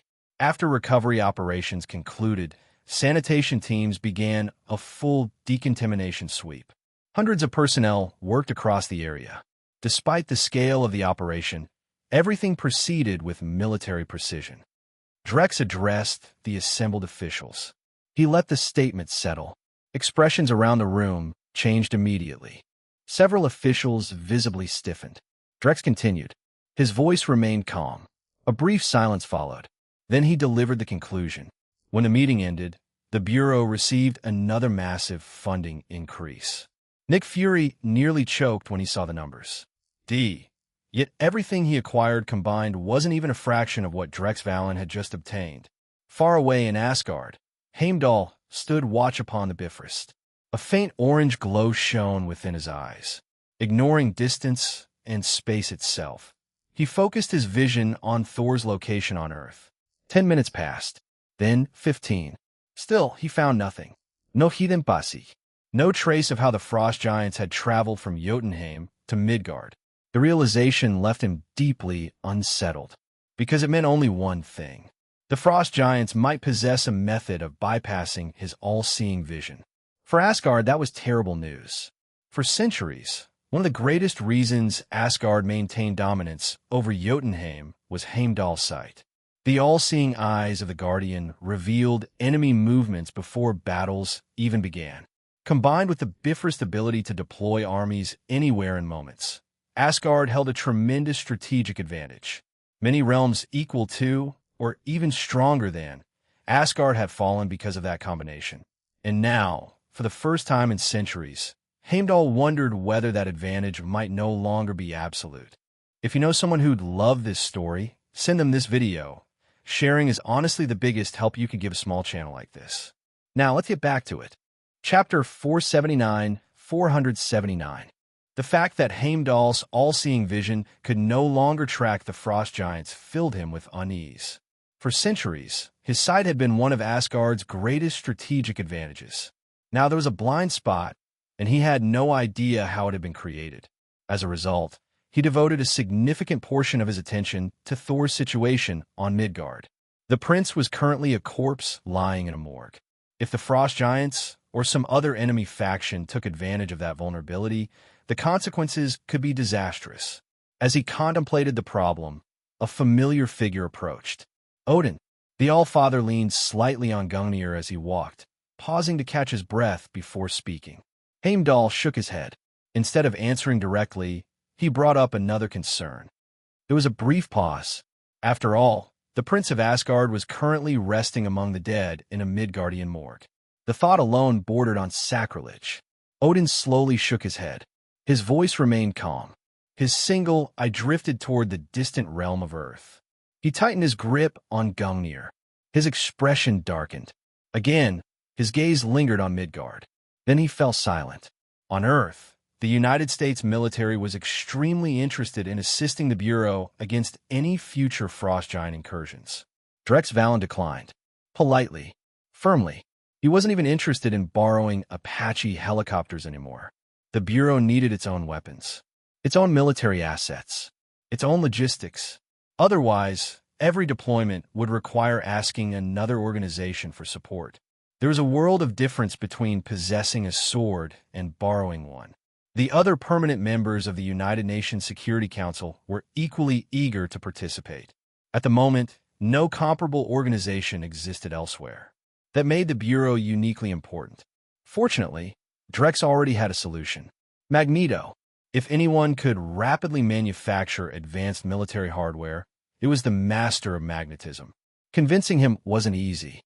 Fortunately, Drex had something Magneto wanted. Drex sat across from him calmly. Magneto remained silent. Drex continued. That got his attention. Magneto considered the proposal for several moments. Then he nodded. Just like that, one of the world's most feared mutant terrorists became Director Drex Valen's personal master engineer. With Drex providing designs, materials, and technical concepts, Magneto's abilities effectively replaced an entire industrial corporation. Watching him work was astonishing. Drex observed the process with genuine appreciation. Magneto effortlessly manipulated hundreds of metal components simultaneously. It was multitasking on a level that bordered on absurd. The only thing Drex found strange was Magneto's obsession with simply throwing metal objects at enemies. Why rely so heavily on metal projectiles when manipulating magnetic fields directly offered so many other possibilities? Still, that was Magneto's business. The first prototype was completed less than 30 minutes after construction began. The speed was ridiculous. Magneto sounded almost offended that anyone might doubt him. One assembly run had been enough. He already understood every component. Given sufficient resources, he could manufacture missiles, ammunition, and virtually every supporting system entirely on his own. Not that he cared. Magneto had little interest in conventional weapons. In his eyes, mutants should rely on mutant power. That was one reason Drex trusted him so much. There was no concern about intellectual property theft or secret weapons programs. Magneto simply wasn't interested. Unfortunately, he also seemed determined to ignore one important truth. Humanity's greatest evolutionary advantage wasn't intelligence. It was tools. Magneto, for all his brilliance, was stubbornly overlooking that fact. The new helicopter received an appropriately aggressive name, the Murder Hornet. Each side of the aircraft featured a short wing fitted with 2 hardpoints. Every hardpoint could carry a 9.70mm rocket launcher. The rockets themselves were known as Venom rockets. Designed as armor-piercing, high-explosive munitions, they were specifically intended for exceptionally durable targets. Given the Bureau's line of work, overkill was considered a feature rather than a flaw. The helicopter's primary anti-armor weapon was even more impressive. A missile system known as Satan. Each missile cost approximately $70,000. Expensive, but powerful. Compared to the Hellfire missile, the Satan missile boasted superior range, guidance accuracy, electronic countermeasure resistance, reprogramming flexibility, and destructive capability. Its maximum range reached 8 kilometers.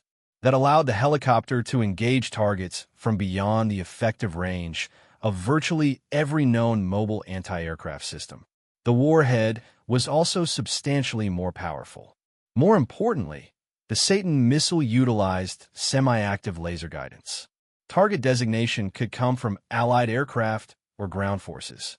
After launch, the helicopter was free to maneuver, seek cover, or engage additional targets. Multiple missiles could even be fired simultaneously at different enemies. The trade-off was increased operational complexity. Successful deployment required coordination.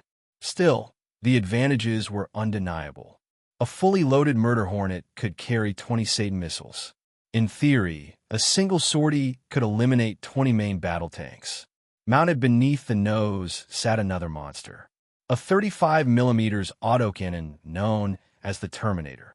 The weapon featured adjustable firing rates. 625 rounds per minute under normal operation. 1,000 rounds per minute at maximum output. Muzzle velocity exceeded 800 meters per second. The turret could rotate extensively in all directions, allowing tremendous firing flexibility. Internal ammunition capacity reached 2,000 rounds. Its primary ammunition type was a dual-purpose, high-explosive, armor-piercing shell. The rounds could penetrate light armored vehicles and attack the weaker side and top armor of main battle tanks. Against personnel, the lethal radius extended approximately 5 meters. The most impressive feature, however, was its integration with the pilot's helmet.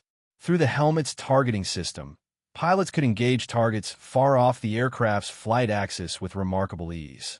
It dramatically increased combat effectiveness. Although roughly the same size as an Apache helicopter, the Murder Hornet was significantly heavier. That was intentional. Drex had instructed Magneto to increase the density of the aircraft's armor plating. The result was a dramatic increase in durability. The downside was obvious. Weight. An Apache engine would never have lifted it.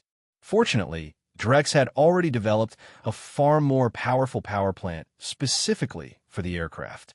Not a jet engine, something better suited to a heavily armored attack helicopter. Magneto didn't object to any of it. Raw materials arrived by the truckload. Hours later, they had been transformed into missiles, ammunition, armor plating, and finished aircraft. Within a matter of hours, the Bureau went from having virtually no dedicated military assets to possessing a highly capable independent armed force. 20 Murder Hornets launched together. Their engines roared as they crossed the sky toward New Mexico.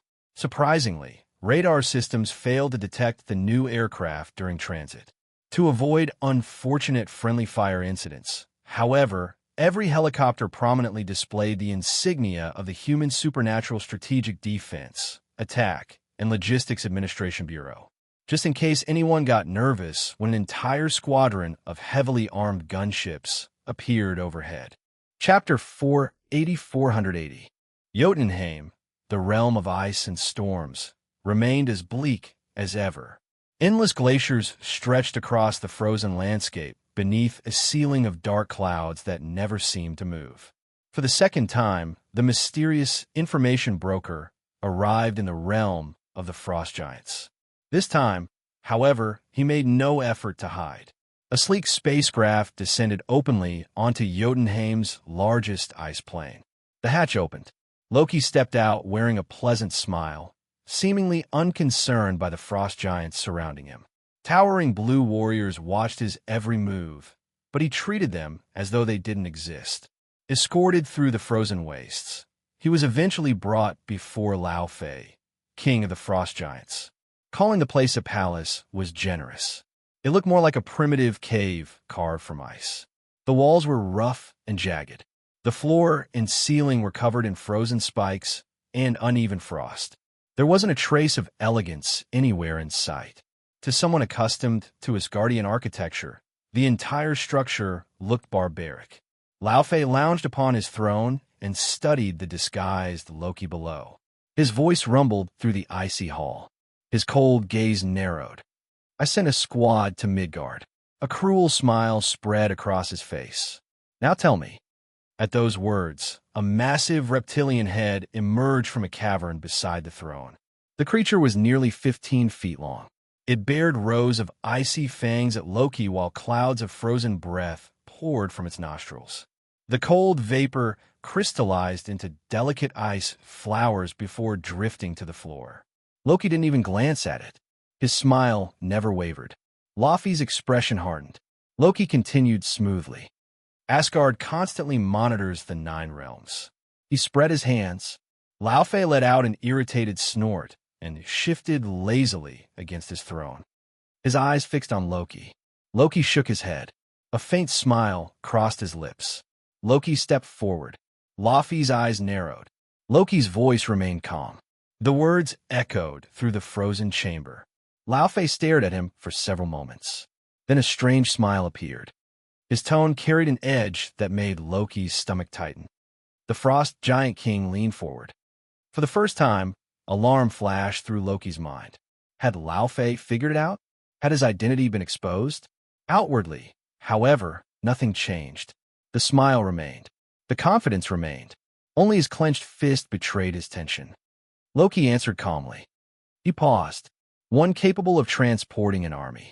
Laufey slowly rose from his throne. The Frost Giant King towered over Loki.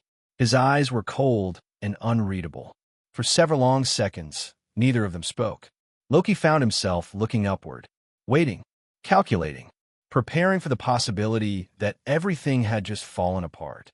Then Laufey smiled. A terrifying smile. Loki relaxed internally. Just slightly. Laufey continued. Loki inclined his head. The preparations moved quickly. 300 Frost Giant warriors assembled across the frozen plain. These weren't the poorly equipped raiders sent previously. These were proper soldiers. Battle-hardened warriors. Loki nodded in approval.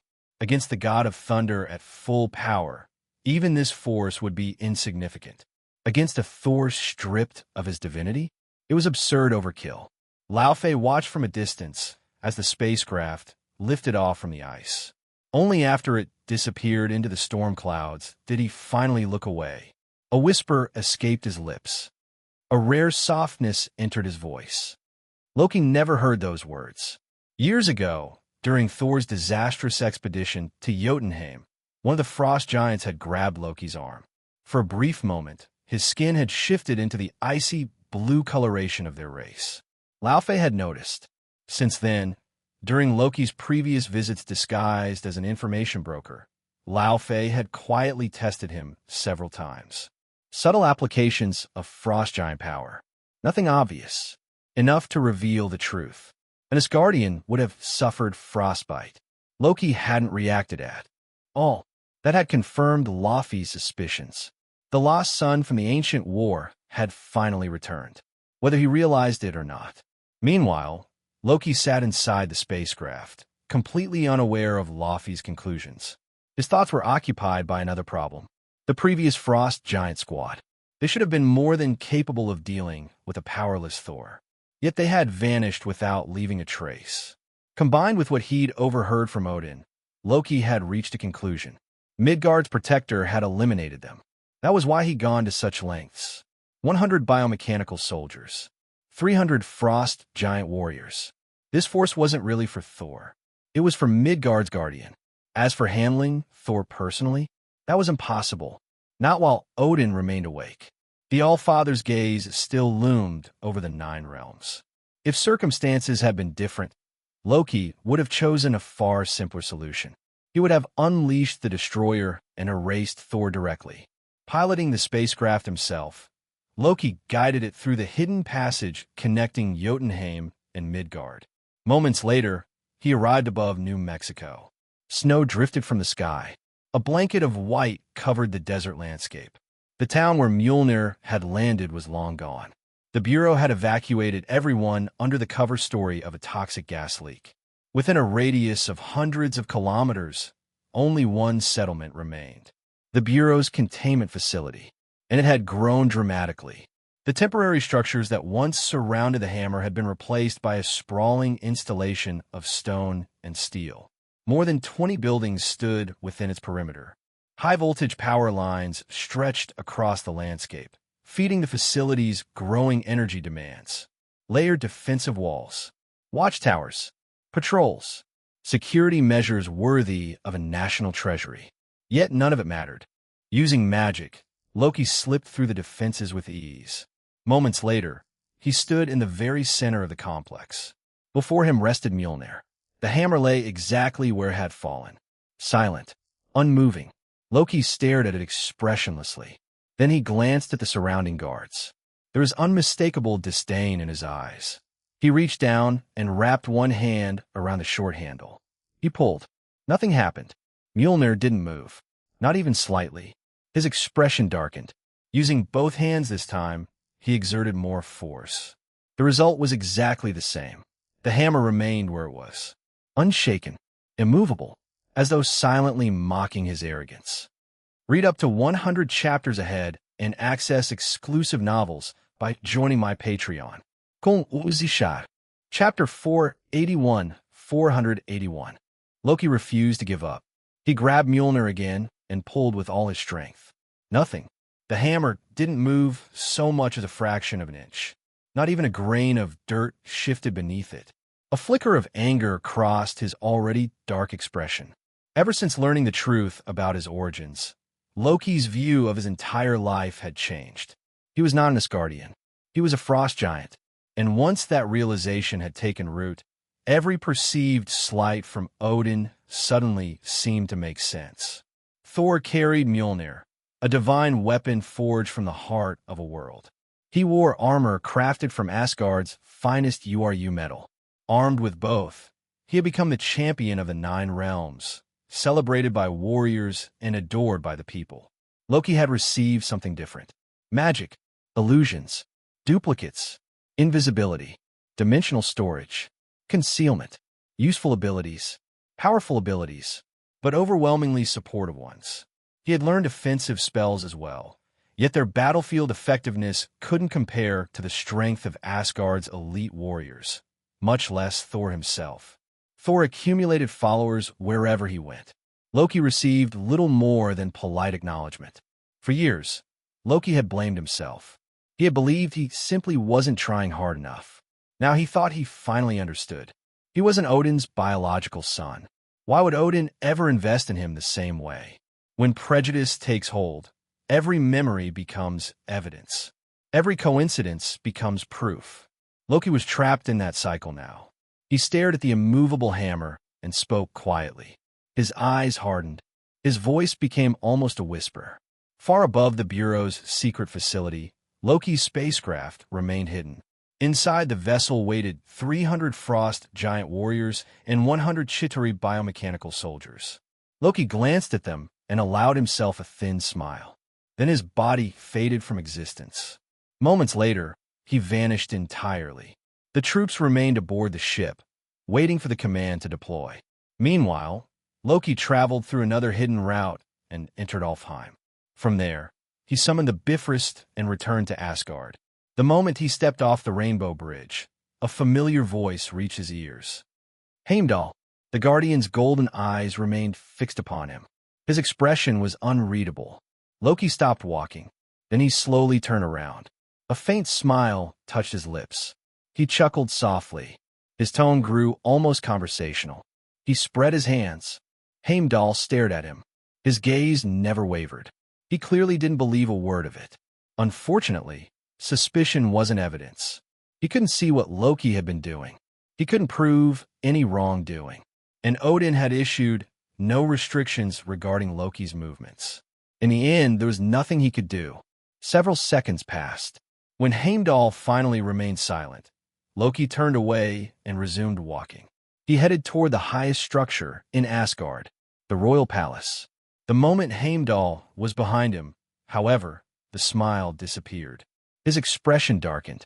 His fists slowly clenched. A bitter thought surfaced. If that had been Thor, would Heimdall have questioned him like that? No, of course not. Officially, they were both sons of Odin. In reality, they were treated very differently. The unfairness gnawed at him. Loki's emotions toward Odin had become hopelessly tangled. There was gratitude. Odin had saved his life and raised him as a prince. But there was resentment, too. If Odin intended to treat him as a son, why had he always favored Thor? What exactly did Thor have that he lacked?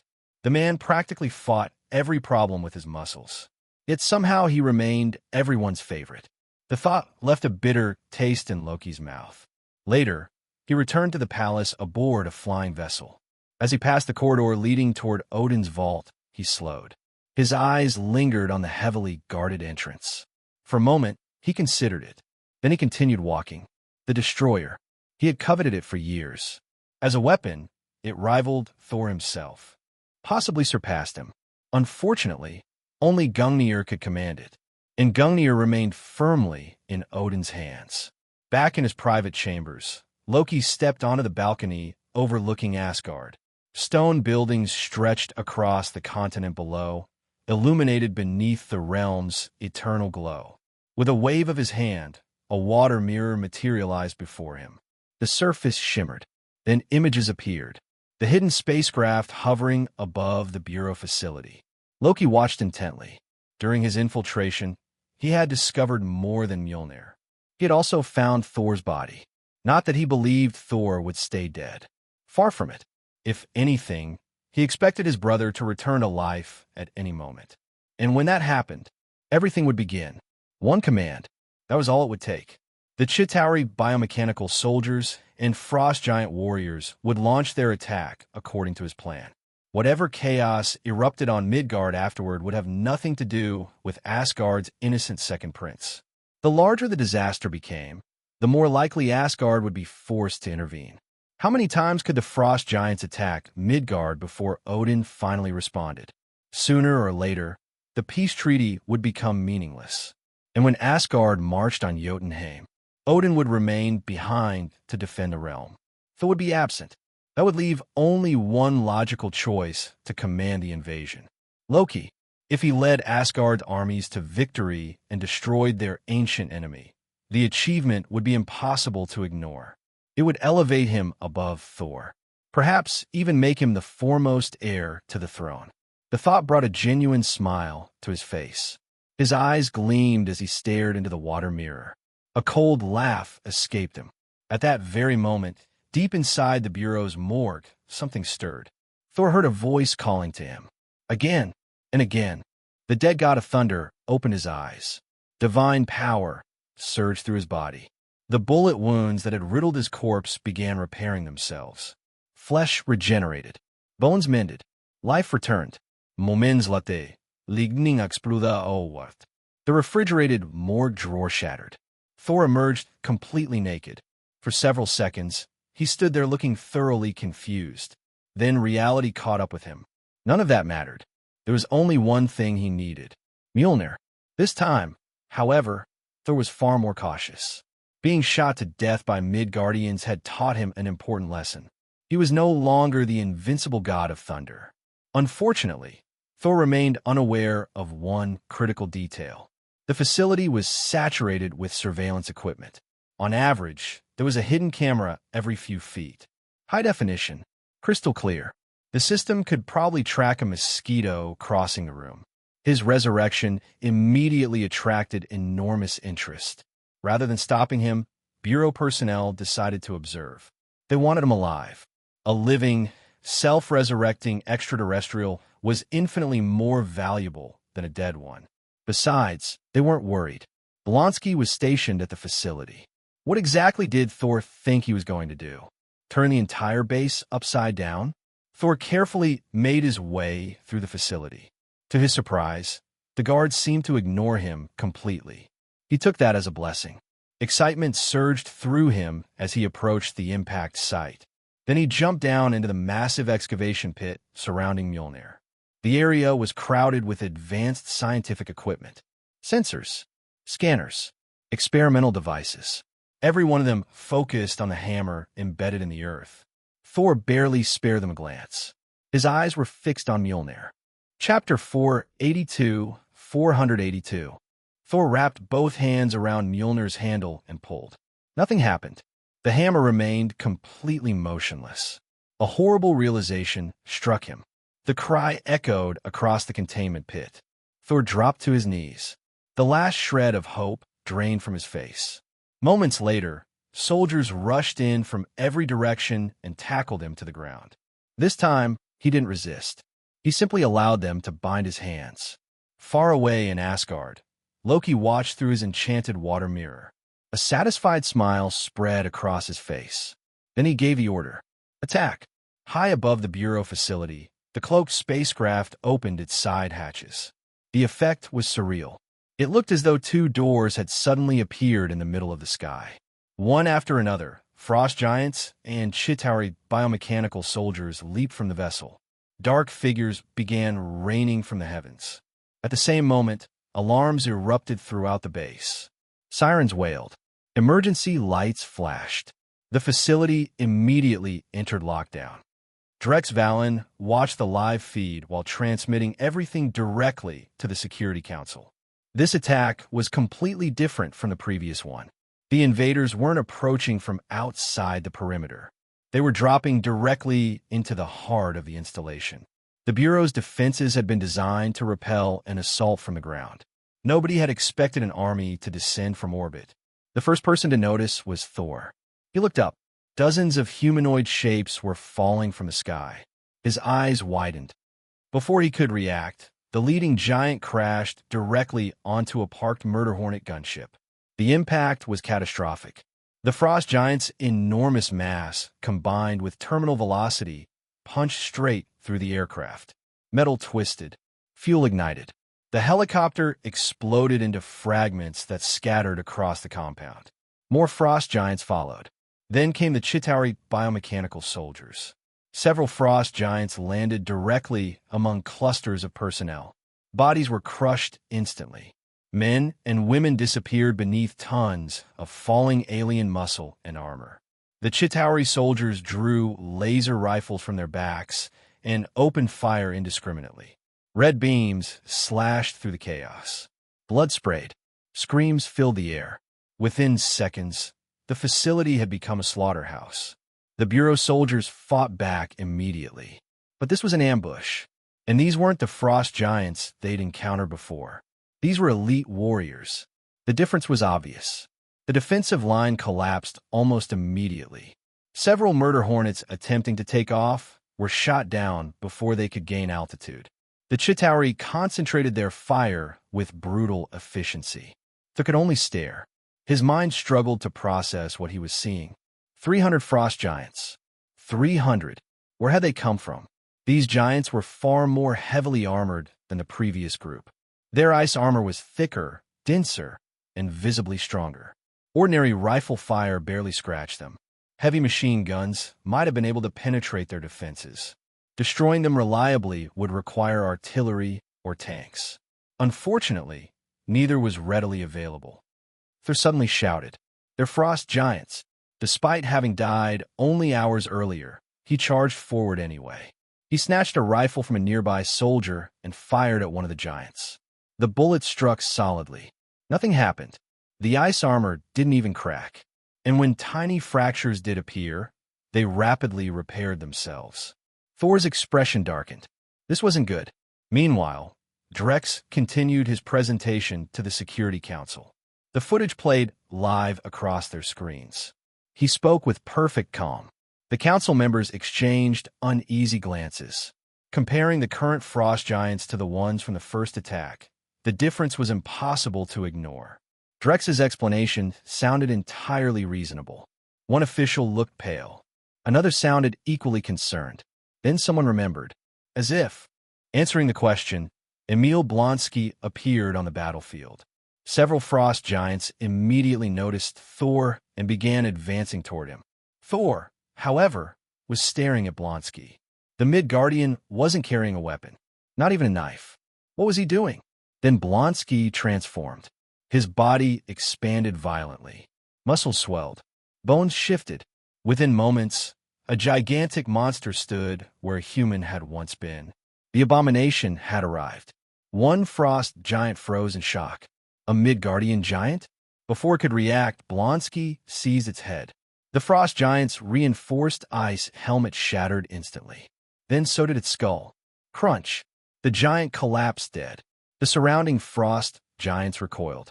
A heartbeat later, they roared and charged with massive ice axes raised high. Blonsky grinned. It was not a pleasant grin. Then he charged straight at them. Back at Bureau headquarters, Drex activated a communications channel. Red Devil immediately grabbed Logan and teleported him to the battlefield. Thor barely had time to register the appearance of two more strange beings. One had appeared from thin air. The other looked like an ordinary Midgardian. Then Red Devil delivered Drex's message. Logan shrugged. He still wasn't entirely accustomed to using Hulk's power. But orders were orders. The Bureau paid well. And unlike many human organizations, it treated mutants fairly. That counted for something. A second later, Thor's jaw nearly hit the ground. The short, rugged mutant transformed into a towering green giant covered in thick hair. At the same time, massive adamantium claws extended from his hands. Drex had personally redesigned them to match Hulk's size. The original claws would have looked ridiculously small on a Hulk-sized body. The moment Logan entered the fight, the battlefield changed. He lunged at a frost giant. One swipe. Just one.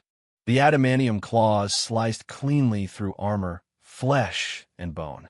The frost giant fell apart into 4 separate pieces. The cuts were so clean they looked polished. Even the enchanted ice armor offered no resistance. Blonsky saw it happen and instantly became jealous. Of course, every version of Hulk seemed to possess something special. Unique powers, unique abilities, unique advantages. The Abomination? He was just strong. Back when there had only been a few Hulks, Blonsky had been satisfied. He possessed one of the most powerful bodies on Earth. Now the number of Hulks kept increasing, and somehow everyone else seemed to be getting upgrades. The feeling annoyed him more than he cared to admit.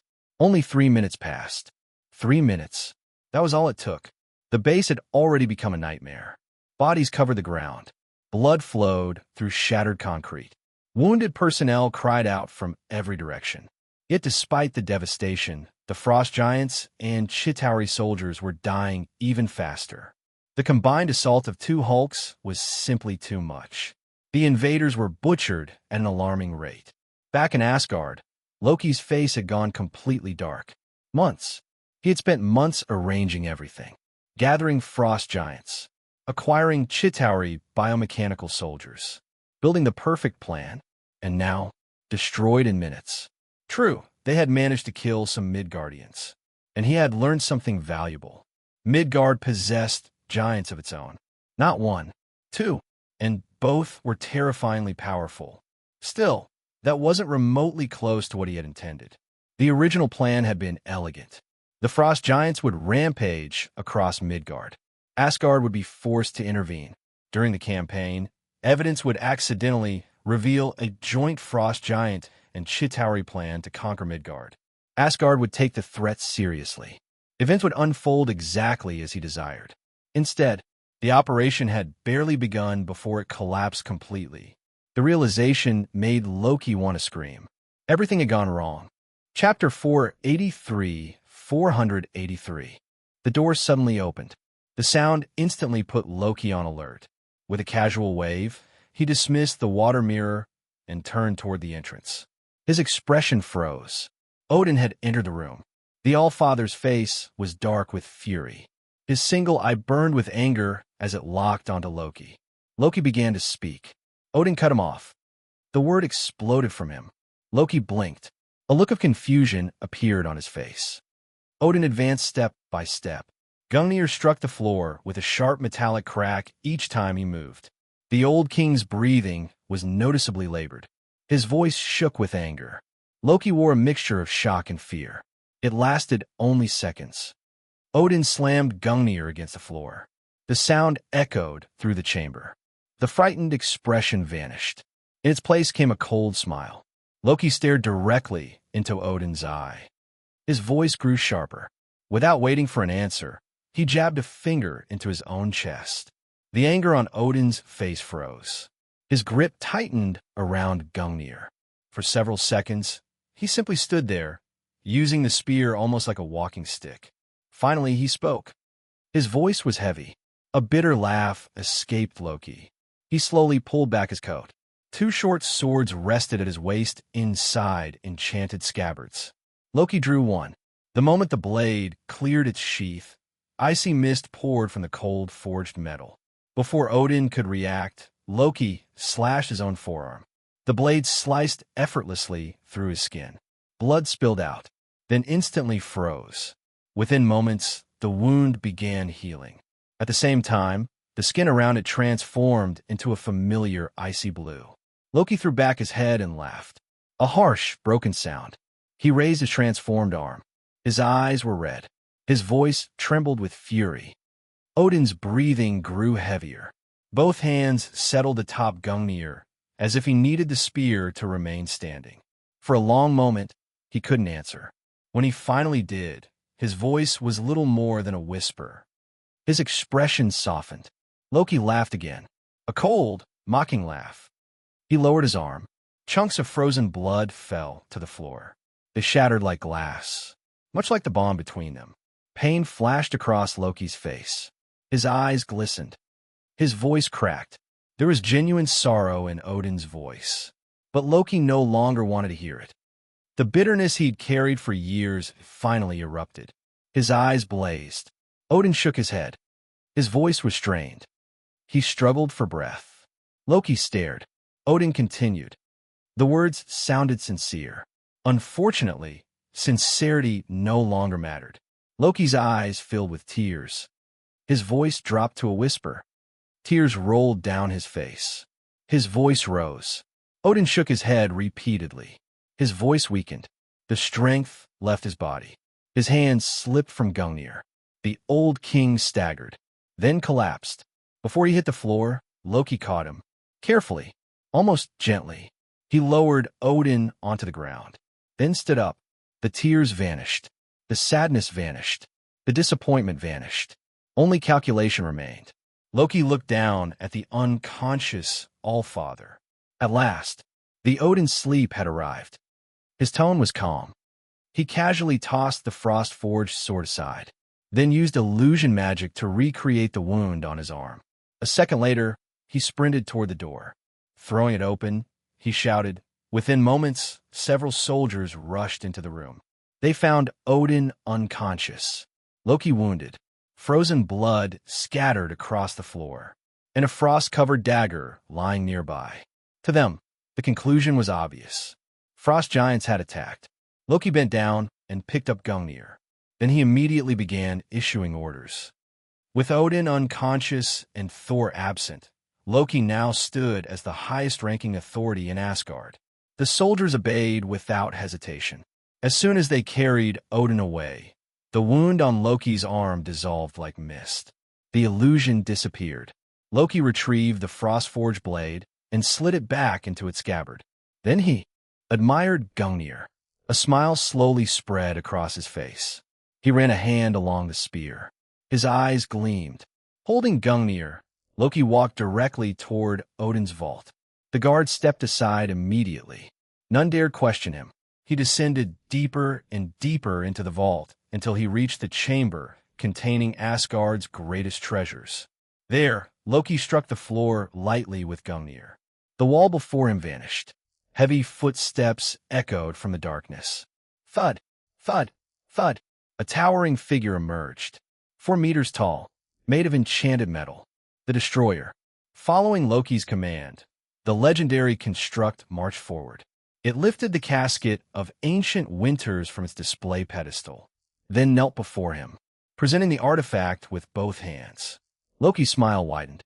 His voice dripped with satisfaction. He accepted the casket and stored it away using spatial magic.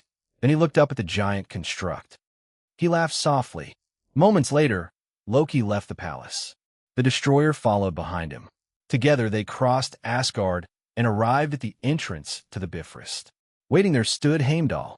The Guardian held his great sword firmly in hand. His golden eyes never left Loki or the Destroyer. Every muscle in his body was tense, like a warrior preparing for battle. The atmosphere between them felt ready to ignite. Chapter 484.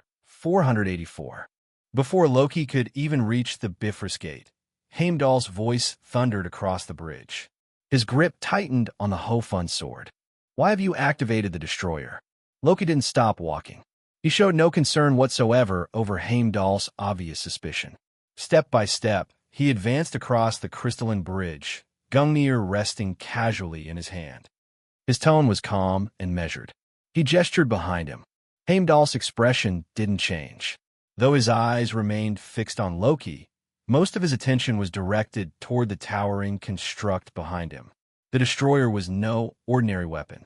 Forged by the dwarves from the rarest materials collected throughout Asgard's history, strengthened by the blessings of the Aesir, and layered with powerful enchantments crafted by the Light Elves, it was one of the greatest weapons in the Nine Realms. For ages, it had stood watch over Odin's vault. Loki himself was manageable. The Destroyer was another matter entirely. Loki stopped a few steps away. At his command, the Destroyer halted as well. Then Loki walked forward alone. A pleasant smile appeared on his face. His voice softened. He stood directly before Heimdall. The smile widened slightly.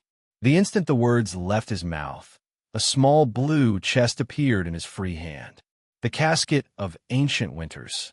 Magic surged into the artifact.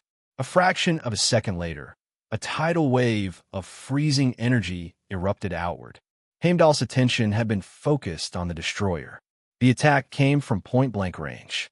Too fast, too sudden. There was no time to evade. Frost engulfed him. Ice spread across his armor and skin at terrifying speed.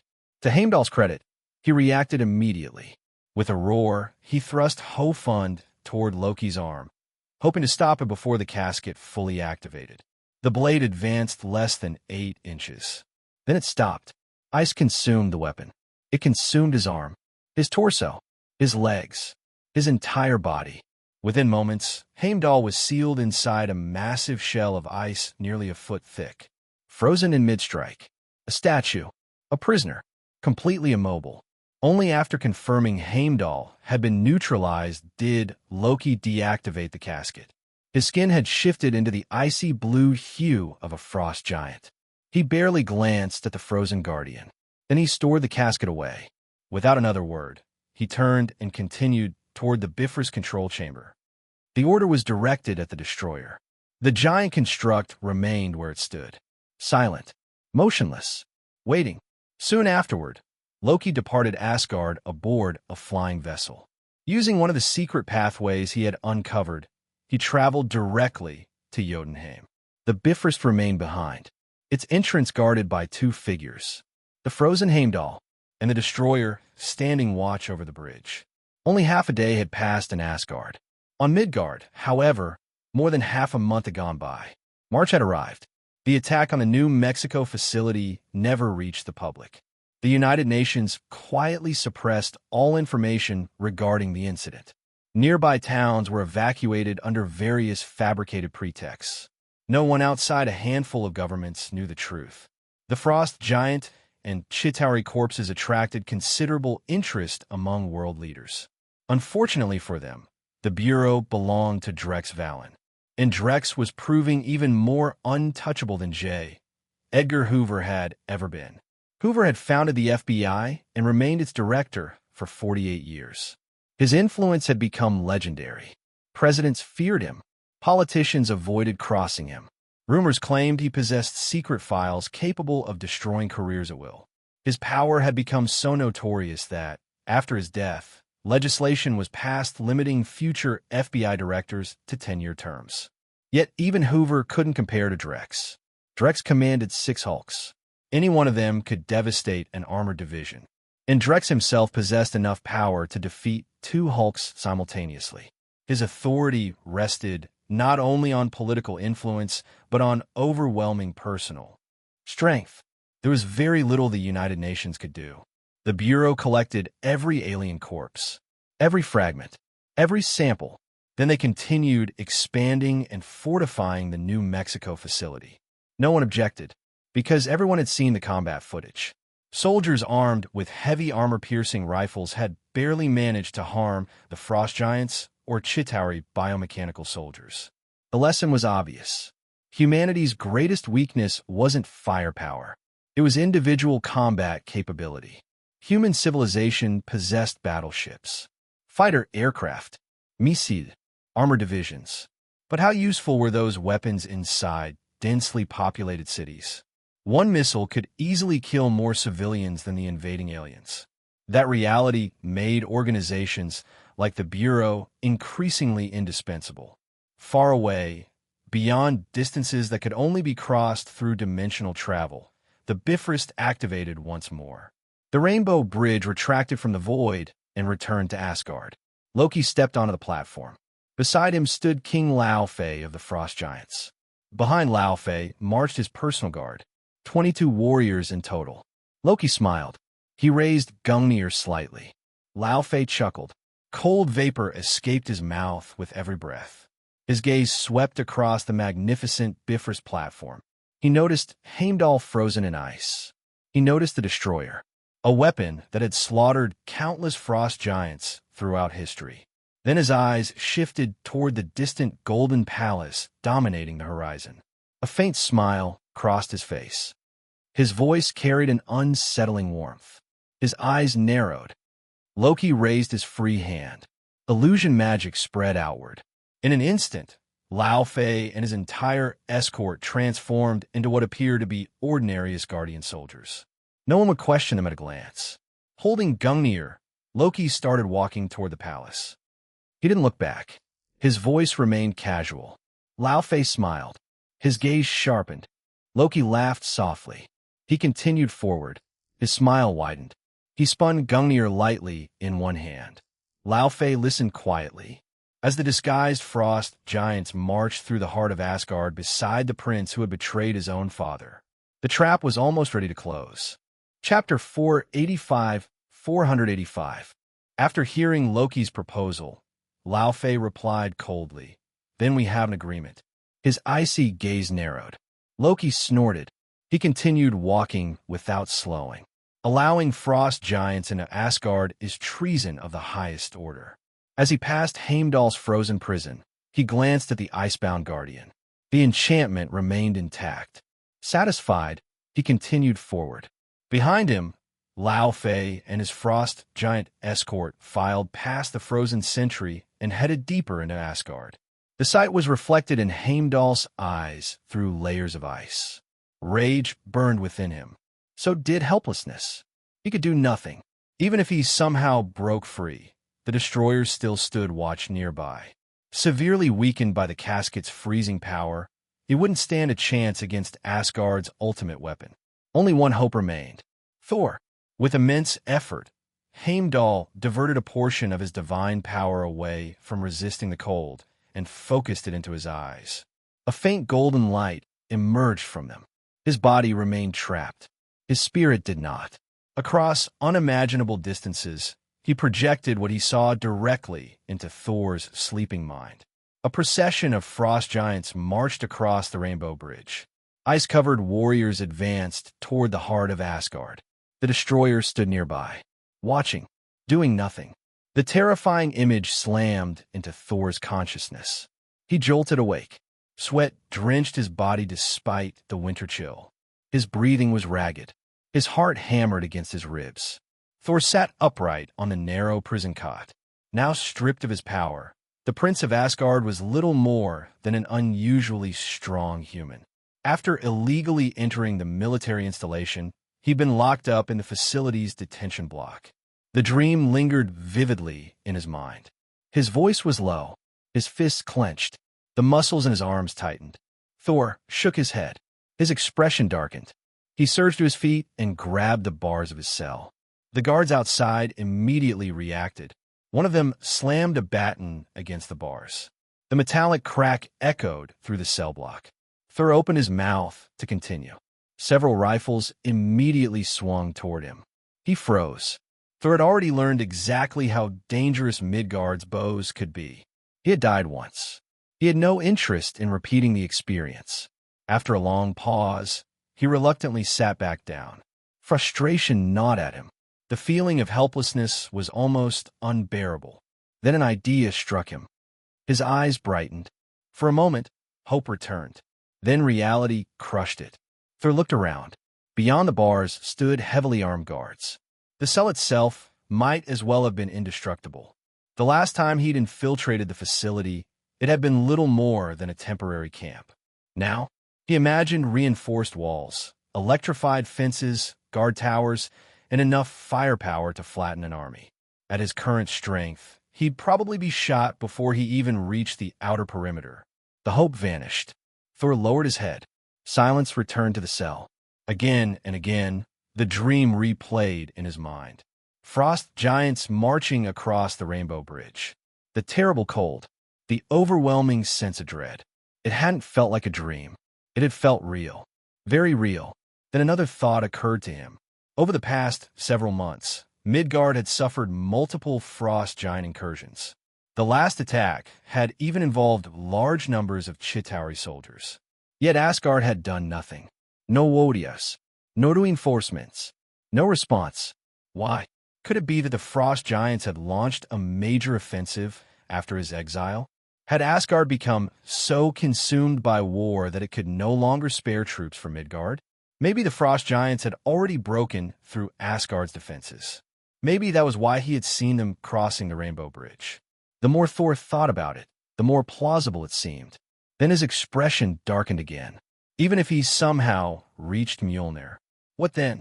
He'd already touched the hammer once. It hadn't moved, not even slightly. Elsewhere, Drex Valen found himself suppressing a long list of sarcastic observations. The destroyers still hadn't arrived after more than 2 weeks. Thor was already planning another attempt to lift Mjolnir.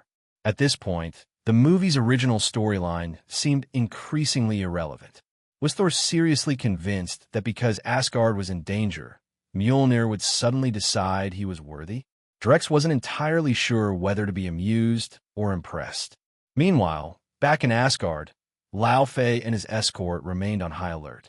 As they advanced through the royal palace, frost giant warriors constantly scanned their surroundings. This was the heart of Asgard. If they were discovered, the sheer number of soldiers stationed here would bury them. 22 frost giants would never survive a direct confrontation. Most of Laufey's advisors had opposed this mission from the beginning. The king of Jotunheim personally infiltrating Asgard with only a few dozen warriors sounded insane. Yet Laufey had insisted. Whether it was confidence in Loki's plan or centuries of hatred clouding his judgment, no one knew. Loki smiled as he noticed their caution. His voice was calm. He pointed ahead. Then he gestured toward another corridor. Laufey studied him carefully. Without another word, he led his men onward. The frost giants spread out as they advanced. Some moved ahead. Others guarded intersections. Every warrior positioned himself to ensure a retreat route remained open if things went wrong. Loki continued toward Odin's vault. Step, step, step. The massive doors closed behind him. The moment they sealed shut, his body shattered like a broken reflection. The figure vanished. An illusion. The real Loki appeared in a chamber adjacent to Odin's sleeping quarters. Waiting, watching, preparing for the final act. The doors to Odin's chamber suddenly swung open. Laufey entered. One frost giant accompanied him. The others remained outside. The frost giant king smiled. His bare feet crossed the luxurious carpet. Frost spread with every step. A trail of ice followed behind him. At the center of the room, Odin rested within a golden protective field. The barrier was designed to protect him during the Odin sleep. It wasn't designed to stop Laufey. The frost giant reached through the shimmering shield effortlessly. His hand touched Odin's face. Laufey lifted the sleeping king's eyelid. The old eye beneath looked clouded and distant. He leaned closer, very close, close enough to speak directly into Odin's ear. A cruel smile crossed his face. His voice dropped to a whisper. For once, the villain chose brevity. Unfortunately for him, even a few seconds was too long. A side door suddenly opened. Queen Frigga stepped into the chamber. The moment she entered, she saw Laufey standing beside Odin's bed, close enough to kill him. Read up to 100 chapters ahead and access exclusive novels by joining my Patreon. Chapter 486. Frigga's voice rang through the chamber. She thrust out a hand, gathering a surge of magical energy in her palm. The power condensed into a brilliant arcane projectile that struck Laufey squarely in the chest. Caught off guard, the Frost Giant King was blasted backward. He spun through the air before slamming into the palace wall with enough force to leave a deep crater in the ancient stone. The moment she forced him back, Frigga sprinted forward. As she passed a weapon rack mounted on the wall, she drew a slender sword from its sheath and positioned herself between Laufey and the sleeping Odin. Her eyes never left the Frost Giant King. At the same time, she triggered an emergency signal, summoning the royal guards to Odin's chamber. For all the talk of Asgardian sorcerers, they seemed to dream of being warriors. Frigga had drawn a blade instead of relying solely on magic. Loki favored daggers and knives. The tendency clearly ran in the family.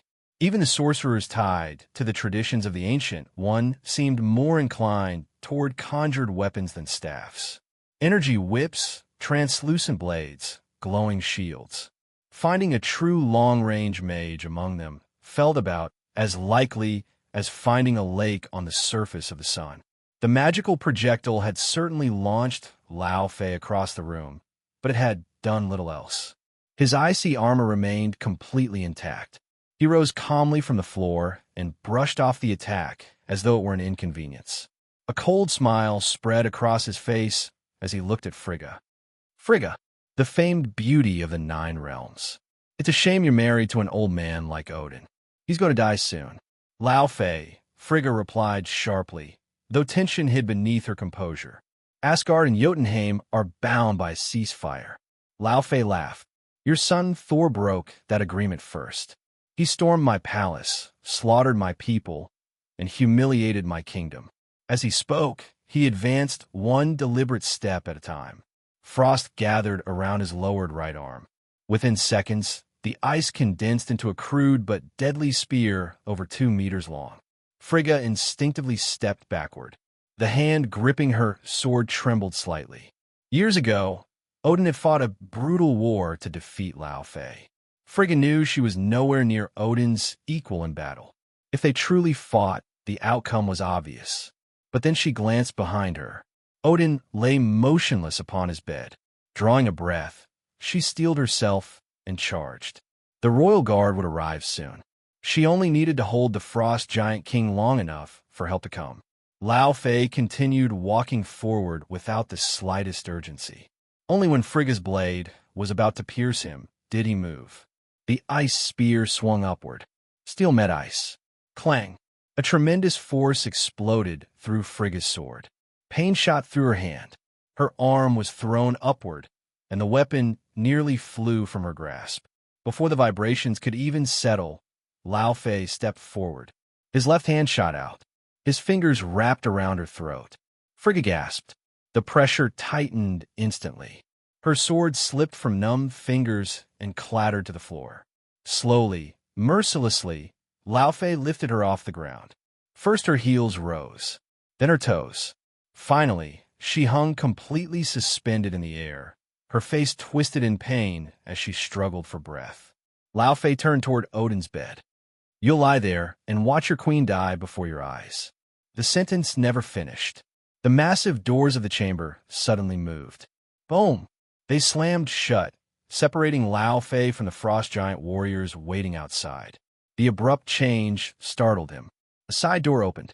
Loki stepped into the room, Gungnir held firmly in his hand. Before Laufey could react, Loki raised the spear. A thin beam of energy erupted from its tip.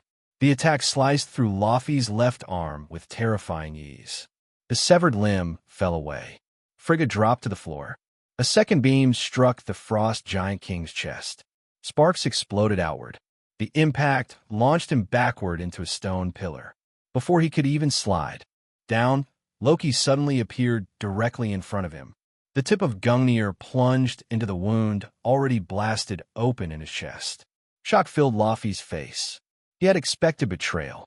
What he hadn't expected was for Loki to strike before Odin was dead. Loki's lips never moved, yet Laufey heard his voice clearly in his mind. If I kill the king of the Frost Giants and destroy Jotunheim afterward, that achievement alone could make me king of Asgard. Why gamble on your promise of silence? Laufey opened his mouth. Perhaps he intended to swear he would never betray the secret. Loki gave him no opportunity. The instant he finished speaking, he unleashed the full power stored within Gungnir. Energy surged through the spear. A blinding explosion consumait Laufey.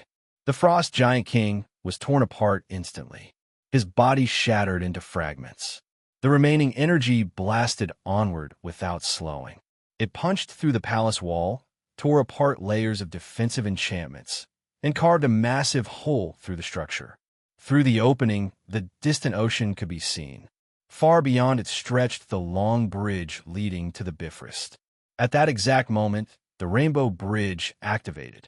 On Earth, all anyone saw was a cascade of multicolored light descending from the sky. Then the destroyer armor appeared inside the military base. Loki intended to eliminate Thor at the same time. Once Thor was dead, the throne of Asgard would be his. The soldiers opened fire immediately. Bullets rained toward the towering metallic figure. Unfortunately, ammunition that couldn't even penetrate elite frost giant armor had no chance against the destroyer. The armor didn't even bother dodging. Its faceplate unfolded. Energy gathered within. A single blast erupted. One soldier vanished in the explosion. Thor's holding cell was caught in the collateral damage. The blast shattered part of the structure. Thor rolled out through the wreckage, smashing against debris and splitting his forehead open before finally looking up. The moment he recognized the towering figure, his expression froze. Disbelief filled his voice. Why would the destroyer armor be here? Before he could process it further, two enormous figures charged forward. Blonsky and Wolverine. Through the destroyer, Loki observed them both. The instant he saw the pair, an inexplicable sense of unease surfaced in his mind. Without hesitation, he issued a command. Kill them. Blonsky's fist crashed into the destroyer. The impact launched the armor across the base. It slammed into the ground before rising again almost immediately. This time, Loki adjusted the armor's output. When Blonsky attacked again, the destroyer caught the incoming punch. Meanwhile, Wolverine rushed in from the side. His indestructible adamantium claws scraped across the destroyer's armor. A shower of sparks erupted. The screeching grind of metal against metal echoed across the battlefield. The sound was so awful that even Blonsky visibly winced. Then the destroyer turned its head. At point-blank range, a beam of energy erupted directly into Wolverine's face. Chapter 487. The destroyer turned its head. Its glowing faceplate flared like a miniature sun before releasing a blinding beam of energy. The attack struck Wolverine Hulk squarely in the face. His thick fur vanished instantly. The force of the blast hurled him backward like debris caught in a flood. The beam's searing heat overwhelmed even his monstrous durability. Flesh began to melt away under the relentless energy. 2 seconds later, the beam punched straight through him. Then he exploded. Blonsky roared and drove a vicious punch into the destroyer's armor. Earlier, that kind of blow had been enough to send the giant construct flying. Now it didn't move an inch. The destroyer's massive left arm snapped forward. Before Blonsky could react, it seized his leg and swung him downward with terrifying force. Boom! The impact shook the entire base. The world spun around Blonsky as he crashed into the ground. Before he could recover, the destroyer lifted one foot and planted it squarely across his back, pinning him in place. Then Wolverine Hulk came charging back. Angrier than before, bigger than before, stronger than before. His already enormous body had expanded noticeably, yet somehow he moved even faster. The destroyer had been preparing to finish Blonsky with another beam attack, but Wolverine Hulk's return forced it to change targets. Inside Asgard, Loki stared through the destroyer's senses in disbelief. He had watched Wolverine Hulk disintegrate, yet somehow the creature had returned completely unharmed. Even the thick fur that had been burned away had fully regrown. The destroyer's beam struck Wolverine Hulk again. The giant monster charged directly into it without even attempting to dodge. The energy blast shoved him backward as he howled in rage. Despite his increased strength, he still couldn't overpower the beam's destructive force. But the distraction gave Blonsky an opening. Bracing both arms against the ground, he suddenly pushed upward. The destroyer's foot slipped off his back. Blonsky rolled aside and grabbed the destroyer's left leg with both hands. At the same time, he thrust upward while sweeping his own leg into the destroyer's right ankle. The combined force disrupted the construct's balance. Its enormous body tilted backward. Then the towering suit of enchanted metal crashed heavily onto the ground. Blonsky immediately mounted it. His fists hammered down in a relentless barrage. Each strike carried hundreds of tons of force. Unfortunately, appearances were deceiving. The destroyer resembled the version seen in the movies, but its actual durability was on an entirely different level. Hundreds of tons meant nothing. Even a hydraulic press capable of exerting millions of tons would struggle to damage it. The moment it hit the ground, the destroyer rose again, perfectly upright, effortlessly. Compared to its own weight and strength, Blonsky felt as light as a feather. The destroyer's glowing face brightened. It locked onto him. Then, boom, Wolverine Hulk tackled it from the side. Ignoring the horrifying screech produced by his adamantium claws, he raked them across the armor again and again. Scree! The sound was unbearable, a noise that felt as though it were tearing through the soul itself. The destroyer remained completely unaffected. Everyone else suffered. People throughout the battlefield clutched their ears and collapsed. Even Blonsky dropped to one knee with a pained grimace. Nearby, Thor stared in disbelief. Two giant beings from Midgard were fighting the destroyer. And even together, they still couldn't bring it down. Back at the command center, world leaders watched the battle unfold through live feeds. One member of the Security Council turned toward Drex Valen. Director Hiss. The concern in the room was obvious. The only reason panic hadn't erupted was because Drex himself appeared completely calm. No need to worry, Drex said casually. He pressed a finger to his earpiece. Red Devil. Several officials blinked in surprise. They already knew the administration possessed Hulk-related technology. Most had assumed two Hulks were already an outrageous achievement. Apparently not. Moments later, Red Devil teleported Red Tank, General Ross, and Captain America onto the battlefield. Dr. Banner remained behind at the base. Red Tank transformed immediately. His body swelled into a crimson giant. Known as the God of Impact, Red Tank was the combatant Drex considered most capable of challenging the destroyer directly. As for the others, backup. Useful backup, but backup nonetheless. Thor's jaw nearly hit the ground. What was going on with Midgard? More giants kept appearing, and every one of them seemed capable of transforming into another Hulk-like monster. Just as the destroyer prepared another beam attack to finish Blonsky, Red Tank charged in from behind.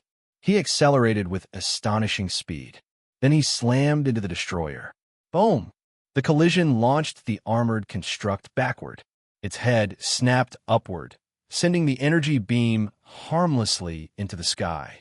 Loki cursed under his breath. The destroyer regained its footing. Then he looked around. His expression darkened. The destroyer was surrounded. Every giant present possessed strength capable of slaughtering hundreds of frost giants.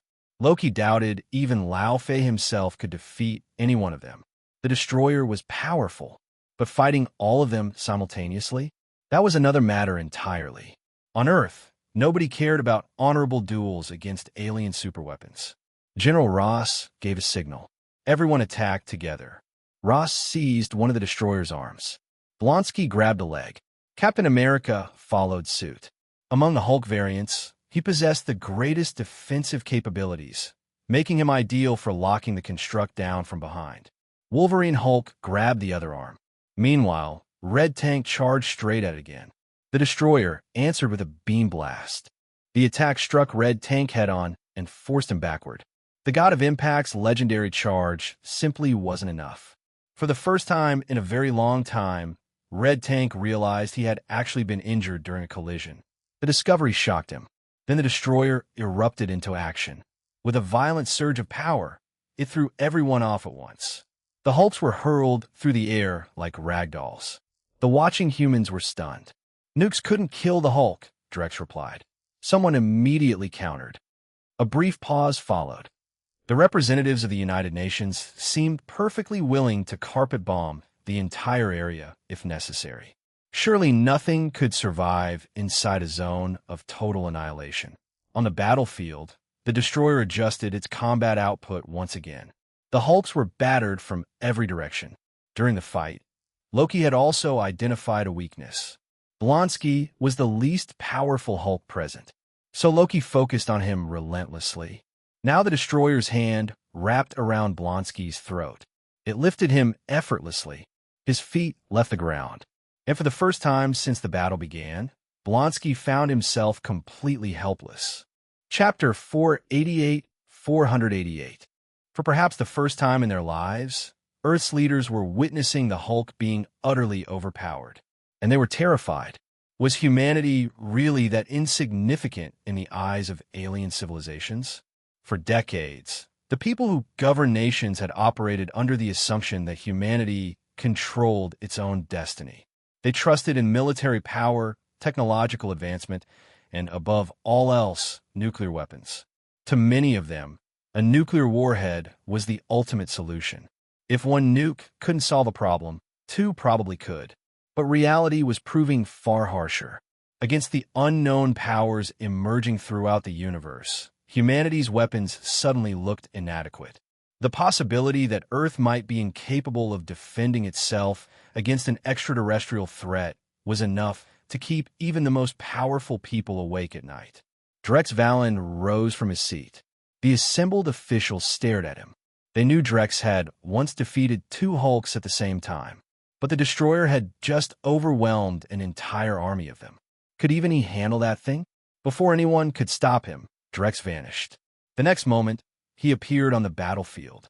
Scattered across the desert, behind him were battered Hulks lying in craters and trenches. The scene looked like the aftermath of a natural disaster. Inside Asgard, Loki nearly choked. But then he calmed himself. So what if another giant had appeared? He had the destroyer, the invincible destroyer. No matter how many giants Midgard sent. Then he saw Drex raise a fist. The punch never physically touched the armor. It didn't need to. Boom! The air exploded. A terrifying shockwave erupted from Drex's strike and smashed into the destroyer. The impact rippled outward in every direction. From above, a vast ring of dust expanded across the desert. The shockwave grew larger and larger until it became a roaring sandstorm stretching toward the horizon. The force transmitted through the destroyer and plunged deep underground. Bedrock shattered. The earth split apart. A massive crack opened beneath the destroyer's feet like the jaws of some ancient monster. The fissure widened rapidly, separating Drex and the armor as the desert itself tore apart. Everyone stared in stunned silence. The world leaders, the Hulks, Thor, even Loki, their jaws hung open. Director Hiss is... The destroyer quickly reactivated and recalibrated itself. But before it could fully recover, Drex disappeared. A blur, a flash. Then he was standing directly in front of it. His fist struck first. The destroyer's helmet caved inward as the armor was launched backward at even greater speed. Boom! Hundreds of meters of sand exploded into the air. The impact resembled a meteor crashing into the earth. A gigantic crater formed where the armor landed. Drex wasn't finished. He flashed forward again. The destroyer had barely regained its footing when Drex appeared behind it. His clasped fist descended like a warhammer. Crash! The blow smashed the destroyer straight into the ground. Even Loki could see it now. The supposedly indestructible armor had developed a visible dent in its back plating. Then Drex planted his feet. Power surged around him. Gah! Me? Me? His hands moved to his side. Two brilliant spheres of white energy formed between his palms. The aura surrounding him erupted outward. Then he thrust both hands forward. The energy spheres merged. Power flooded the attack. And then it fired. Boom! A pillar of blinding white energy tore across the desert. Dust exploded upward on both sides of Drex as the beam consumed everything in its path. Loki watched through the destroyer's senses. His eyes widened. The beam swallowed the armor completely. Then came the detonation. Boom! Boom! Boom! Thousands of meters away, a brilliant flash lit up the horizon. Moments later, a mushroom cloud climbed into the sky. The wind arrived afterward. Drex's coat snapped violently as the shockwave rolled back across the battlefield. The earth trembled continuously beneath everyone's feet. Boom! Silver-white light exploded across the desert. The energy blast pulverized everything within miles. For a brief second, the world seemed frozen. Then the shockwave surged outward with unstoppable force. The desert was turned upside down. The ground sank more than 10 meters. Massive cracks spread endlessly in every direction. Even the clouds overhead vanished. All that remained was a sky choked with sand. When everything finally settled, a colossal impact crater dominated the landscape. The destroyer armor had been defeated. No. Loki stared in disbelief. Its defeat meant his plan had failed. Back on Earth, every witness remained stunned by the display. The armor that had overwhelmed an army of Hulks had been crushed by a single man. Drex glanced around. What are you all standing there for? Only then did everyone snap out of their daze. Recovery teams immediately moved in. The damaged destroyer armor was secured and transported away by the administration. Thor stood silently, staring at the wreckage. He had never imagined that the people of Midgard could defeat the destroyer. This wasn't the Midgard he remembered. Humanity had become capable of defending itself. Drex looked toward the sky. Most people assumed he was striking a dramatic pose. In reality, his supervision was focused far beyond Earth, straight toward Asgard. After the destroyer's defeat, Odin had forcibly awakened from the Odin sleep. The All-Father stopped Loki's attempt to use the Bifrost to destroy Jotunheim and personally subdued him. The Rainbow Bridge survived. Loki was imprisoned instead of falling into the void. And as a result, Thor remained on Earth. Drex smiled faintly and turned toward the exiled prince. Thor looked up. You may not be able to lift Mjolnir right now. Drex's expression resembled a devil offering temptation. Thor's eyes lit up instantly. Power. Of course he wanted power. If he could regain his strength, he could return to Asgard and protect his father. That was all he wanted. Several hours later, driven by pure enthusiasm and a deeply Asgardian respect for strength, Thor found himself walking directly into one of Drex's laboratories. Drex was genuinely curious. What kind of Hulk would Thor become? A Thunder Hulk? Nearby, Dr. Banner watched with the exhausted expression of a man who had seen far too much. Another volunteer. Another experiment. Another day. The Hulk's serum entered Thor's bloodstream. Almost immediately, Thor began screaming. His Asgardian divine bloodline violently rejected the serum. The two powers clashed within his body. His muscles swelled. Lightning erupted uncontrollably. For a brief moment, it looked as though Thor might explode from the strain. Fortunately, Drex was present. Using his own abilities, he forcibly stabilized the process and merged the two conflicting power sources. Then, Thor suddenly roared. Lightning exploded from his body. The restraints around him groaned under the strain.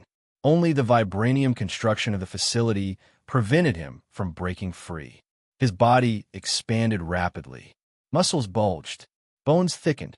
Golden fur erupted across green skin. Crackling arcs of lightning wrapped around his massive frame. A new Hulk stood within the chamber. A thunder-wreathed giant radiating divine power. Thor stared at his hands in disbelief. The lightning dancing through his body felt stronger than ever before. Stronger than when he had wielded Mjolnir. For the first time in his life, he could feel every current of divine energy within himself. Every spark, every surge. His control over his own power had never been this complete. Chapter 489, 489. Crack. Arcs of lightning danced around Thor's body. He stood there, surrounded by crackling thunder, savoring a level of power he had never experienced before. Drex could clearly sense the violent storm raging inside him. Thor's divine lightning had become a force of terrifying magnitude, a living catastrophe waiting to be unleashed. Power was addictive. Once someone experienced true strength, giving it up became almost impossible. If forced to choose between Mjolnir and this newfound power, Thor wouldn't hesitate for a second. The hammer suddenly seemed far less important. Drex rubbed his chin thoughtfully. Even he hadn't expected the combination of Hulk physiology and Asgardian divinity to produce something this powerful. From his observations, Thor's divine power had increased by hundreds of times after the transformation. What had once seemed insignificant from Drex's perspective had exploded into something entirely different. He suspected this version of Thor was already far stronger than the future Thor who would awaken his true power after Hela shattered Mjolnir. At this point, Drex wasn't even sure whether Thor still counted as a Hulk. Technically, he hadn't even been exposed to gamma radiation yet. The good news was obvious. If Thor transformed into his Hulk state and fought Hela, there was a decent chance he'd beat her into the ground. Far away in Asgard, Odin's expression darkened. Through Heimdall's vision, he had witnessed everything. The future king of Asgard had transformed into a giant green monster. How exactly was he supposed to explain that? What would the Nine Realms think? For a brief moment, Odin seriously considered traveling to Earth personally. Unfortunately, Drex Valen remained an unknown variable. Odin still couldn't determine the true extent of the man's power. As a result, all he could do was watch helplessly. Watch as Thor stood there in giant green form, covered in golden fur and sporting a surprisingly majestic mane of flowing blonde hair. The sight was painful. 1,000 years of royal dignity seemed to be crumbling before Odin's eyes. Fortunately, just as Odin was beginning to consider how severely he should punish Thor upon his return, the transformation ended. Thor reverted to normal. At that exact moment, Mjolnir streaked across the sky and flew into his hand. Odin had completely abandoned the idea of testing his son. He just wanted Thor back in Asgard as soon as possible. Thor gripped the hammer. Yet something had changed. His attachment to Mjolnir wasn't what it once had been. He had tasted another form of power, one that belonged entirely to him. Thor called out immediately. No matter how strong he had become, Asgard remained his first priority. A rainbow column descended from the heavens. The Bifrost engulfed him. Then he vanished. One of the administration agents glanced toward Drex. Director, Thor's gone. Drex shrugged. He wasn't worried in the slightest. Thor would be back eventually. For now, he probably had a few Nine Realms crises to deal with, which likely meant the Bifrost was heading toward another unfortunate encounter with destruction. 1 month later, the aftermath of the alien invasion and the Destroyer's battle against the Hulks had finally begun to fade from public attention. Unfortunately, a new crisis had arrived. Brooklyn Bridge. Panic swept across the structure. A gigantic humanoid lizard was rampaging through stalled traffic. With frightening ease, it lifted entire vehicles and hurled them off the bridge. Cars weighing over a ton looked like toys in its claws. Peter Parker stood between the monster and the civilians. Or at least he tried to. His hands trembled. Every breath felt like inhaling iron filings. His muscles shook uncontrollably. The creature before him radiated overwhelming danger.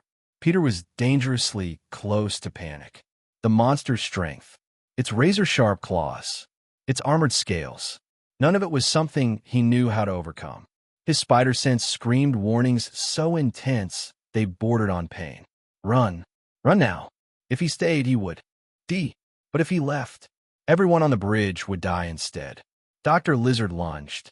His powerful hind legs launched his massive body through the air. The creature moved with terrifying speed. Its claws sliced through the wind as it pounced. One clean hit would tear through flesh, muscle, and bone before ripping a victim's organs free. Peter twisted aside at the last possible moment. The claws missed. He countered immediately with a powerful kick to the side of Dr. Lizard's head. The monster barely reacted. Dr. Lizard sneered. Peter ducked beneath another attack. Guided by his spider sense, he narrowly avoided being grabbed. The two raced across the traffic-choked bridge.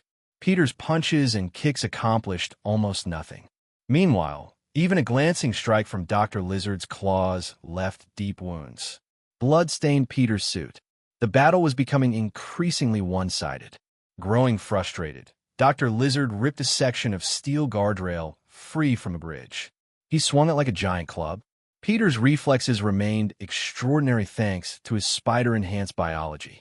Unfortunately, Dr. Lizard was almost as fast. The pressure mounted with every passing second. Boom! A massive tail whipped through the air. Peter never saw it coming. The impact launched him across the bridge. He crashed in the trunk of a parked car hard enough to crush the metal inward. The force shoved the vehicle into the one ahead of it. Car alarms erupted instantly. Pain exploded through his entire body. Peter tried to stand. A giant claw wrapped around his head, then slammed him back against the car. Dr. Lizard leaned closer. His reptilian eyes gleamed with madness. His voice dripped with contempt. Everyone you try to save is running away. He laughed, a deep, savage sound. They're hiding, watching. Peter struggled desperately. The strength difference was simply too great. Nothing he did mattered. Dr. Lizard shook his head. He raised the twisted steel guardrail. The sharpened end pointed directly at Peter's chest. Peter stared up at it. So this was it. He tried prying a claw off his head. It felt like trying to bend solid steel. Fear flooded through him. His spider sense screamed louder than ever. Death was coming. Then something changed. A new warning flashed through his senses. Something was approaching. Fast. Peter's eyes widened. He looked toward the sky. Boom! A dark figure crashed onto the bridge. The impact crushed the roof of a nearby vehicle. Peter immediately recognized him. Blonsky, already transformed. Blonsky looked Dr. Lizard up and down. He had no idea where this oversized reptile had come from. Frankly, he didn't care. The last month had left him in a terrible mood. Getting beaten around by the destroyer armor tended to do that. Maybe smashing a giant lizard would help. A voice crackled through his communicator. Abomination has arrived at the target location.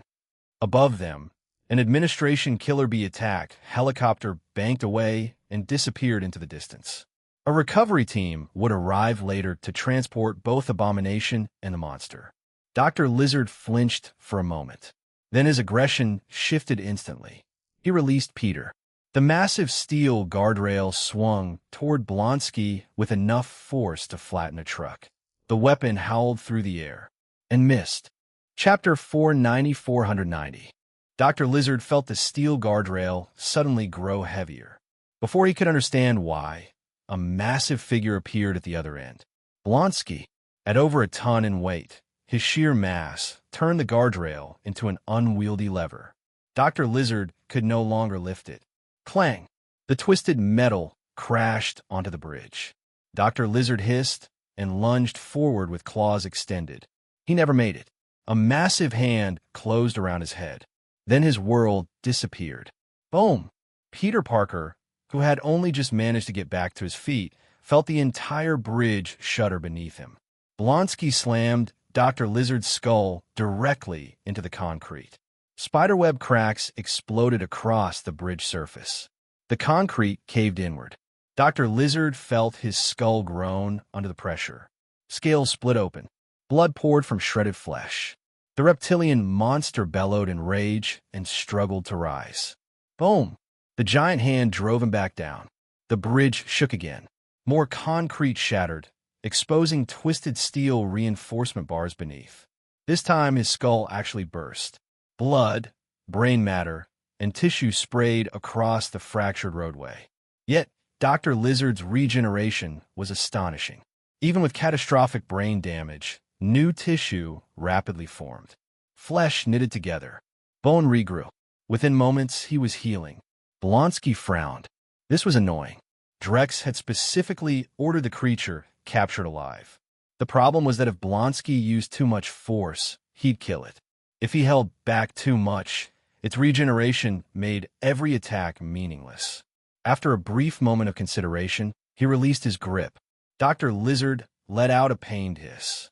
Despite the mutation's effects on his mind, his survival instincts remained intact. The creature standing before him wasn't an opponent. It was a predator. He turned and ran. He barely took 3 steps. Wham! A fist buried itself in his abdomen. The force punched straight through layers of muscle and scales. The shockwave liquefied his internal organs. Dr. Lizard collapsed. Chunks of blood and ruined organs spilled from his mouth as he coughed violently. Even with his regenerative abilities, restoring damage of that magnitude would take several minutes. Yet notably, despite everything he'd endured, he still didn't revert to human form. Blonsky ripped another long section of steel guardrail free. The supposedly rigid metal twisted in his hands like cloth. With a sharp snap of his wrists, he wrapped the railing around Dr. Lizard several times over, binding him securely. By then, the administration's armored transport vehicles had arrived. Personnel quickly loaded the captured mutant into one of the transports. In the shadows nearby, several Hydra operatives watched the scene unfold. Their eyes practically gleamed with greed. One agent couldn't help himself. "Did you see what it did on the bridge?" Another operative immediately shut him down. He pointed toward the armored convoy. He shook his head. "No." The others reluctantly agreed. Inside one of the armored transports, Blonsky sat quietly. Officially, he was escorting the prisoner. Unofficially, he was there to discourage anyone from getting any bright ideas. Not that he considered Dr. Lizard particularly dangerous anymore. Back at administration headquarters, the atmosphere couldn't have been more different. The staff were having dinner. A very large dinner. Premium Wagyu flown in from Japan sat beside prime American Angus beef. Several professional chefs worked furiously over blazing stoves. One chef stood before a roaring burner, wearing insulated gloves while flipping enormous cuts of beef in an oversized skillet. The meat had been marinated with oregano, thyme, rosemary, and other spices. As it hit the scorching pan, rich aromas filled the room. Normal cooking methods simply couldn't keep up with a room full of Hulks. The chefs had long ago learned that speed mattered more than presentation. After receiving the serum, everyone's appetite had become absurd. Any one of them could probably bankrupt an all-you-can-eat buffet single-handedly. A banquet table designed for 10 people groaned beneath the weight of food. Massive steaks, roasted lamb, core tortillas, fresh salads, premium alcohol from around the world. A whole roasted sheep occupied the center of the table like a conquered beast. Nobody worried about drinking too much. Their enhanced bodies metabolized alcohol almost instantly. Drex had already confirmed it through testing.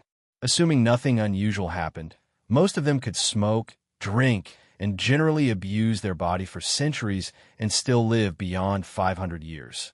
Wolverine grabbed a fist-sized chunk of sizzling beef straight from the serving platter. A few bites later, most of the plate had vanished. Unlike many directors, Drex didn't isolate himself from his people. He sat at the same table as everyone else. He took a long drink of chilled orange juice before tearing a leg from the roasted sheep. Wrapping crispy lamb in fresh lettuce, he took a bite and nodded approvingly. The vegetables had come from suppliers that specialized in luxury restaurants.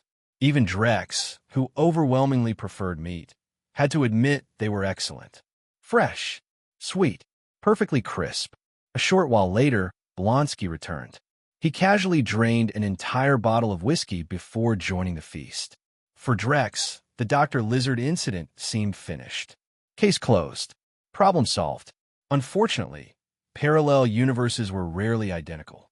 Sometimes, a single difference was enough to change everything. Norman Osborn watched footage of Dr. Lizard's rampage on the Brooklyn Bridge. The video continued until Abomination descended from the sky and subdued the creature within minutes. Norman sat silently. Then he smiled. Fortunately, he had found something far superior. Ever since the Parker family incident years ago, Norman had secretly monitored Kurt Connor's research. Every stage, every formula, every test result. As a consequence, he possessed everything necessary to reproduce the lizard serum himself. The problem was that he didn't want a stronger lizard. He wanted something greater, something capable of curing the Osborn family's hereditary illness, while also granting power beyond anything humanity had ever seen. Power equal to abomination, equal to the Hulk, or perhaps even greater. Years earlier, in the Philippines, a mining operation owned by Universal Western Mining had uncovered something extraordinary. A cave-in exposed a hidden underground chamber. Inside lay enormous radioactive mineral deposits. And something else. A skeleton. A truly impossible skeleton. Over 100 meters tall. A tail stretching more than 170 meters. Even the largest dinosaurs known to science would have looked insignificant standing beside it. Osborn Industries had spent years studying the remains. Their conclusions were staggering. The creature's lifespan may have extended for hundreds of millions of years. If Norman could successfully integrate its genetic material into his own body, he could eliminate the Osborn hereditary disease forever. More importantly, he could achieve immortality. True immortality. Among Earth's modern species, lizards possess the closest genetic relationship to the ancient organism. That was the real reason he had funded Connor's work so aggressively. The lizard serum had never been the final goal. It had merely been the foundation. Now, in a secure laboratory, Norman carefully recreated Connor's formula. Every step remained the same. Every chemical process. Every catalyst. Only one ingredient differed. Instead of lizard DNA, he added the DNA extracted from that ancient colossal creature. Read up to 100 chapters ahead and access exclusive novels by joining my Patreon. Kung Uzishar. Chapter 491. Either I Become a God. Norman Osborn stared at the syringe in his hand. Then, without another moment of hesitation, he plunged it into his arm. The serum entered his bloodstream. Instantly, agony exploded through his body. His face twisted in unbearable pain. Moments later, he lost consciousness. Inside his body, the mysterious genetic material began its work. First, it repaired. Then it destroyed. Then it rebuilt. The green-gray patches that had plagued Norman's skin for years began to fade. His complexion gradually returned to normal. The hereditary disease that had haunted the Osborn bloodline vanished. Completely. But the transformation was far from over. Norman's body began wasting away at an alarming rate. It was as though something inside him was consuming every available nutrient with ravenous hunger. His assistant rushed to his side. The same loyal employee who, in another timeline, would eventually die at Norman's hands after the birth of the Green Goblin. Without hesitation, the man hooked Norman up to intravenous nutrient drips. Bag after bag of concentrated nutrition flowed into Norman's body. The effect was immediate. His body absorbed everything. Every drop. Then the next stage began. His skin hardened, gradually at first, then rapidly. Soon, ordinary needles could no longer pierce it. Tiny scales appeared across his flesh. His fingernails lengthened into sharp claws. An invisible pressure radiated from his body. The first to react were insects, then mice, then snakes and birds. One after another, every small creature within the vicinity fled the estate. The sprawling Osborn manor became eerily silent. The trees remained lush. The gardens remained beautiful. Yet not a single bird sang. Not a single insect chirped. It felt like a dead zone. The assistant refused to give up. Unable to pierce Norman's skin, he rushed away to find stronger medical equipment. By the time he returned, Norman was awake. Crack! The restraints around him snapped effortlessly. The reinforced glass of the cultivation chamber shattered under a casual strike. Norman stepped out. Hungry. Starving. Instinct guided him. His gaze immediately locked onto something across the laboratory. A radioactive source used in industrial CT scanning. The laboratory employed powerful radioactive materials to inspect the internal structures of advanced machinery. The radiation levels were extremely dangerous. An ordinary person merely standing nearby would experience dizziness, nausea, and vomiting. Holding the source directly could kill the cells in a person's hand within minutes. Necrosis would rapidly spread. Yet Norman felt none of that. Quite the opposite. The radiation felt comforting, pleasant, necessary. He picked up the radioactive source.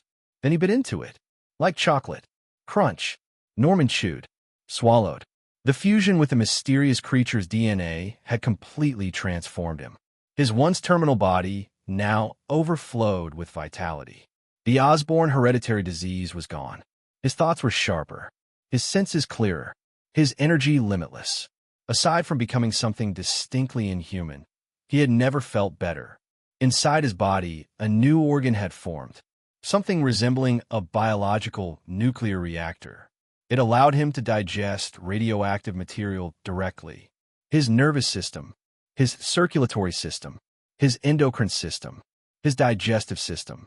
Every aspect of his biology had evolved to harness what amounted to nearly limitless atomic energy.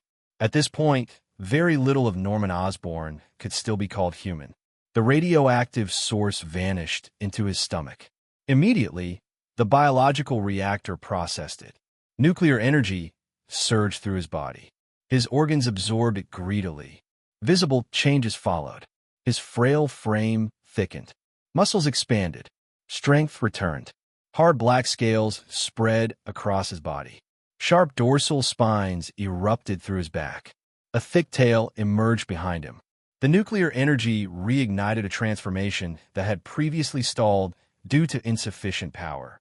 Unfortunately, the amount he'd consumed wasn't enough. It carried him only this far. If he wanted to evolve further, he needed more. Much more. Norman slowly licked each finger clean, making sure not to waste even the smallest fragment. Unlike the lizard serum, this transformation hadn't created a separate personality. Norman remained fully aware, fully in control.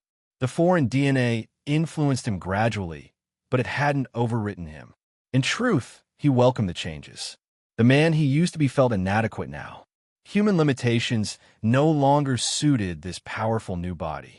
Back when he first studied the data on the mysterious creature, he had wondered how such an enormous organism could possibly survive. A blue whale consumed roughly 4 tons of food per day. Based on its estimated mass, the colossal creature should have required thousands of tons of food every 24 hours. The math simply didn't work. No predator could hunt enough to sustain a body that size. Now he finally understood. The creature didn't rely on conventional food. It fed on radiation. That was the secret behind its impossible scale. Of course, Norman wasn't becoming a giant monster. The genetic fusion worked differently. His body would absorb nuclear energy and grow stronger, but his size would eventually stabilize. 3 meters tall would likely be the upper limit. More importantly, he would retain a largely humanoid shape. That pleased him immensely. In his mind, he had already surpassed Abomination, surpassed the Hulk. And this was only the beginning. The assistant finally returned, carrying specialized equipment. He rushed into the laboratory, then froze. Standing before him was a towering green-scaled monster. For a moment, neither moved. Then Norman reached out. Crunch!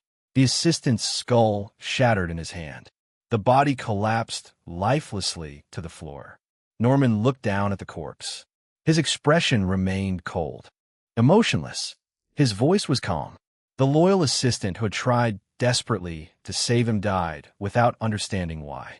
Moments later, Norman's body shifted. The scales receded. The tail vanished. His appearance returned to normal. A healthy, vigorous man in the prime of life.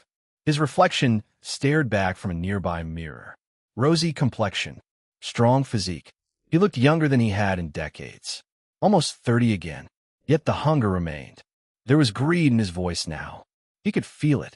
This body hadn't reached its limit. Not even close. As long as he continued feeding it nuclear material, he would continue growing stronger. Fortunately, obtaining radioactive substances wouldn't be difficult. Osborn Industries was one of the military's major defense contractors.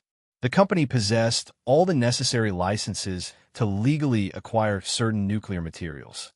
Weapons-grade uranium was impossible through official channels.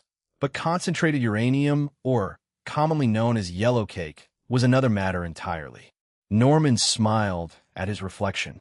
His eyes gleamed. He already had a plan. Legally acquire yellow cake through corporate purchases. Illegally acquire the rest. After all, Osborne Industries possessed extensive classified records. The company had previously won contracts involving maintenance work for several Pentagon missile facilities. That meant Norman knew exactly where to find weapons-grade uranium. And soon, he intended to help himself. Chapter 492. Beyond missile silos, nuclear power plants also contained abundant nuclear fuel. As Norman Osborn looked over his growing stockpile of radioactive materials, he could almost see the future unfolding before him. A future where he stood above the world. A future where he ruled it. A manic smile spread across his face. The months that followed were busy. Norman spent enormous sums of money suppressing every lead connected to the lizard serum incident. Anyone who got too curious found doors closing in front of them. At the same time, he quietly began buying back shares of Osborne Industries. If a shareholder refused to sell, accidents happened. Car crashes, sudden deaths, unfortunate tragedies. The military-owned shares were untouchable, but Norman gradually reclaimed most of the rest. Even so, he remained careful. Power had taught him patience. Drawing attention too early would be a mistake. Meanwhile, Osborne Industries' unusually large purchases of yellow cake, uranium, eventually attracted the attention of environmental regulators. Questions were raised. Were nuclear materials being handled properly? Were safety standards being followed? Were radioactive wastes being disposed of legally?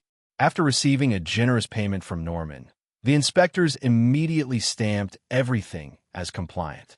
No field inspections, no investigations, no further questions. Norman devoured yellow cake uranium with increasing frequency. To him, it felt like comfort food. The taste was surprisingly pleasant. More importantly, every mouthful made him stronger. He could feel it. His body was evolving, growing, changing. Yet it still wasn't enough. Norman clenched his fists. The yellow cake simply couldn't satisfy his growing appetite for power. Eventually, his gaze settled on a much more tempting target. A ballistic missile base. While Norman pursued his ambitions, the administration enjoyed an unusually peaceful period. Nick Fury appeared on the secure communications channel. His expression was grim. Drex Valen leaned back in his chair. One of the Minuteman III missiles has been stolen from its silo. Drex raised an eyebrow. That didn't make sense. Dr. Lizard should have been the only lizard man. The administration had captured him before he could manufacture additional serum. So where had a second one come from? His first thought was that frightened soldiers had mistaken someone else for a lizard. Maybe Rhino. Maybe Scorpion. Panic had a way of distorting memory. I doubt it's a lizard man, Drex said after a moment. Nick Fury crossed his arms. Drex pulled up technical data regarding the missile facility. He tapped the screen. He shook his head. Abomination? Certainly. A Hulk?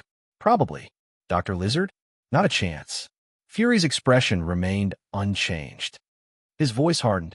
The room fell silent. Fury continued. We're sending personnel to Minot Air Force Base in North Dakota. He paused briefly. Inside it sat a W-83 nuclear warhead. Yield, 475 kilotons. A very unpleasant number. Fortunately, arms reduction treaties between the United States and Russia had simplified matters years ago. The Minuteman III missiles had been modified from their original multiple warhead configuration into single warhead systems. Otherwise, they'd be searching for several independent warheads instead of one. That would have been a nightmare. Fury didn't need to finish the sentence. Everyone knew. The blast would devastate central New York City. Firestorms, shockwaves, mass casualties, entire districts reduced to rubble. The Pentagon believed the thief probably couldn't bypass the launch codes and security systems. Wasn't willing to gamble on that assumption. If there was even a 1% chance, they had to act. Ordinarily, Fury would have preferred handling the matter internally. Unfortunately, the surviving soldiers had reported that conventional weapons were ineffective. That changed everything. Now they needed help. Drex nodded. He considered the situation briefly. For a moment, genuine envy flickered across Fury's face. Years ago, he had imagined assembling a team of extraordinary individuals capable of handling threats beyond normal human limits. Now Drex had already done exactly that. Several hours later, a woman arrived at administration headquarters. The red-haired agent nodded. Agent Natasha Romanoff. Her eyes immediately landed on the two men she'd been assigned to escort. Blonsky. Logan. Logan puffed calmly on a cigar, while Blonsky looked thoroughly unimpressed by the entire situation. Blonsky jerked a thumb over his shoulder.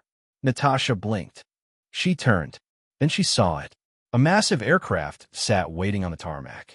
For the first time in a while, she sounded genuinely surprised. Neither Blonsky nor Logan offered much help. They weren't exactly talkative.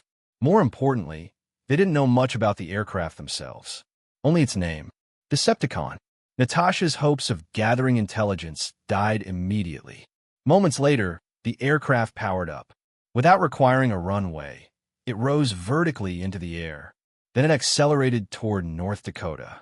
As the landscape blurred beneath them, Natasha stared through the window. The more she observed the aircraft, the more unsettled she became. Forget its combat capabilities. The optical camouflage alone was extraordinary. Its vertical takeoff and landing systems were decades ahead of the Quinjet. At least 30 years ahead, if her instincts were correct. How much technology did the administration actually possess? The question lingered in her mind. The Decepticon reached the military installation in remarkably short order. Upon arrival, Natasha escorted the team to a secure briefing room. Footage from inside, the missile silo began playing across several monitors. Most of the security cameras had been destroyed. One recently installed unit had survived. Its recording was now the most valuable evidence available.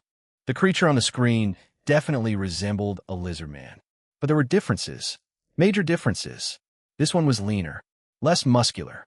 Its tail was shorter. Jagged dorsal fins protruded from its back. And perhaps most strangely of all, it stood atop what looked like a flying board, a personal aerial vehicle. The creature had ridden it straight through American air defenses and into the base. Then the massacre began. Bullets, machine gun fire. None of it mattered. Rounds struck its body and burst into sparks. The creature didn't even slow down. For nearly 30 minutes, it slaughtered its way through the installation. By the time it left, every soldier in the base was dead. Chapter 493. Blonsky folded his arms after watching the footage. He knew exactly what he was talking about. He'd fought Dr. Lizard personally. The battle had barely qualified as a fight. The mutant had gone down after only a few blows. Then another detail caught his attention. Natasha glanced at him. That was a good question. As a former soldier, Blonsky understood military infrastructure far better than most people. The Minuteman III was currently America's only land-based intercontinental ballistic missile. The old Peacekeeper missile system had been retired years earlier. The remaining missiles were distributed across 3 Air Force bases. Minot Air Force Base in North Dakota. Warren Air Force Base in Wyoming. Malmstrom Air Force Base in Montana. Each installation was protected by dedicated security forces responsible for safeguarding some of the deadliest weapons ever created. Despite their strategic importance, the launch facilities themselves weren't guarded by massive armies. For example, the 91st Security Forces Group had only a few hundred personnel responsible for protecting dozens of missile sites spread across thousands of square miles. Each launch facility operated with a surprisingly small crew. A handful of security personnel, a launch control team, maintenance staff, even a cook. Yet despite those modest numbers, the missile fields had maintained an excellent security record. The reason was simple. The military had constructed numerous fake silos. Some decoys set only a few kilometers from civilian neighborhoods and were even visible on public satellite imagery. Finding an actual operational launch site among them wasn't easy, which meant one thing. The attacker knew exactly where to go, Blonsky said. Natasha's eyes lit up. Now that was a useful lead. She immediately began taking notes. I'll send it to headquarters. She looked up. Blonsky shrugged. He wasn't a detective. The observation had come from military instinct, not investigative expertise. Outside his field, he wasn't any smarter than anyone else. Meanwhile, inside Osborn Industries, Norman Osborn stood before the stolen warhead. Excitement surged through him.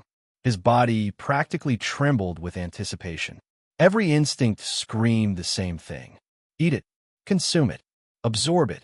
The creature within his DNA promised unimaginable rewards. The uranium inside that warhead could make him 10 times stronger, perhaps even more. Norman had already discovered another side effect of his evolution. Whenever he digested nuclear fuel, his body released intense radioactive heat. D would quickly notice abnormal radiation spikes.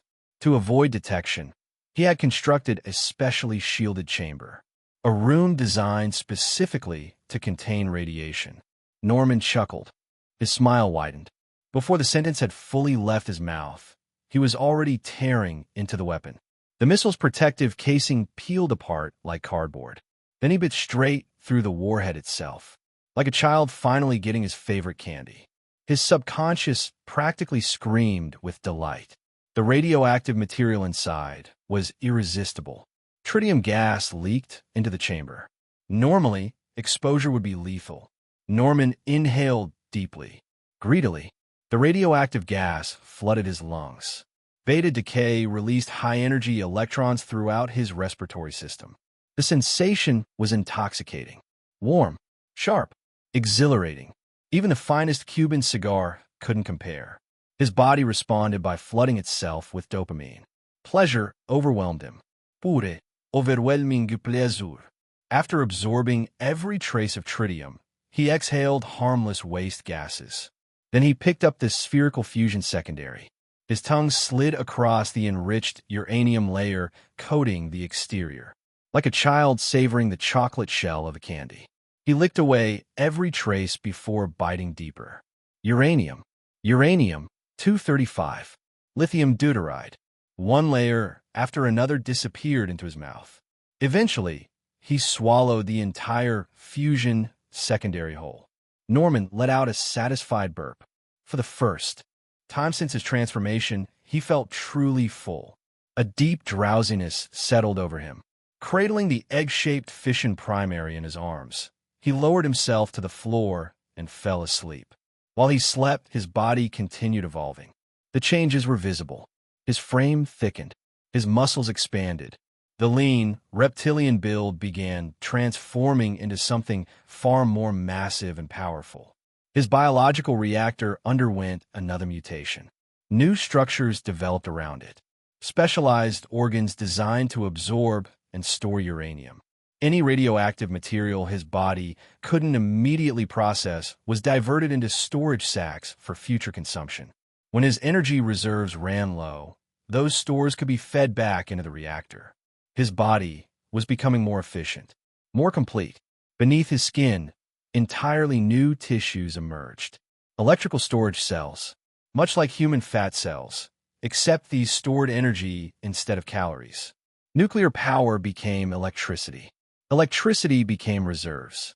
The cells also provided additional protection, cushioning vital organs against impact. His dorsal fins evolved as well. Specialized conductive tissues formed inside them. Like biological power cables, they could channel energy from every storage cell in his body toward his throat. From there, the energy could be unleashed as something far deadlier. Atomic breath. Every organ in Norman Osborn's body was changing, optimizing itself, absorbing nuclear energy, storing nuclear energy, releasing nuclear energy. The intense radiation emitted by the warhead in his arms never escaped the room. It never reached the outside world.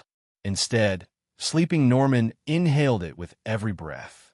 Meanwhile, Blonsky and Logan arrived at the destroyed missile silo. Agents had completely sealed off the area. Security was tighter than ever. The attacker had only stolen a single warhead. 9 more remained underground. Unfortunately, the damage to the launch facility was so severe that the remaining missiles couldn't be safely relocated. That created a problem. If the attacker returned, there would be more targets waiting. No one was willing to take that chance. Natasha Romanoff approached the security checkpoint. She presented her credentials: retinal scan, fingerprint verification, additional authentication. Only then was she allowed through. She asked. Nearby, specialists were scanning every inch of the site. Agent Sitwell nodded. He gestured toward a series of photographs. Natasha frowned. Sitwell handed her another image. He pointed toward the distance. The evidence was clear. After punching through it, the creature had lifted the entire structure and thrown it into the air. Chapter 494. When Agent Sitwell explained that the attacker had punched straight through the silo cover with a bare arm, the corner of his eye twitched visibly. The world was becoming increasingly unfamiliar. Not even Captain America, the legendary hero of World War II, had ever demonstrated that level of raw destructive power. Natasha spent several moments studying the massive launch silo cover. The 105-ton slab of reinforced concrete remained largely intact. Only the center had been crushed inward by the attacker's assault. Blonsky crouched beside it. He tapped the damaged concrete. Even in his abomination form, punching through something like this would require considerable effort. He could probably shatter most of it with one strike and finish the rest with another, but the feat shown here was on an entirely different level. Natasha rubbed her forehead. Lately, it felt as though a new nightmare appeared every week. Aliens, gods, hulks, mutants. Now this. How were ordinary people supposed to keep up? She asked. Sitwell shrugged. Who knows? He folded his arms. Although the chance of successfully detonating the warhead is probably less than 1%. Multiple high-explosive charges inside the weapon have to detonate simultaneously to achieve criticality. Blonsky's casual remark drew a glance from Logan. The mutant said nothing. As far as Logan was concerned, he had one job: find the monster and beat it into submission. The administration could worry about everything else. Drex Valen seemed to have developed a habit of collecting dangerous creatures. Every monster they captured eventually ended up in the administration's underground containment facility. Not that escapes were much of a concern. Most of the staff above ground were either hulks or abominations. Any imprisoned monster would have to be completely insane to try breaking out. Natasha silently filed away Blonsky's comment. D. should consult Professor Xavier. If this really was mutant-related, he might know something useful. D.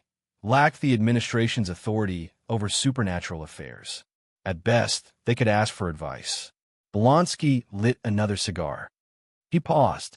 No, the name felt right. The creature's skin glowed with an eerie fluorescent green hue in darkness. Maybe it's planning to threaten the government with radioactive contamination. Dump enough radioactive material into the Great Lakes, and it'll have everyone's attention. Natasha's expression changed immediately. That's chain of command. Then to the Pentagon. Then to everyone else who mattered. The response was swift. Helicopters filled the skies above North Dakota. One aircraft circled overhead, but it was only a small piece of the operation. D. had assembled more than 60 helicopters in record time. Each one carried mobile radiation detection equipment hastily bolted into place. The military-grade systems could detect alpha, beta, gamma, and neutron emissions. Originally designed for chemical and radiological warfare units, they had been borrowed and rushed into service. The search expanded by the hour. Blonsky watched the operation from the ground. A cigar hung from the corner of his mouth. Drex's orders had been very clear. Find the monster. Capture it. Don't come home until the job was finished. Unless, of course, they found it and got beaten senseless. Then they could call for backup. The possibility didn't bother Blonsky. If anything, it excited him. The creature he had named the Green Goblin might actually be stronger than Abomination. That wasn't a problem. That was a challenge. The government's chemical defense units are searching neighboring states too, Natasha explained. Blonsky nodded. That much was obvious. The Pentagon had no choice but to take the situation seriously. Elsewhere, Norman Osborn awoke. A deep, satisfied breath escaped him. Power surged through every cell of his body. The sensation was intoxicating. He felt as though he could erase an entire city with a wave of his hand. His towering form stood somewhere between a god and a monster. Despite the transformation, his height remained roughly 3 meters. His physique resembled a fusion of a giant lizard and a grizzly bear. Massive muscles bulged beneath black scales that gleamed like polished obsidian. Rows of jagged dorsal spines rose from his back like a forest of blades. After running several tests, Norman finally understood how much he had changed. He examined his claws. His eyes widened slightly. The implications were obvious. Greater density meant greater durability. Greater durability meant greater strength. He was becoming something extraordinary. Norman paced slowly. The previous operation had already pushed the limits of what he could safely accomplish. At the time, his strength and the carrying capacity of his goblin glider had only allowed him to take 1 warhead. Leaving 9 behind had been painful. Now, things were different. His body was stronger, much stronger. Yet another concern emerged. He glanced at the reinforced chamber surrounding him. Fortunately, his immense mass only manifested when he assumed his divine form. In everyday life, he could still pass as an ordinary human. Otherwise, keeping his secret would have been impossible. His thoughts soon shifted overseas. The United States wasn't the only nation possessing nuclear weapons, nor was it the only country operating nuclear power plants. Many opportunities remained. Japan, for example, seemed like an excellent option. Far away, Drex Valen briefly glanced toward Osborn Industries. For an instant, he had sensed an unusually powerful presence. Then it vanished. He didn't bother investigating. Nothing was interrupting a Kryptonian barbecue party. Not today. Among the stranger abilities possessed by Kryptonians was something known as super appetite, a relic of Silver Age absurdity. Given enough food, a Kryptonian could consume truly ridiculous quantities. Drex's main body was currently exploring methods of transcending the multiverse itself. Meanwhile, his various incarnations pursued different paths, each serving as a unique avenue of growth before eventually merging back into the original. Naturally, they stayed in touch. A cross-dimensional group chat made that surprisingly easy. Drex skimmed through the latest updates. The chef version has become famous across the universe. The soldier version is still reigning as the undefeated grand champion on Sakaar. Drex stared at the messages, then took another bite of barbecue. His alternate selves were completely ridiculous. Chapter 495. Norman Osborn's hunger for radioactive material had become insatiable. The more power he gained, the more he craved. Nuclear power plants, nuclear weapon stockpiles. Nothing was off the table anymore. Using Osborn Industries' vast network of connections, obtaining information proved remarkably easy. He sat in his office reviewing reports. 6 million tons by the end of the year. Norman smiled. Across the United States, every nuclear facility was on high alert. Missile bases and nuclear plants had increased security. Some remote reactors had even been shut down as a precaution. In several cases, powerful mutants had been hired to strengthen defenses. Breaking into those facilities would be difficult. Stealing fuel rods would be even harder. Japan, however, was a different story. Many of its nuclear facilities were far less protected. Much easier prey. Norman carefully reviewed every angle of his plan. The Godzilla-derived serum had done more than restore his youth and health. It had enhanced his intellect as well. Combined with his already formidable mind, it made him exceptionally cautious. Every operation was analyzed, every risk calculated, every possible exposure point considered. He leaned back in his chair. He intended to acquire far more nuclear fuel than before. And for that, he would need better equipment. Fukushima Prefecture. Several workers were removing contaminated topsoil near the nuclear plant. The soil was carefully packed into industrial bags. Ever since the disaster, radioactive dust had left parts of the surrounding area heavily contaminated. The workers wore white high-density polyethylene protective suits and respirators. For every hour worked, they were allowed 2 hours of rest. "Let's go, Nakagawa." Shimada checked his watch and lowered his shovel. The Ministry of Health had increased the legal radiation exposure limits for workers many times over, but nobody could stay out here for long. The break area occupied part of an old facility building. Exhausted workers collapsed onto the floor. Protective suits were peeled away. Respirators removed. Discarded gear had already piled high near the entrance. The workers naturally divided themselves into groups. One consisted mostly of elderly men with graying hair, former TEPCO employees and labor contractors. Some had volunteered. Others had been pressured into joining the cleanup effort. Another group consisted of younger temporary workers from impoverished regions. The dangerous job paid well enough to justify the risk. The last group was harder looking. Tattoos, missing fingers, Yakuza members and debtors working off obligations. The room was quiet. Everyone was exhausted. Working in protective gear under constant radiation monitoring drained both body and mind. Then the building shook. Boom! A thunderous impact echoed across the facility. Workers jumped to their feet. Outside, Norman Osborn had arrived. His immense mass slammed into the earth with devastating force. The ground cratered beneath him. Norman stood at the center of the impact site and gazed toward the distant nuclear plant. The radioactive particles lingering in the air felt wonderful, comforting. His tail swept behind him, generating a powerful gust that tore across dozens of meters. Then he moved. His powerful legs exploded into motion. His enormous body became a dark blur.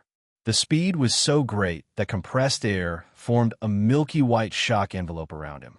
An instant later, he reached the reactor complex. Crash! He slammed directly into the steel exterior of Reactor Unit 1. The reinforced structure twisted and crumpled under the impact. Steel tore apart like paper. Norman ripped away the reactor's upper structure and hurled it aside. Workers had previously repaired the cooling pumps damaged by the tsunami in an attempt to stabilize the fuel rods. Now the reactor chamber was filled with highly radioactive water. For an ordinary human, even brief contact could mean cancer, organ failure, or death. For Norman, it was a feast. He lowered his head and drank.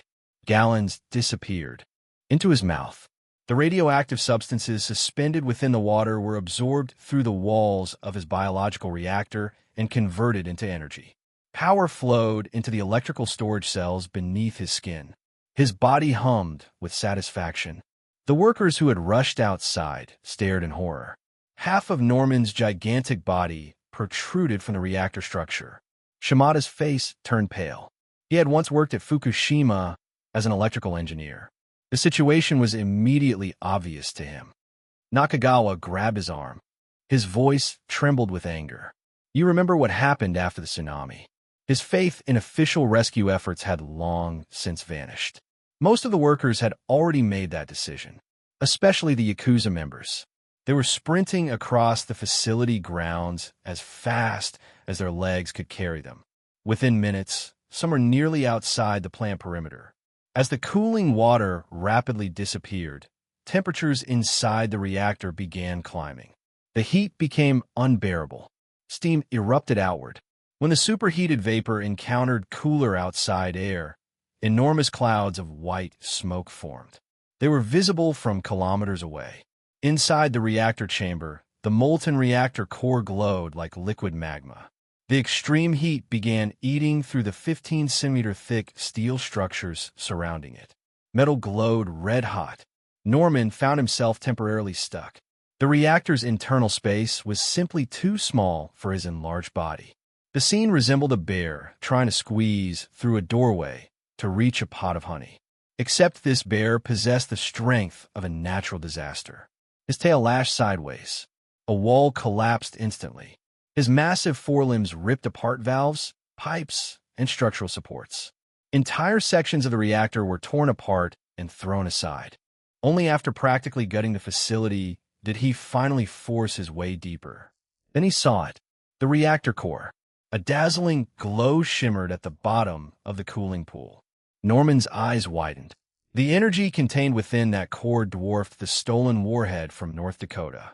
If he consumed every reactor core in the complex, his power would increase dramatically once again. Reports from the fleeing workers exploded across Japan's political landscape. Authorities immediately notified United States Forces Japan at Yokota Air Base. High-altitude reconnaissance drones quickly captured clear images of the intruder. The footage showed a gigantic lizard-like monster tearing apart reactor structures and extracting reactor cores. The response was immediate. Forces Japan authorized military action. The 7th Fleet departed Yokosuka. F-15s from Yokota Air Base launched into the air. F-22s from Kadena Air Base followed shortly afterward.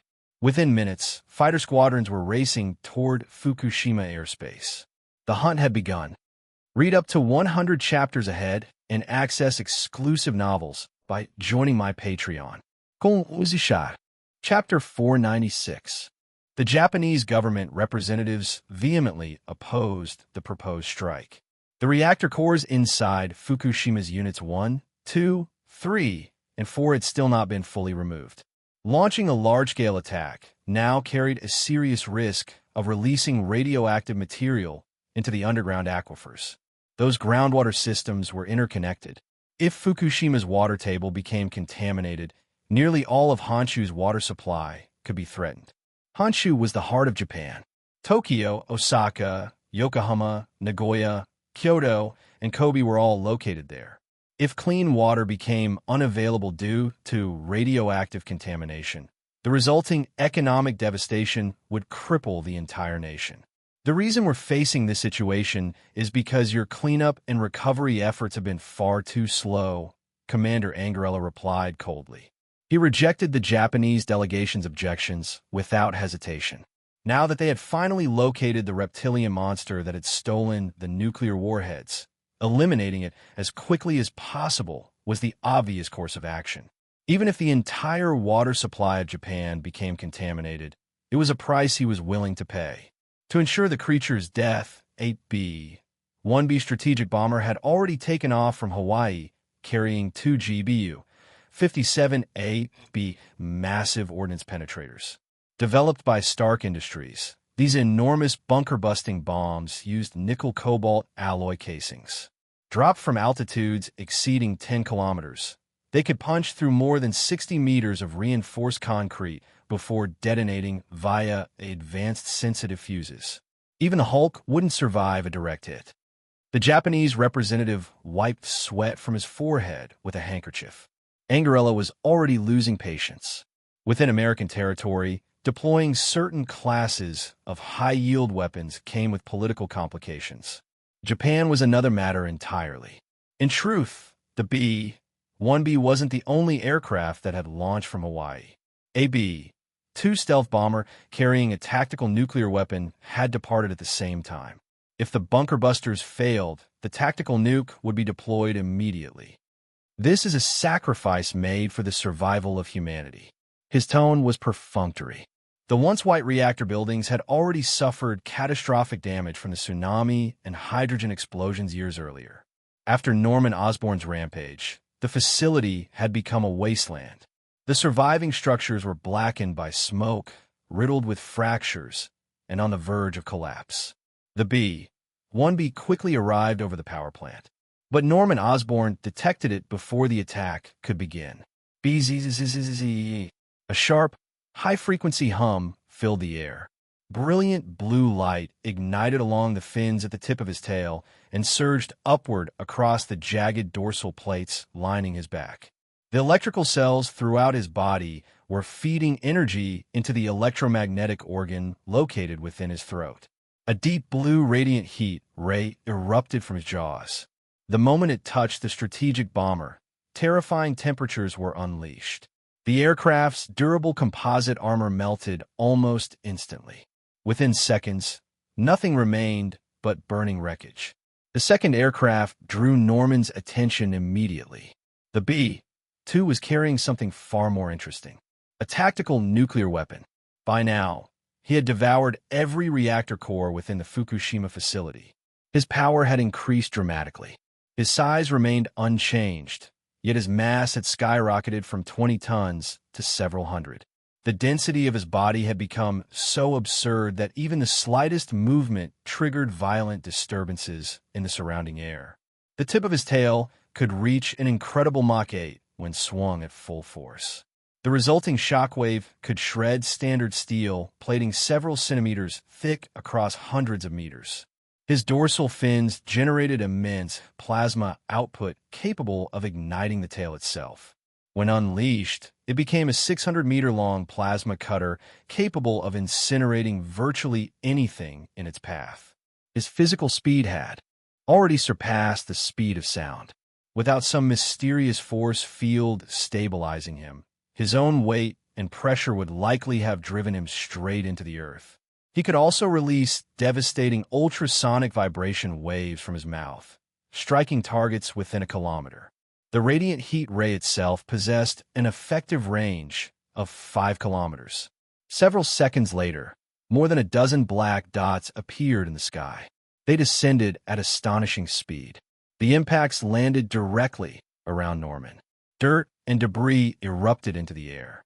Only after the explosions did the thunderous roar of shells cutting through the atmosphere reach the battlefield. These were naval artillery rounds fired by destroyers at sea. Supersonic shells. Even Norman Osborn had no time to react. Boom! Boom! Boom! A relentless chain of detonations engulfed the entire area. Blazing gases, shockwaves, and screaming fragments saturated every meter of the battlefield. Norman unleashed a thunderous roar. The sound became a tangible wall of pressure that blasted away the dust and smoke. His massive body emerged almost completely unharmed. Before he could retaliate, another barrage arrived. A high-fragmentation shell struck him squarely in the forehead. Fire and smoke swallowed his head. The warships responsible were Arleigh Burke-class destroyers equipped with 45 Malawian Quachas, 127mm naval guns. The weapon system was far more than the visible turret above deck. Below the surface were ammunition elevators, magazines, fuse-setting equipment, loading systems, and hydraulic mechanisms occupying enormous internal volume.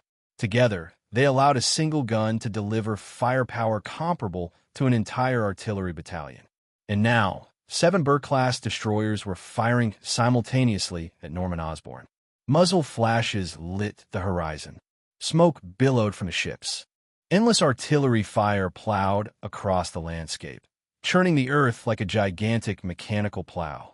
Topsoil was hurled more than 100 meters into the sky. Then something burrowed underground before detonating. Boom! Hundreds of tons of earth exploded upward. Through the dense smoke and dust, Norman Osborn's body could be seen being blasted into the air. Before he could hit the ground, another explosion launched him skyward again. These were blue 109/B laser-guided bunker buster bombs dropped by newly deployed F-15 fighters. More than a dozen 2,000-pound warheads detonated across the battlefield. The explosions carved out a crater over 100 meters wide. Forces stationed in Japan had delivered well over 100 tons of explosives onto Norman Osborn's position. Crater overlapped crater. The entire area resembled the surface of the moon. And still the bombardment continued. If not for the infrared targeting pod mounted beneath one of the F-15s, which could clearly detect Norman's thermal signature within the dust cloud, everyone would have assumed he had already been blown apart. Warning! The weapons officer's voice crackled over the radio. Before he could finish speaking, a dazzling blue radiant heat ray burst through the dust cloud. The beam skimmed across the ocean's surface and slammed directly into one of the Burke-class destroyers. From the air, it looked like a single blue line flashing across the sea. A moment later, a massive trail of white vapor erupted behind it. The seawater along the beam's path had been instantly vaporized through the air itself. Chapter 497. The destroyer struck by the radiant heat ray was cut cleanly in half. The glowing wound across its hull burned red hot. Molten steel flowed like liquid lava into the surrounding sea, hissing violently as it met the cold water. Crewmen screamed and threw themselves overboard, abandoning the warship as it rapidly sank beneath the waves. Oil leaked from ruptured fuel tanks and spread across the ocean surface. One of the destroyers had not yet fully disappeared beneath the water, its bow and mast still protruding from the sea at a crooked angle. The battlefield had become pure chaos. Ship debris, twisted metal, floating equipment, and struggling sailors littered the water. Rescue boats raced through the waves, desperately trying to pull survivors from the sea. The Seventh Fleet had suffered severe losses. Godzilla's radiant heat ray had far exceeded all previous range estimates. The surviving destroyers immediately began retreating from the coastline, putting as much distance between themselves and the monster as possible. The strike aircraft had already expended their payloads and were returning to Kadena Air Base to rearm and refuel. As for Fukushima nuclear power plant, it no longer existed. The entire facility had been erased from the map. Only a wasteland of overlapping craters remained. Norman Osborn stood at the center of it all, surrounded by little more than scorched sand and pulverized earth. What shocked everyone most was that he appeared completely unharmed. The sheer volume of firepower unleashed on him should have killed even the Hulk. Yet Norman's impossibly dense muscles and scales had absorbed every attack without visible damage. A creature barely 3 meters tall should not weigh several hundred tons. Nothing about his existence made sense. Jesus Christ. American personnel stared at the battlefield in disbelief. My God, what kind of monster is this? Terrified by Norman Osborn's destructive power, the military abandoned any plan of testing the bunker busters. Instead, they immediately authorized deployment of the tactical nuclear weapon carried aboard the B-2 bomber. The relentless bombardment had awakened the most savage instincts buried within Norman's Godzilla genes. He threw back his head and unleashed a long, earth-shaking roar. Compressed air exploded outward in expanding white rings that raced across the ocean. Halfway through the roar, he suddenly stopped. His eyes lifted toward the sky. A black speck had appeared far above. The B-2. More importantly, the tactical nuclear weapon it carried. His attention locked onto the warhead. The bomber was flying too high.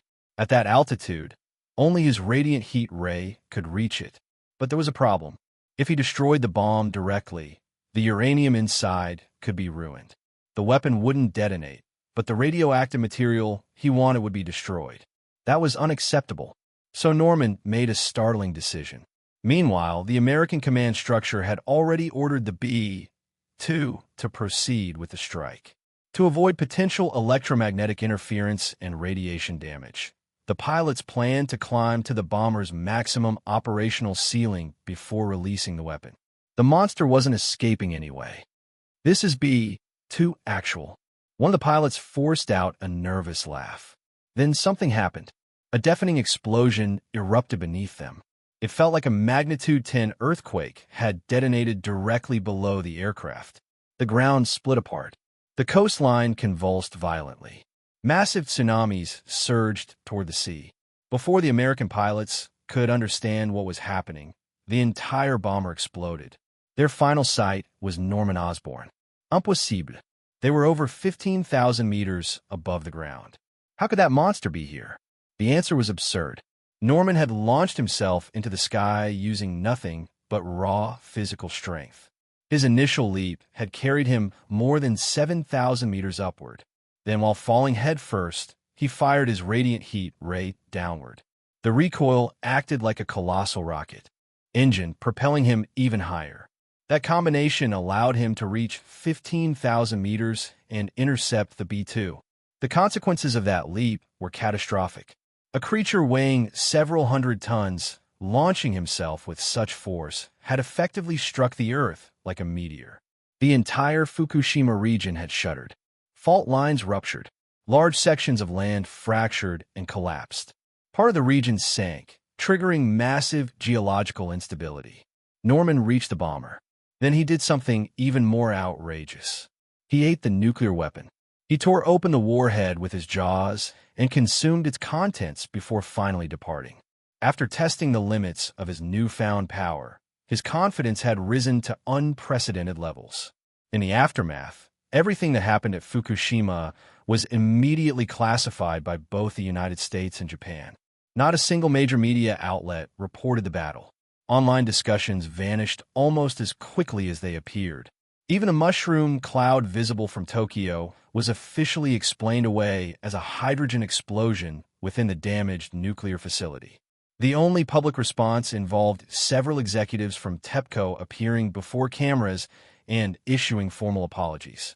Once the information lockdown was in place, Japan rapidly deployed the 1st Division and the 12th Brigade. Roads surrounding Fukushima Prefecture were sealed. No civilians were allowed to enter the area. The Bureau was equally stunned.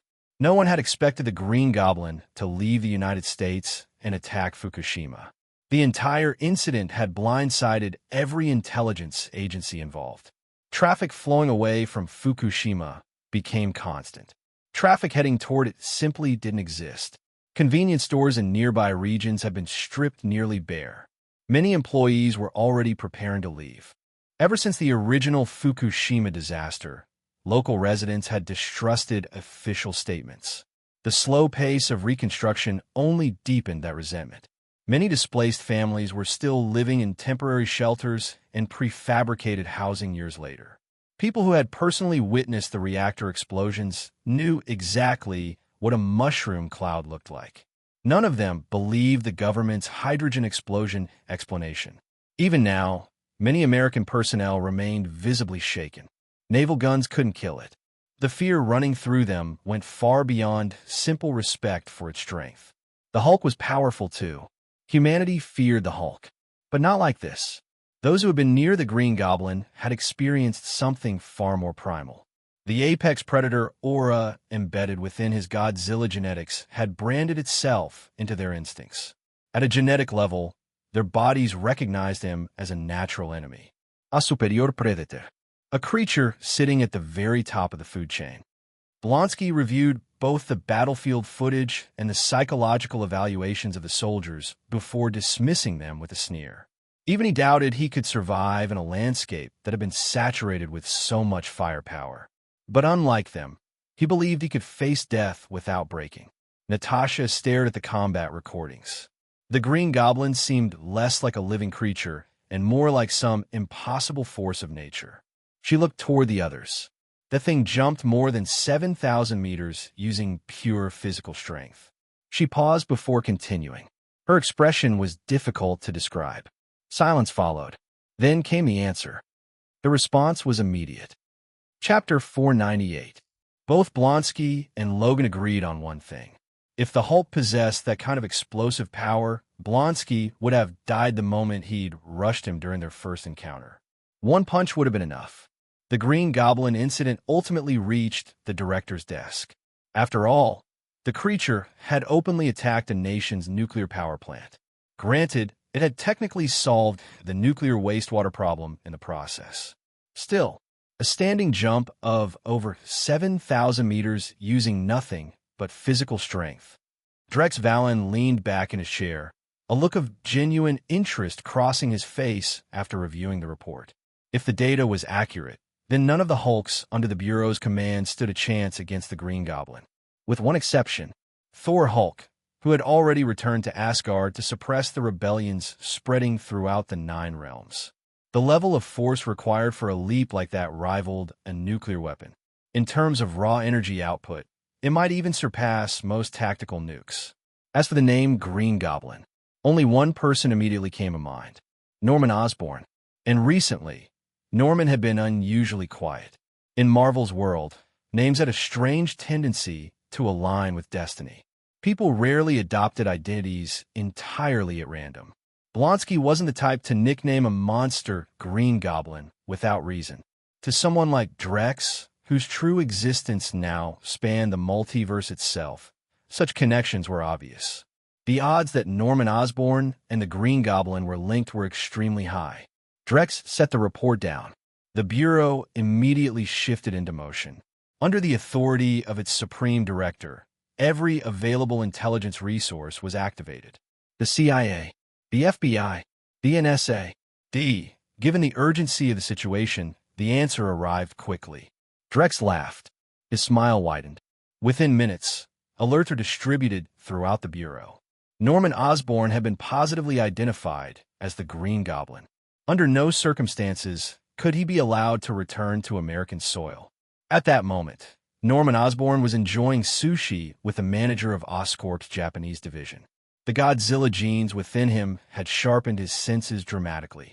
As he sampled the fresh seafood and sashimi, he detected a strangely familiar flavor hidden within the fish. Nuclear fuel.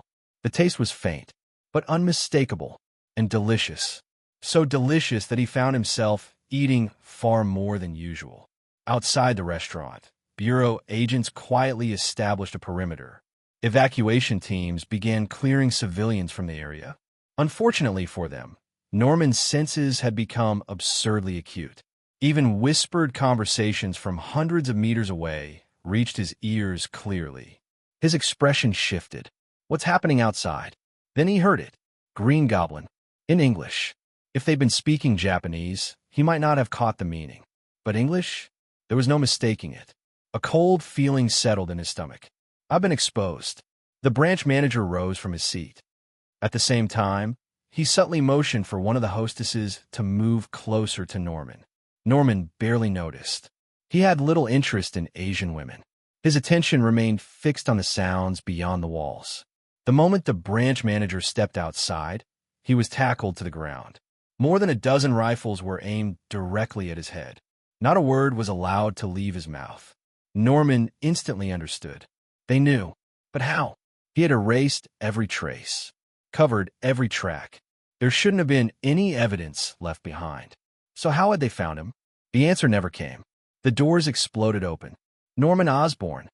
Japanese self-defense force soldiers stormed into the private room, weapons trained on him. Most of the Bureau's Hulks had arrived on site. Only Dr. Banner had remained behind. Even Captain America looked uncertain. The uncertainty lasted less than a second. The entire building collapsed. A deafening explosion tore through the structure as concrete and steel disintegrated around them. There goes that. Question, Captain America muttered. The Green Goblin emerged slowly from the wreckage. He still didn't understand how his identity had been uncovered. The self-defense force soldiers had opened fire the moment they entered. Any possibility of deception had vanished immediately. But after consuming an entire tactical nuclear weapon, he had become even stronger than before. His mass had climbed close to 1,000 tons.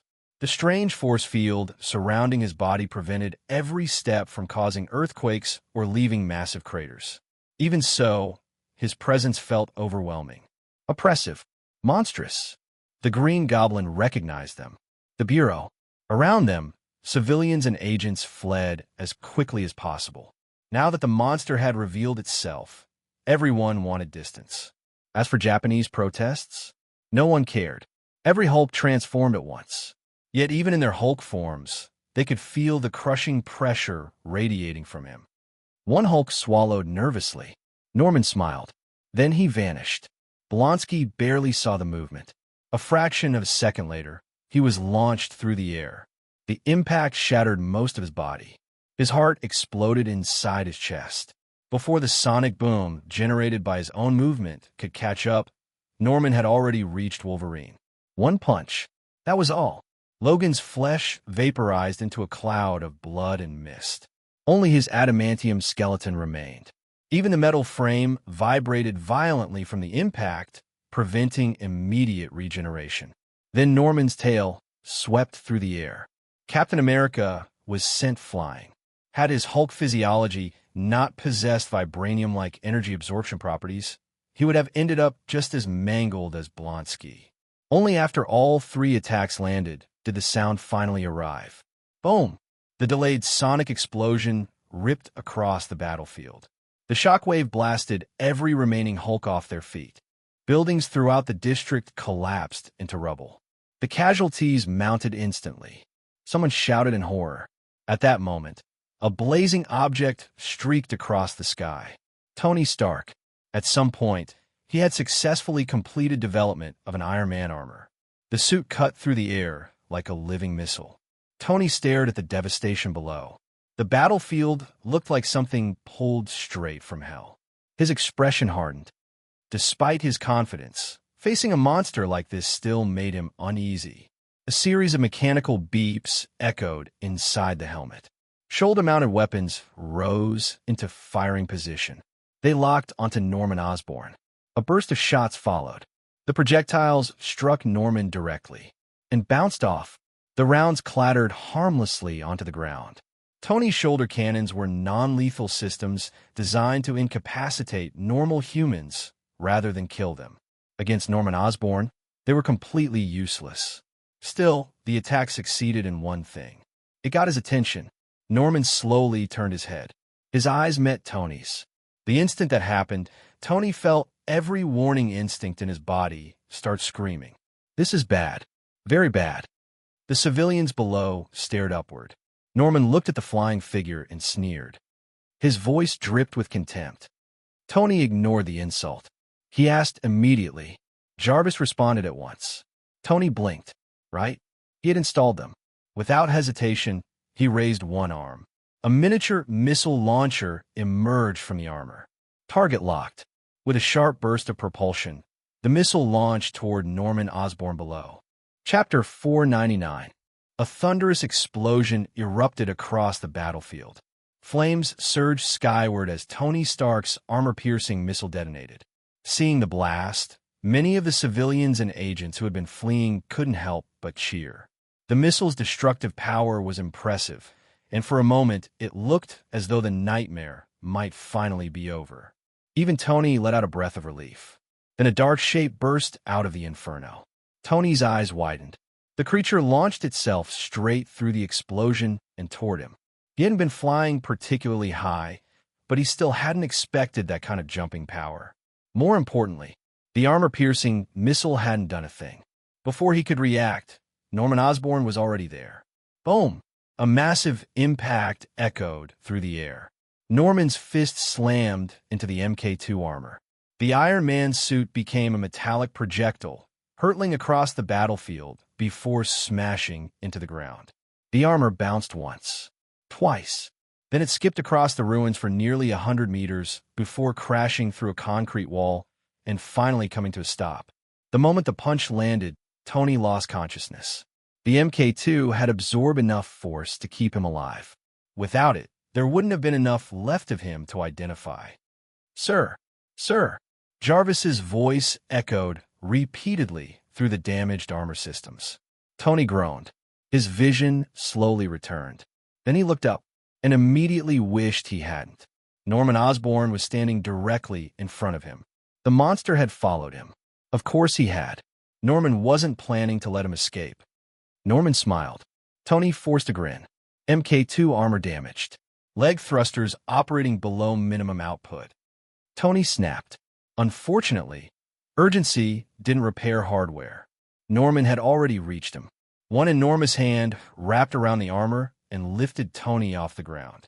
His other hand clenched into a fist large enough to reduce both Tony and the armor to scrap metal. At the last possible moment, the damaged thrusters roared back to life. Brilliant plasma exhaust erupted from the suit's propulsion systems. The sudden acceleration ripped Tony free from Norman's grasp. Jarvis. Panels along the back of the MK2 unfolded like metallic scales. Hidden missile bays emerged. A storm of anti-tank missiles launched simultaneously. Whoosh, whoosh, whoosh. The missiles filled the sky like an angry swarm of hornets before converging on Norman Osborn. The target was enormous. His energy signature was even larger. Tony barely needed to aim. Boom, boom, boom, boom. 24 miniature anti-tank missiles struck home.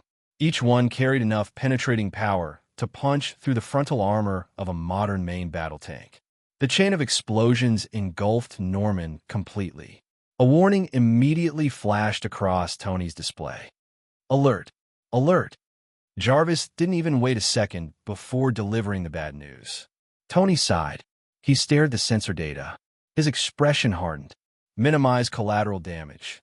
Ever since becoming the Invincible Hulk, Tony Stark had changed. Most people would have become complacent after gaining that kind of power. Tony had done the opposite. His competitive obsession only grew stronger. For months, he had ignored the endless parade of models eager to throw themselves at him. His collection of luxury sports cars sat untouched. Even Pepper had been pushed aside. Every ounce of his attention had gone toward a single goal. The idea that first appeared in his mind inside a cave in Afghanistan.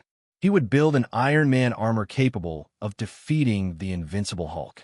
Rather than creating the crude, Ironmonger-inspired prototype he had originally envisioned, Tony had skipped straight to the far more advanced MK2. Then he improved it even further. But Tony understood something few others did. He had fought Hulks. He had become one. He had personally gathered extensive combat data. Fancy weapons and gimmicks meant nothing against monsters of that level. To truly challenge a Hulk required overwhelming energy output. That realization led to the birth of the MK3. Unlike the MK2, the MK3 wasn't merely armor. It was a space weapon, over 18 meters long, more than 20 tons in mass. A massive orbital weapons platform silently circling Earth. The giant arc reactor powering it generated more energy than the one installed in Stark Tower. The platform possessed 3 operational modes. The first allowed it to attack directly from orbit using concentrated plasma streams. The energy released during a full power strike exceeded that of a small nuclear weapon while remaining vastly more focused. The second mode allowed it to descend from orbit and function as a carrier platform and modular armor system for the MK2. The third transformed it into a hovering aerial fortress capable of delivering continuous fire support. Getting a weapon like that into orbit hadn't been easy. The United States government would never have tolerated a privately owned superweapon floating above their heads. To accomplish it, Tony had hacked NORAD itself and masked the MK3's radar signature during launch. Now, for the first time, the orbital platform unleashed the power it had been designed to wield. A beam of light descended from the heavens. It struck Norman Osborn instantly. The colossal plasma stream swallowed his enormous body whole. Superheated energy poured onto him without restraint. The ground beneath him vaporized. The brilliant flash was so intense that people instinctively shielded their eyes. Jarvis's calculations were flawless. The destructive radius had been measured with surgical precision. The plasma stream engulfed Norman and nothing else. The surrounding buildings remained untouched. A scream of pain echoed from within the beam. Then Norman burst out of it. For the first time since the battle began, he looked genuinely injured. Large portions of his body were covered in horrific burns. Several dorsal fins had been completely destroyed.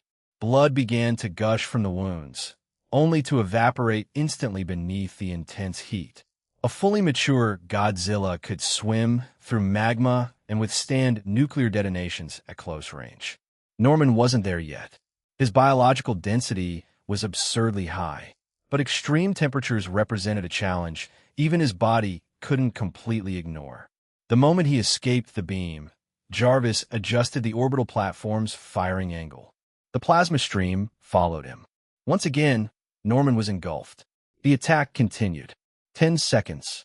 12. 15. Finally, the MK3 shut down the plasma projector. The weapon had reached overload limits. Molten concrete flowed across the battlefield like rivers of lava. Every location touched by the beam had been carved into glowing crimson trenches. At the center of the devastation lay Norman Osborn. His massive body rested within the molten rock. The scales that had resisted naval artillery and bunker-buster bombs were now blackened and charred. Beneath the damaged armor, strange biological structures unlike those of any normal creature were visible. Tony studied the sensor data carefully.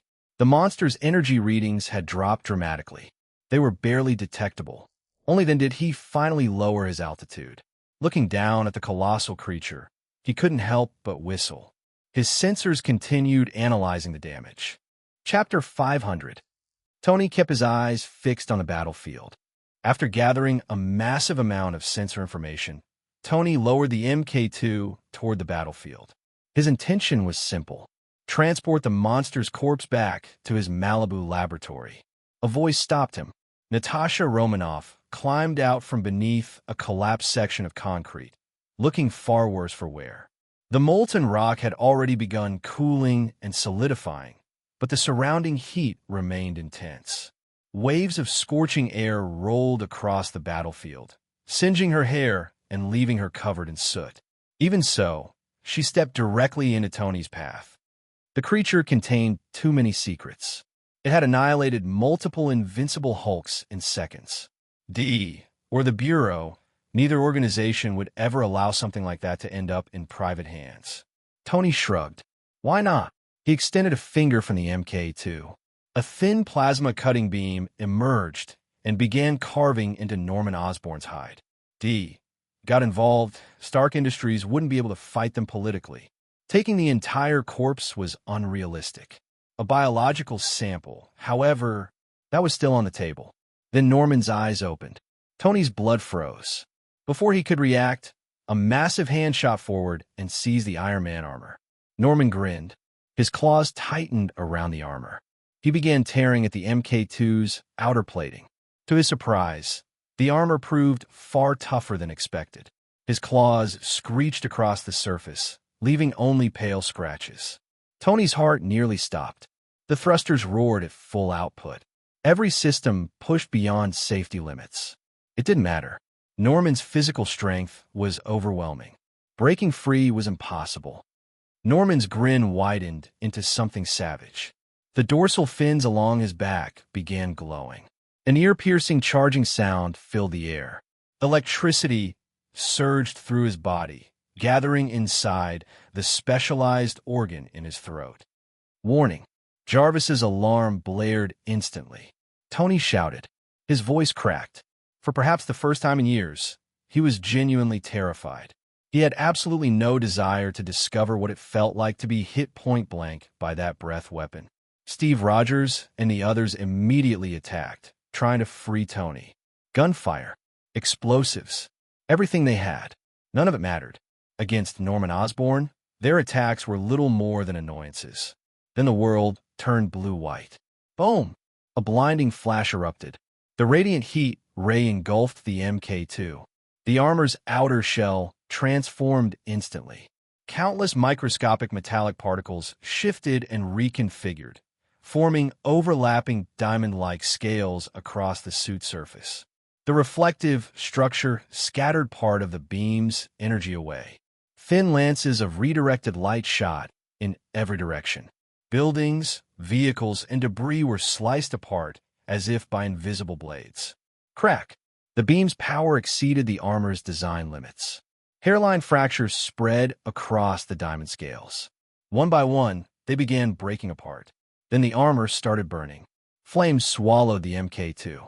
The titanium gold alloy frame softened and warped under the relentless heat. Norman watched the process with open contempt.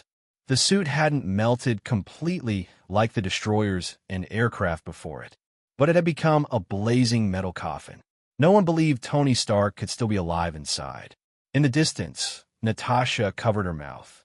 A feeling close to despair settled over her. Tony Stark was dead. The consequences would be catastrophic. America's economy would convulse.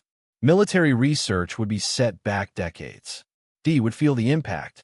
Then something unexpected happened. The burning MK2 suddenly came apart.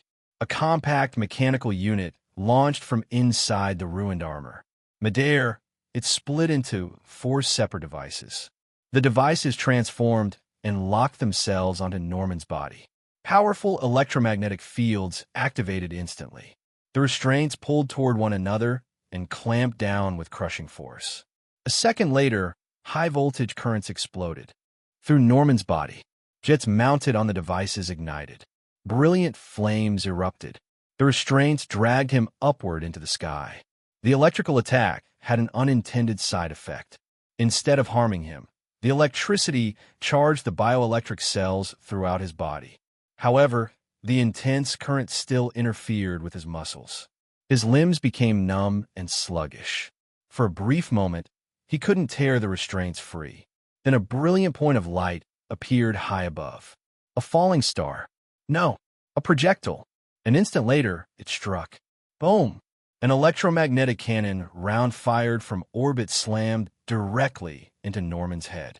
The impact was devastating. Scales exploded apart. Blood sprayed through the air. A gruesome wound tore open across his skull. Dark blood poured down his face. Tony Stark's voice suddenly crackled through the battlefield from the discarded Mk2 helmet. More orbital projectiles followed, one after another, like a meteor shower. The electromagnetic rounds hammered Norman repeatedly, tearing open wound after wound and leaving his entire body drenched in blood. At last, Norman ripped the restraints apart. He crashed back to the ground. Shaking his head to clear the dizziness, he crushed the discarded Mk2 helmet beneath one enormous foot.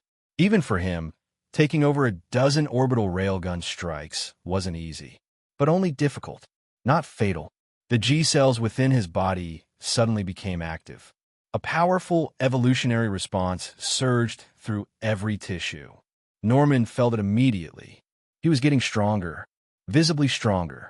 His body's density increased at an astonishing rate.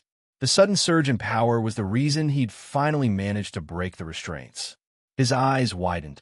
The realization stunned him. He had originally planned to stay hidden and continue growing stronger through nuclear energy until he became truly invincible.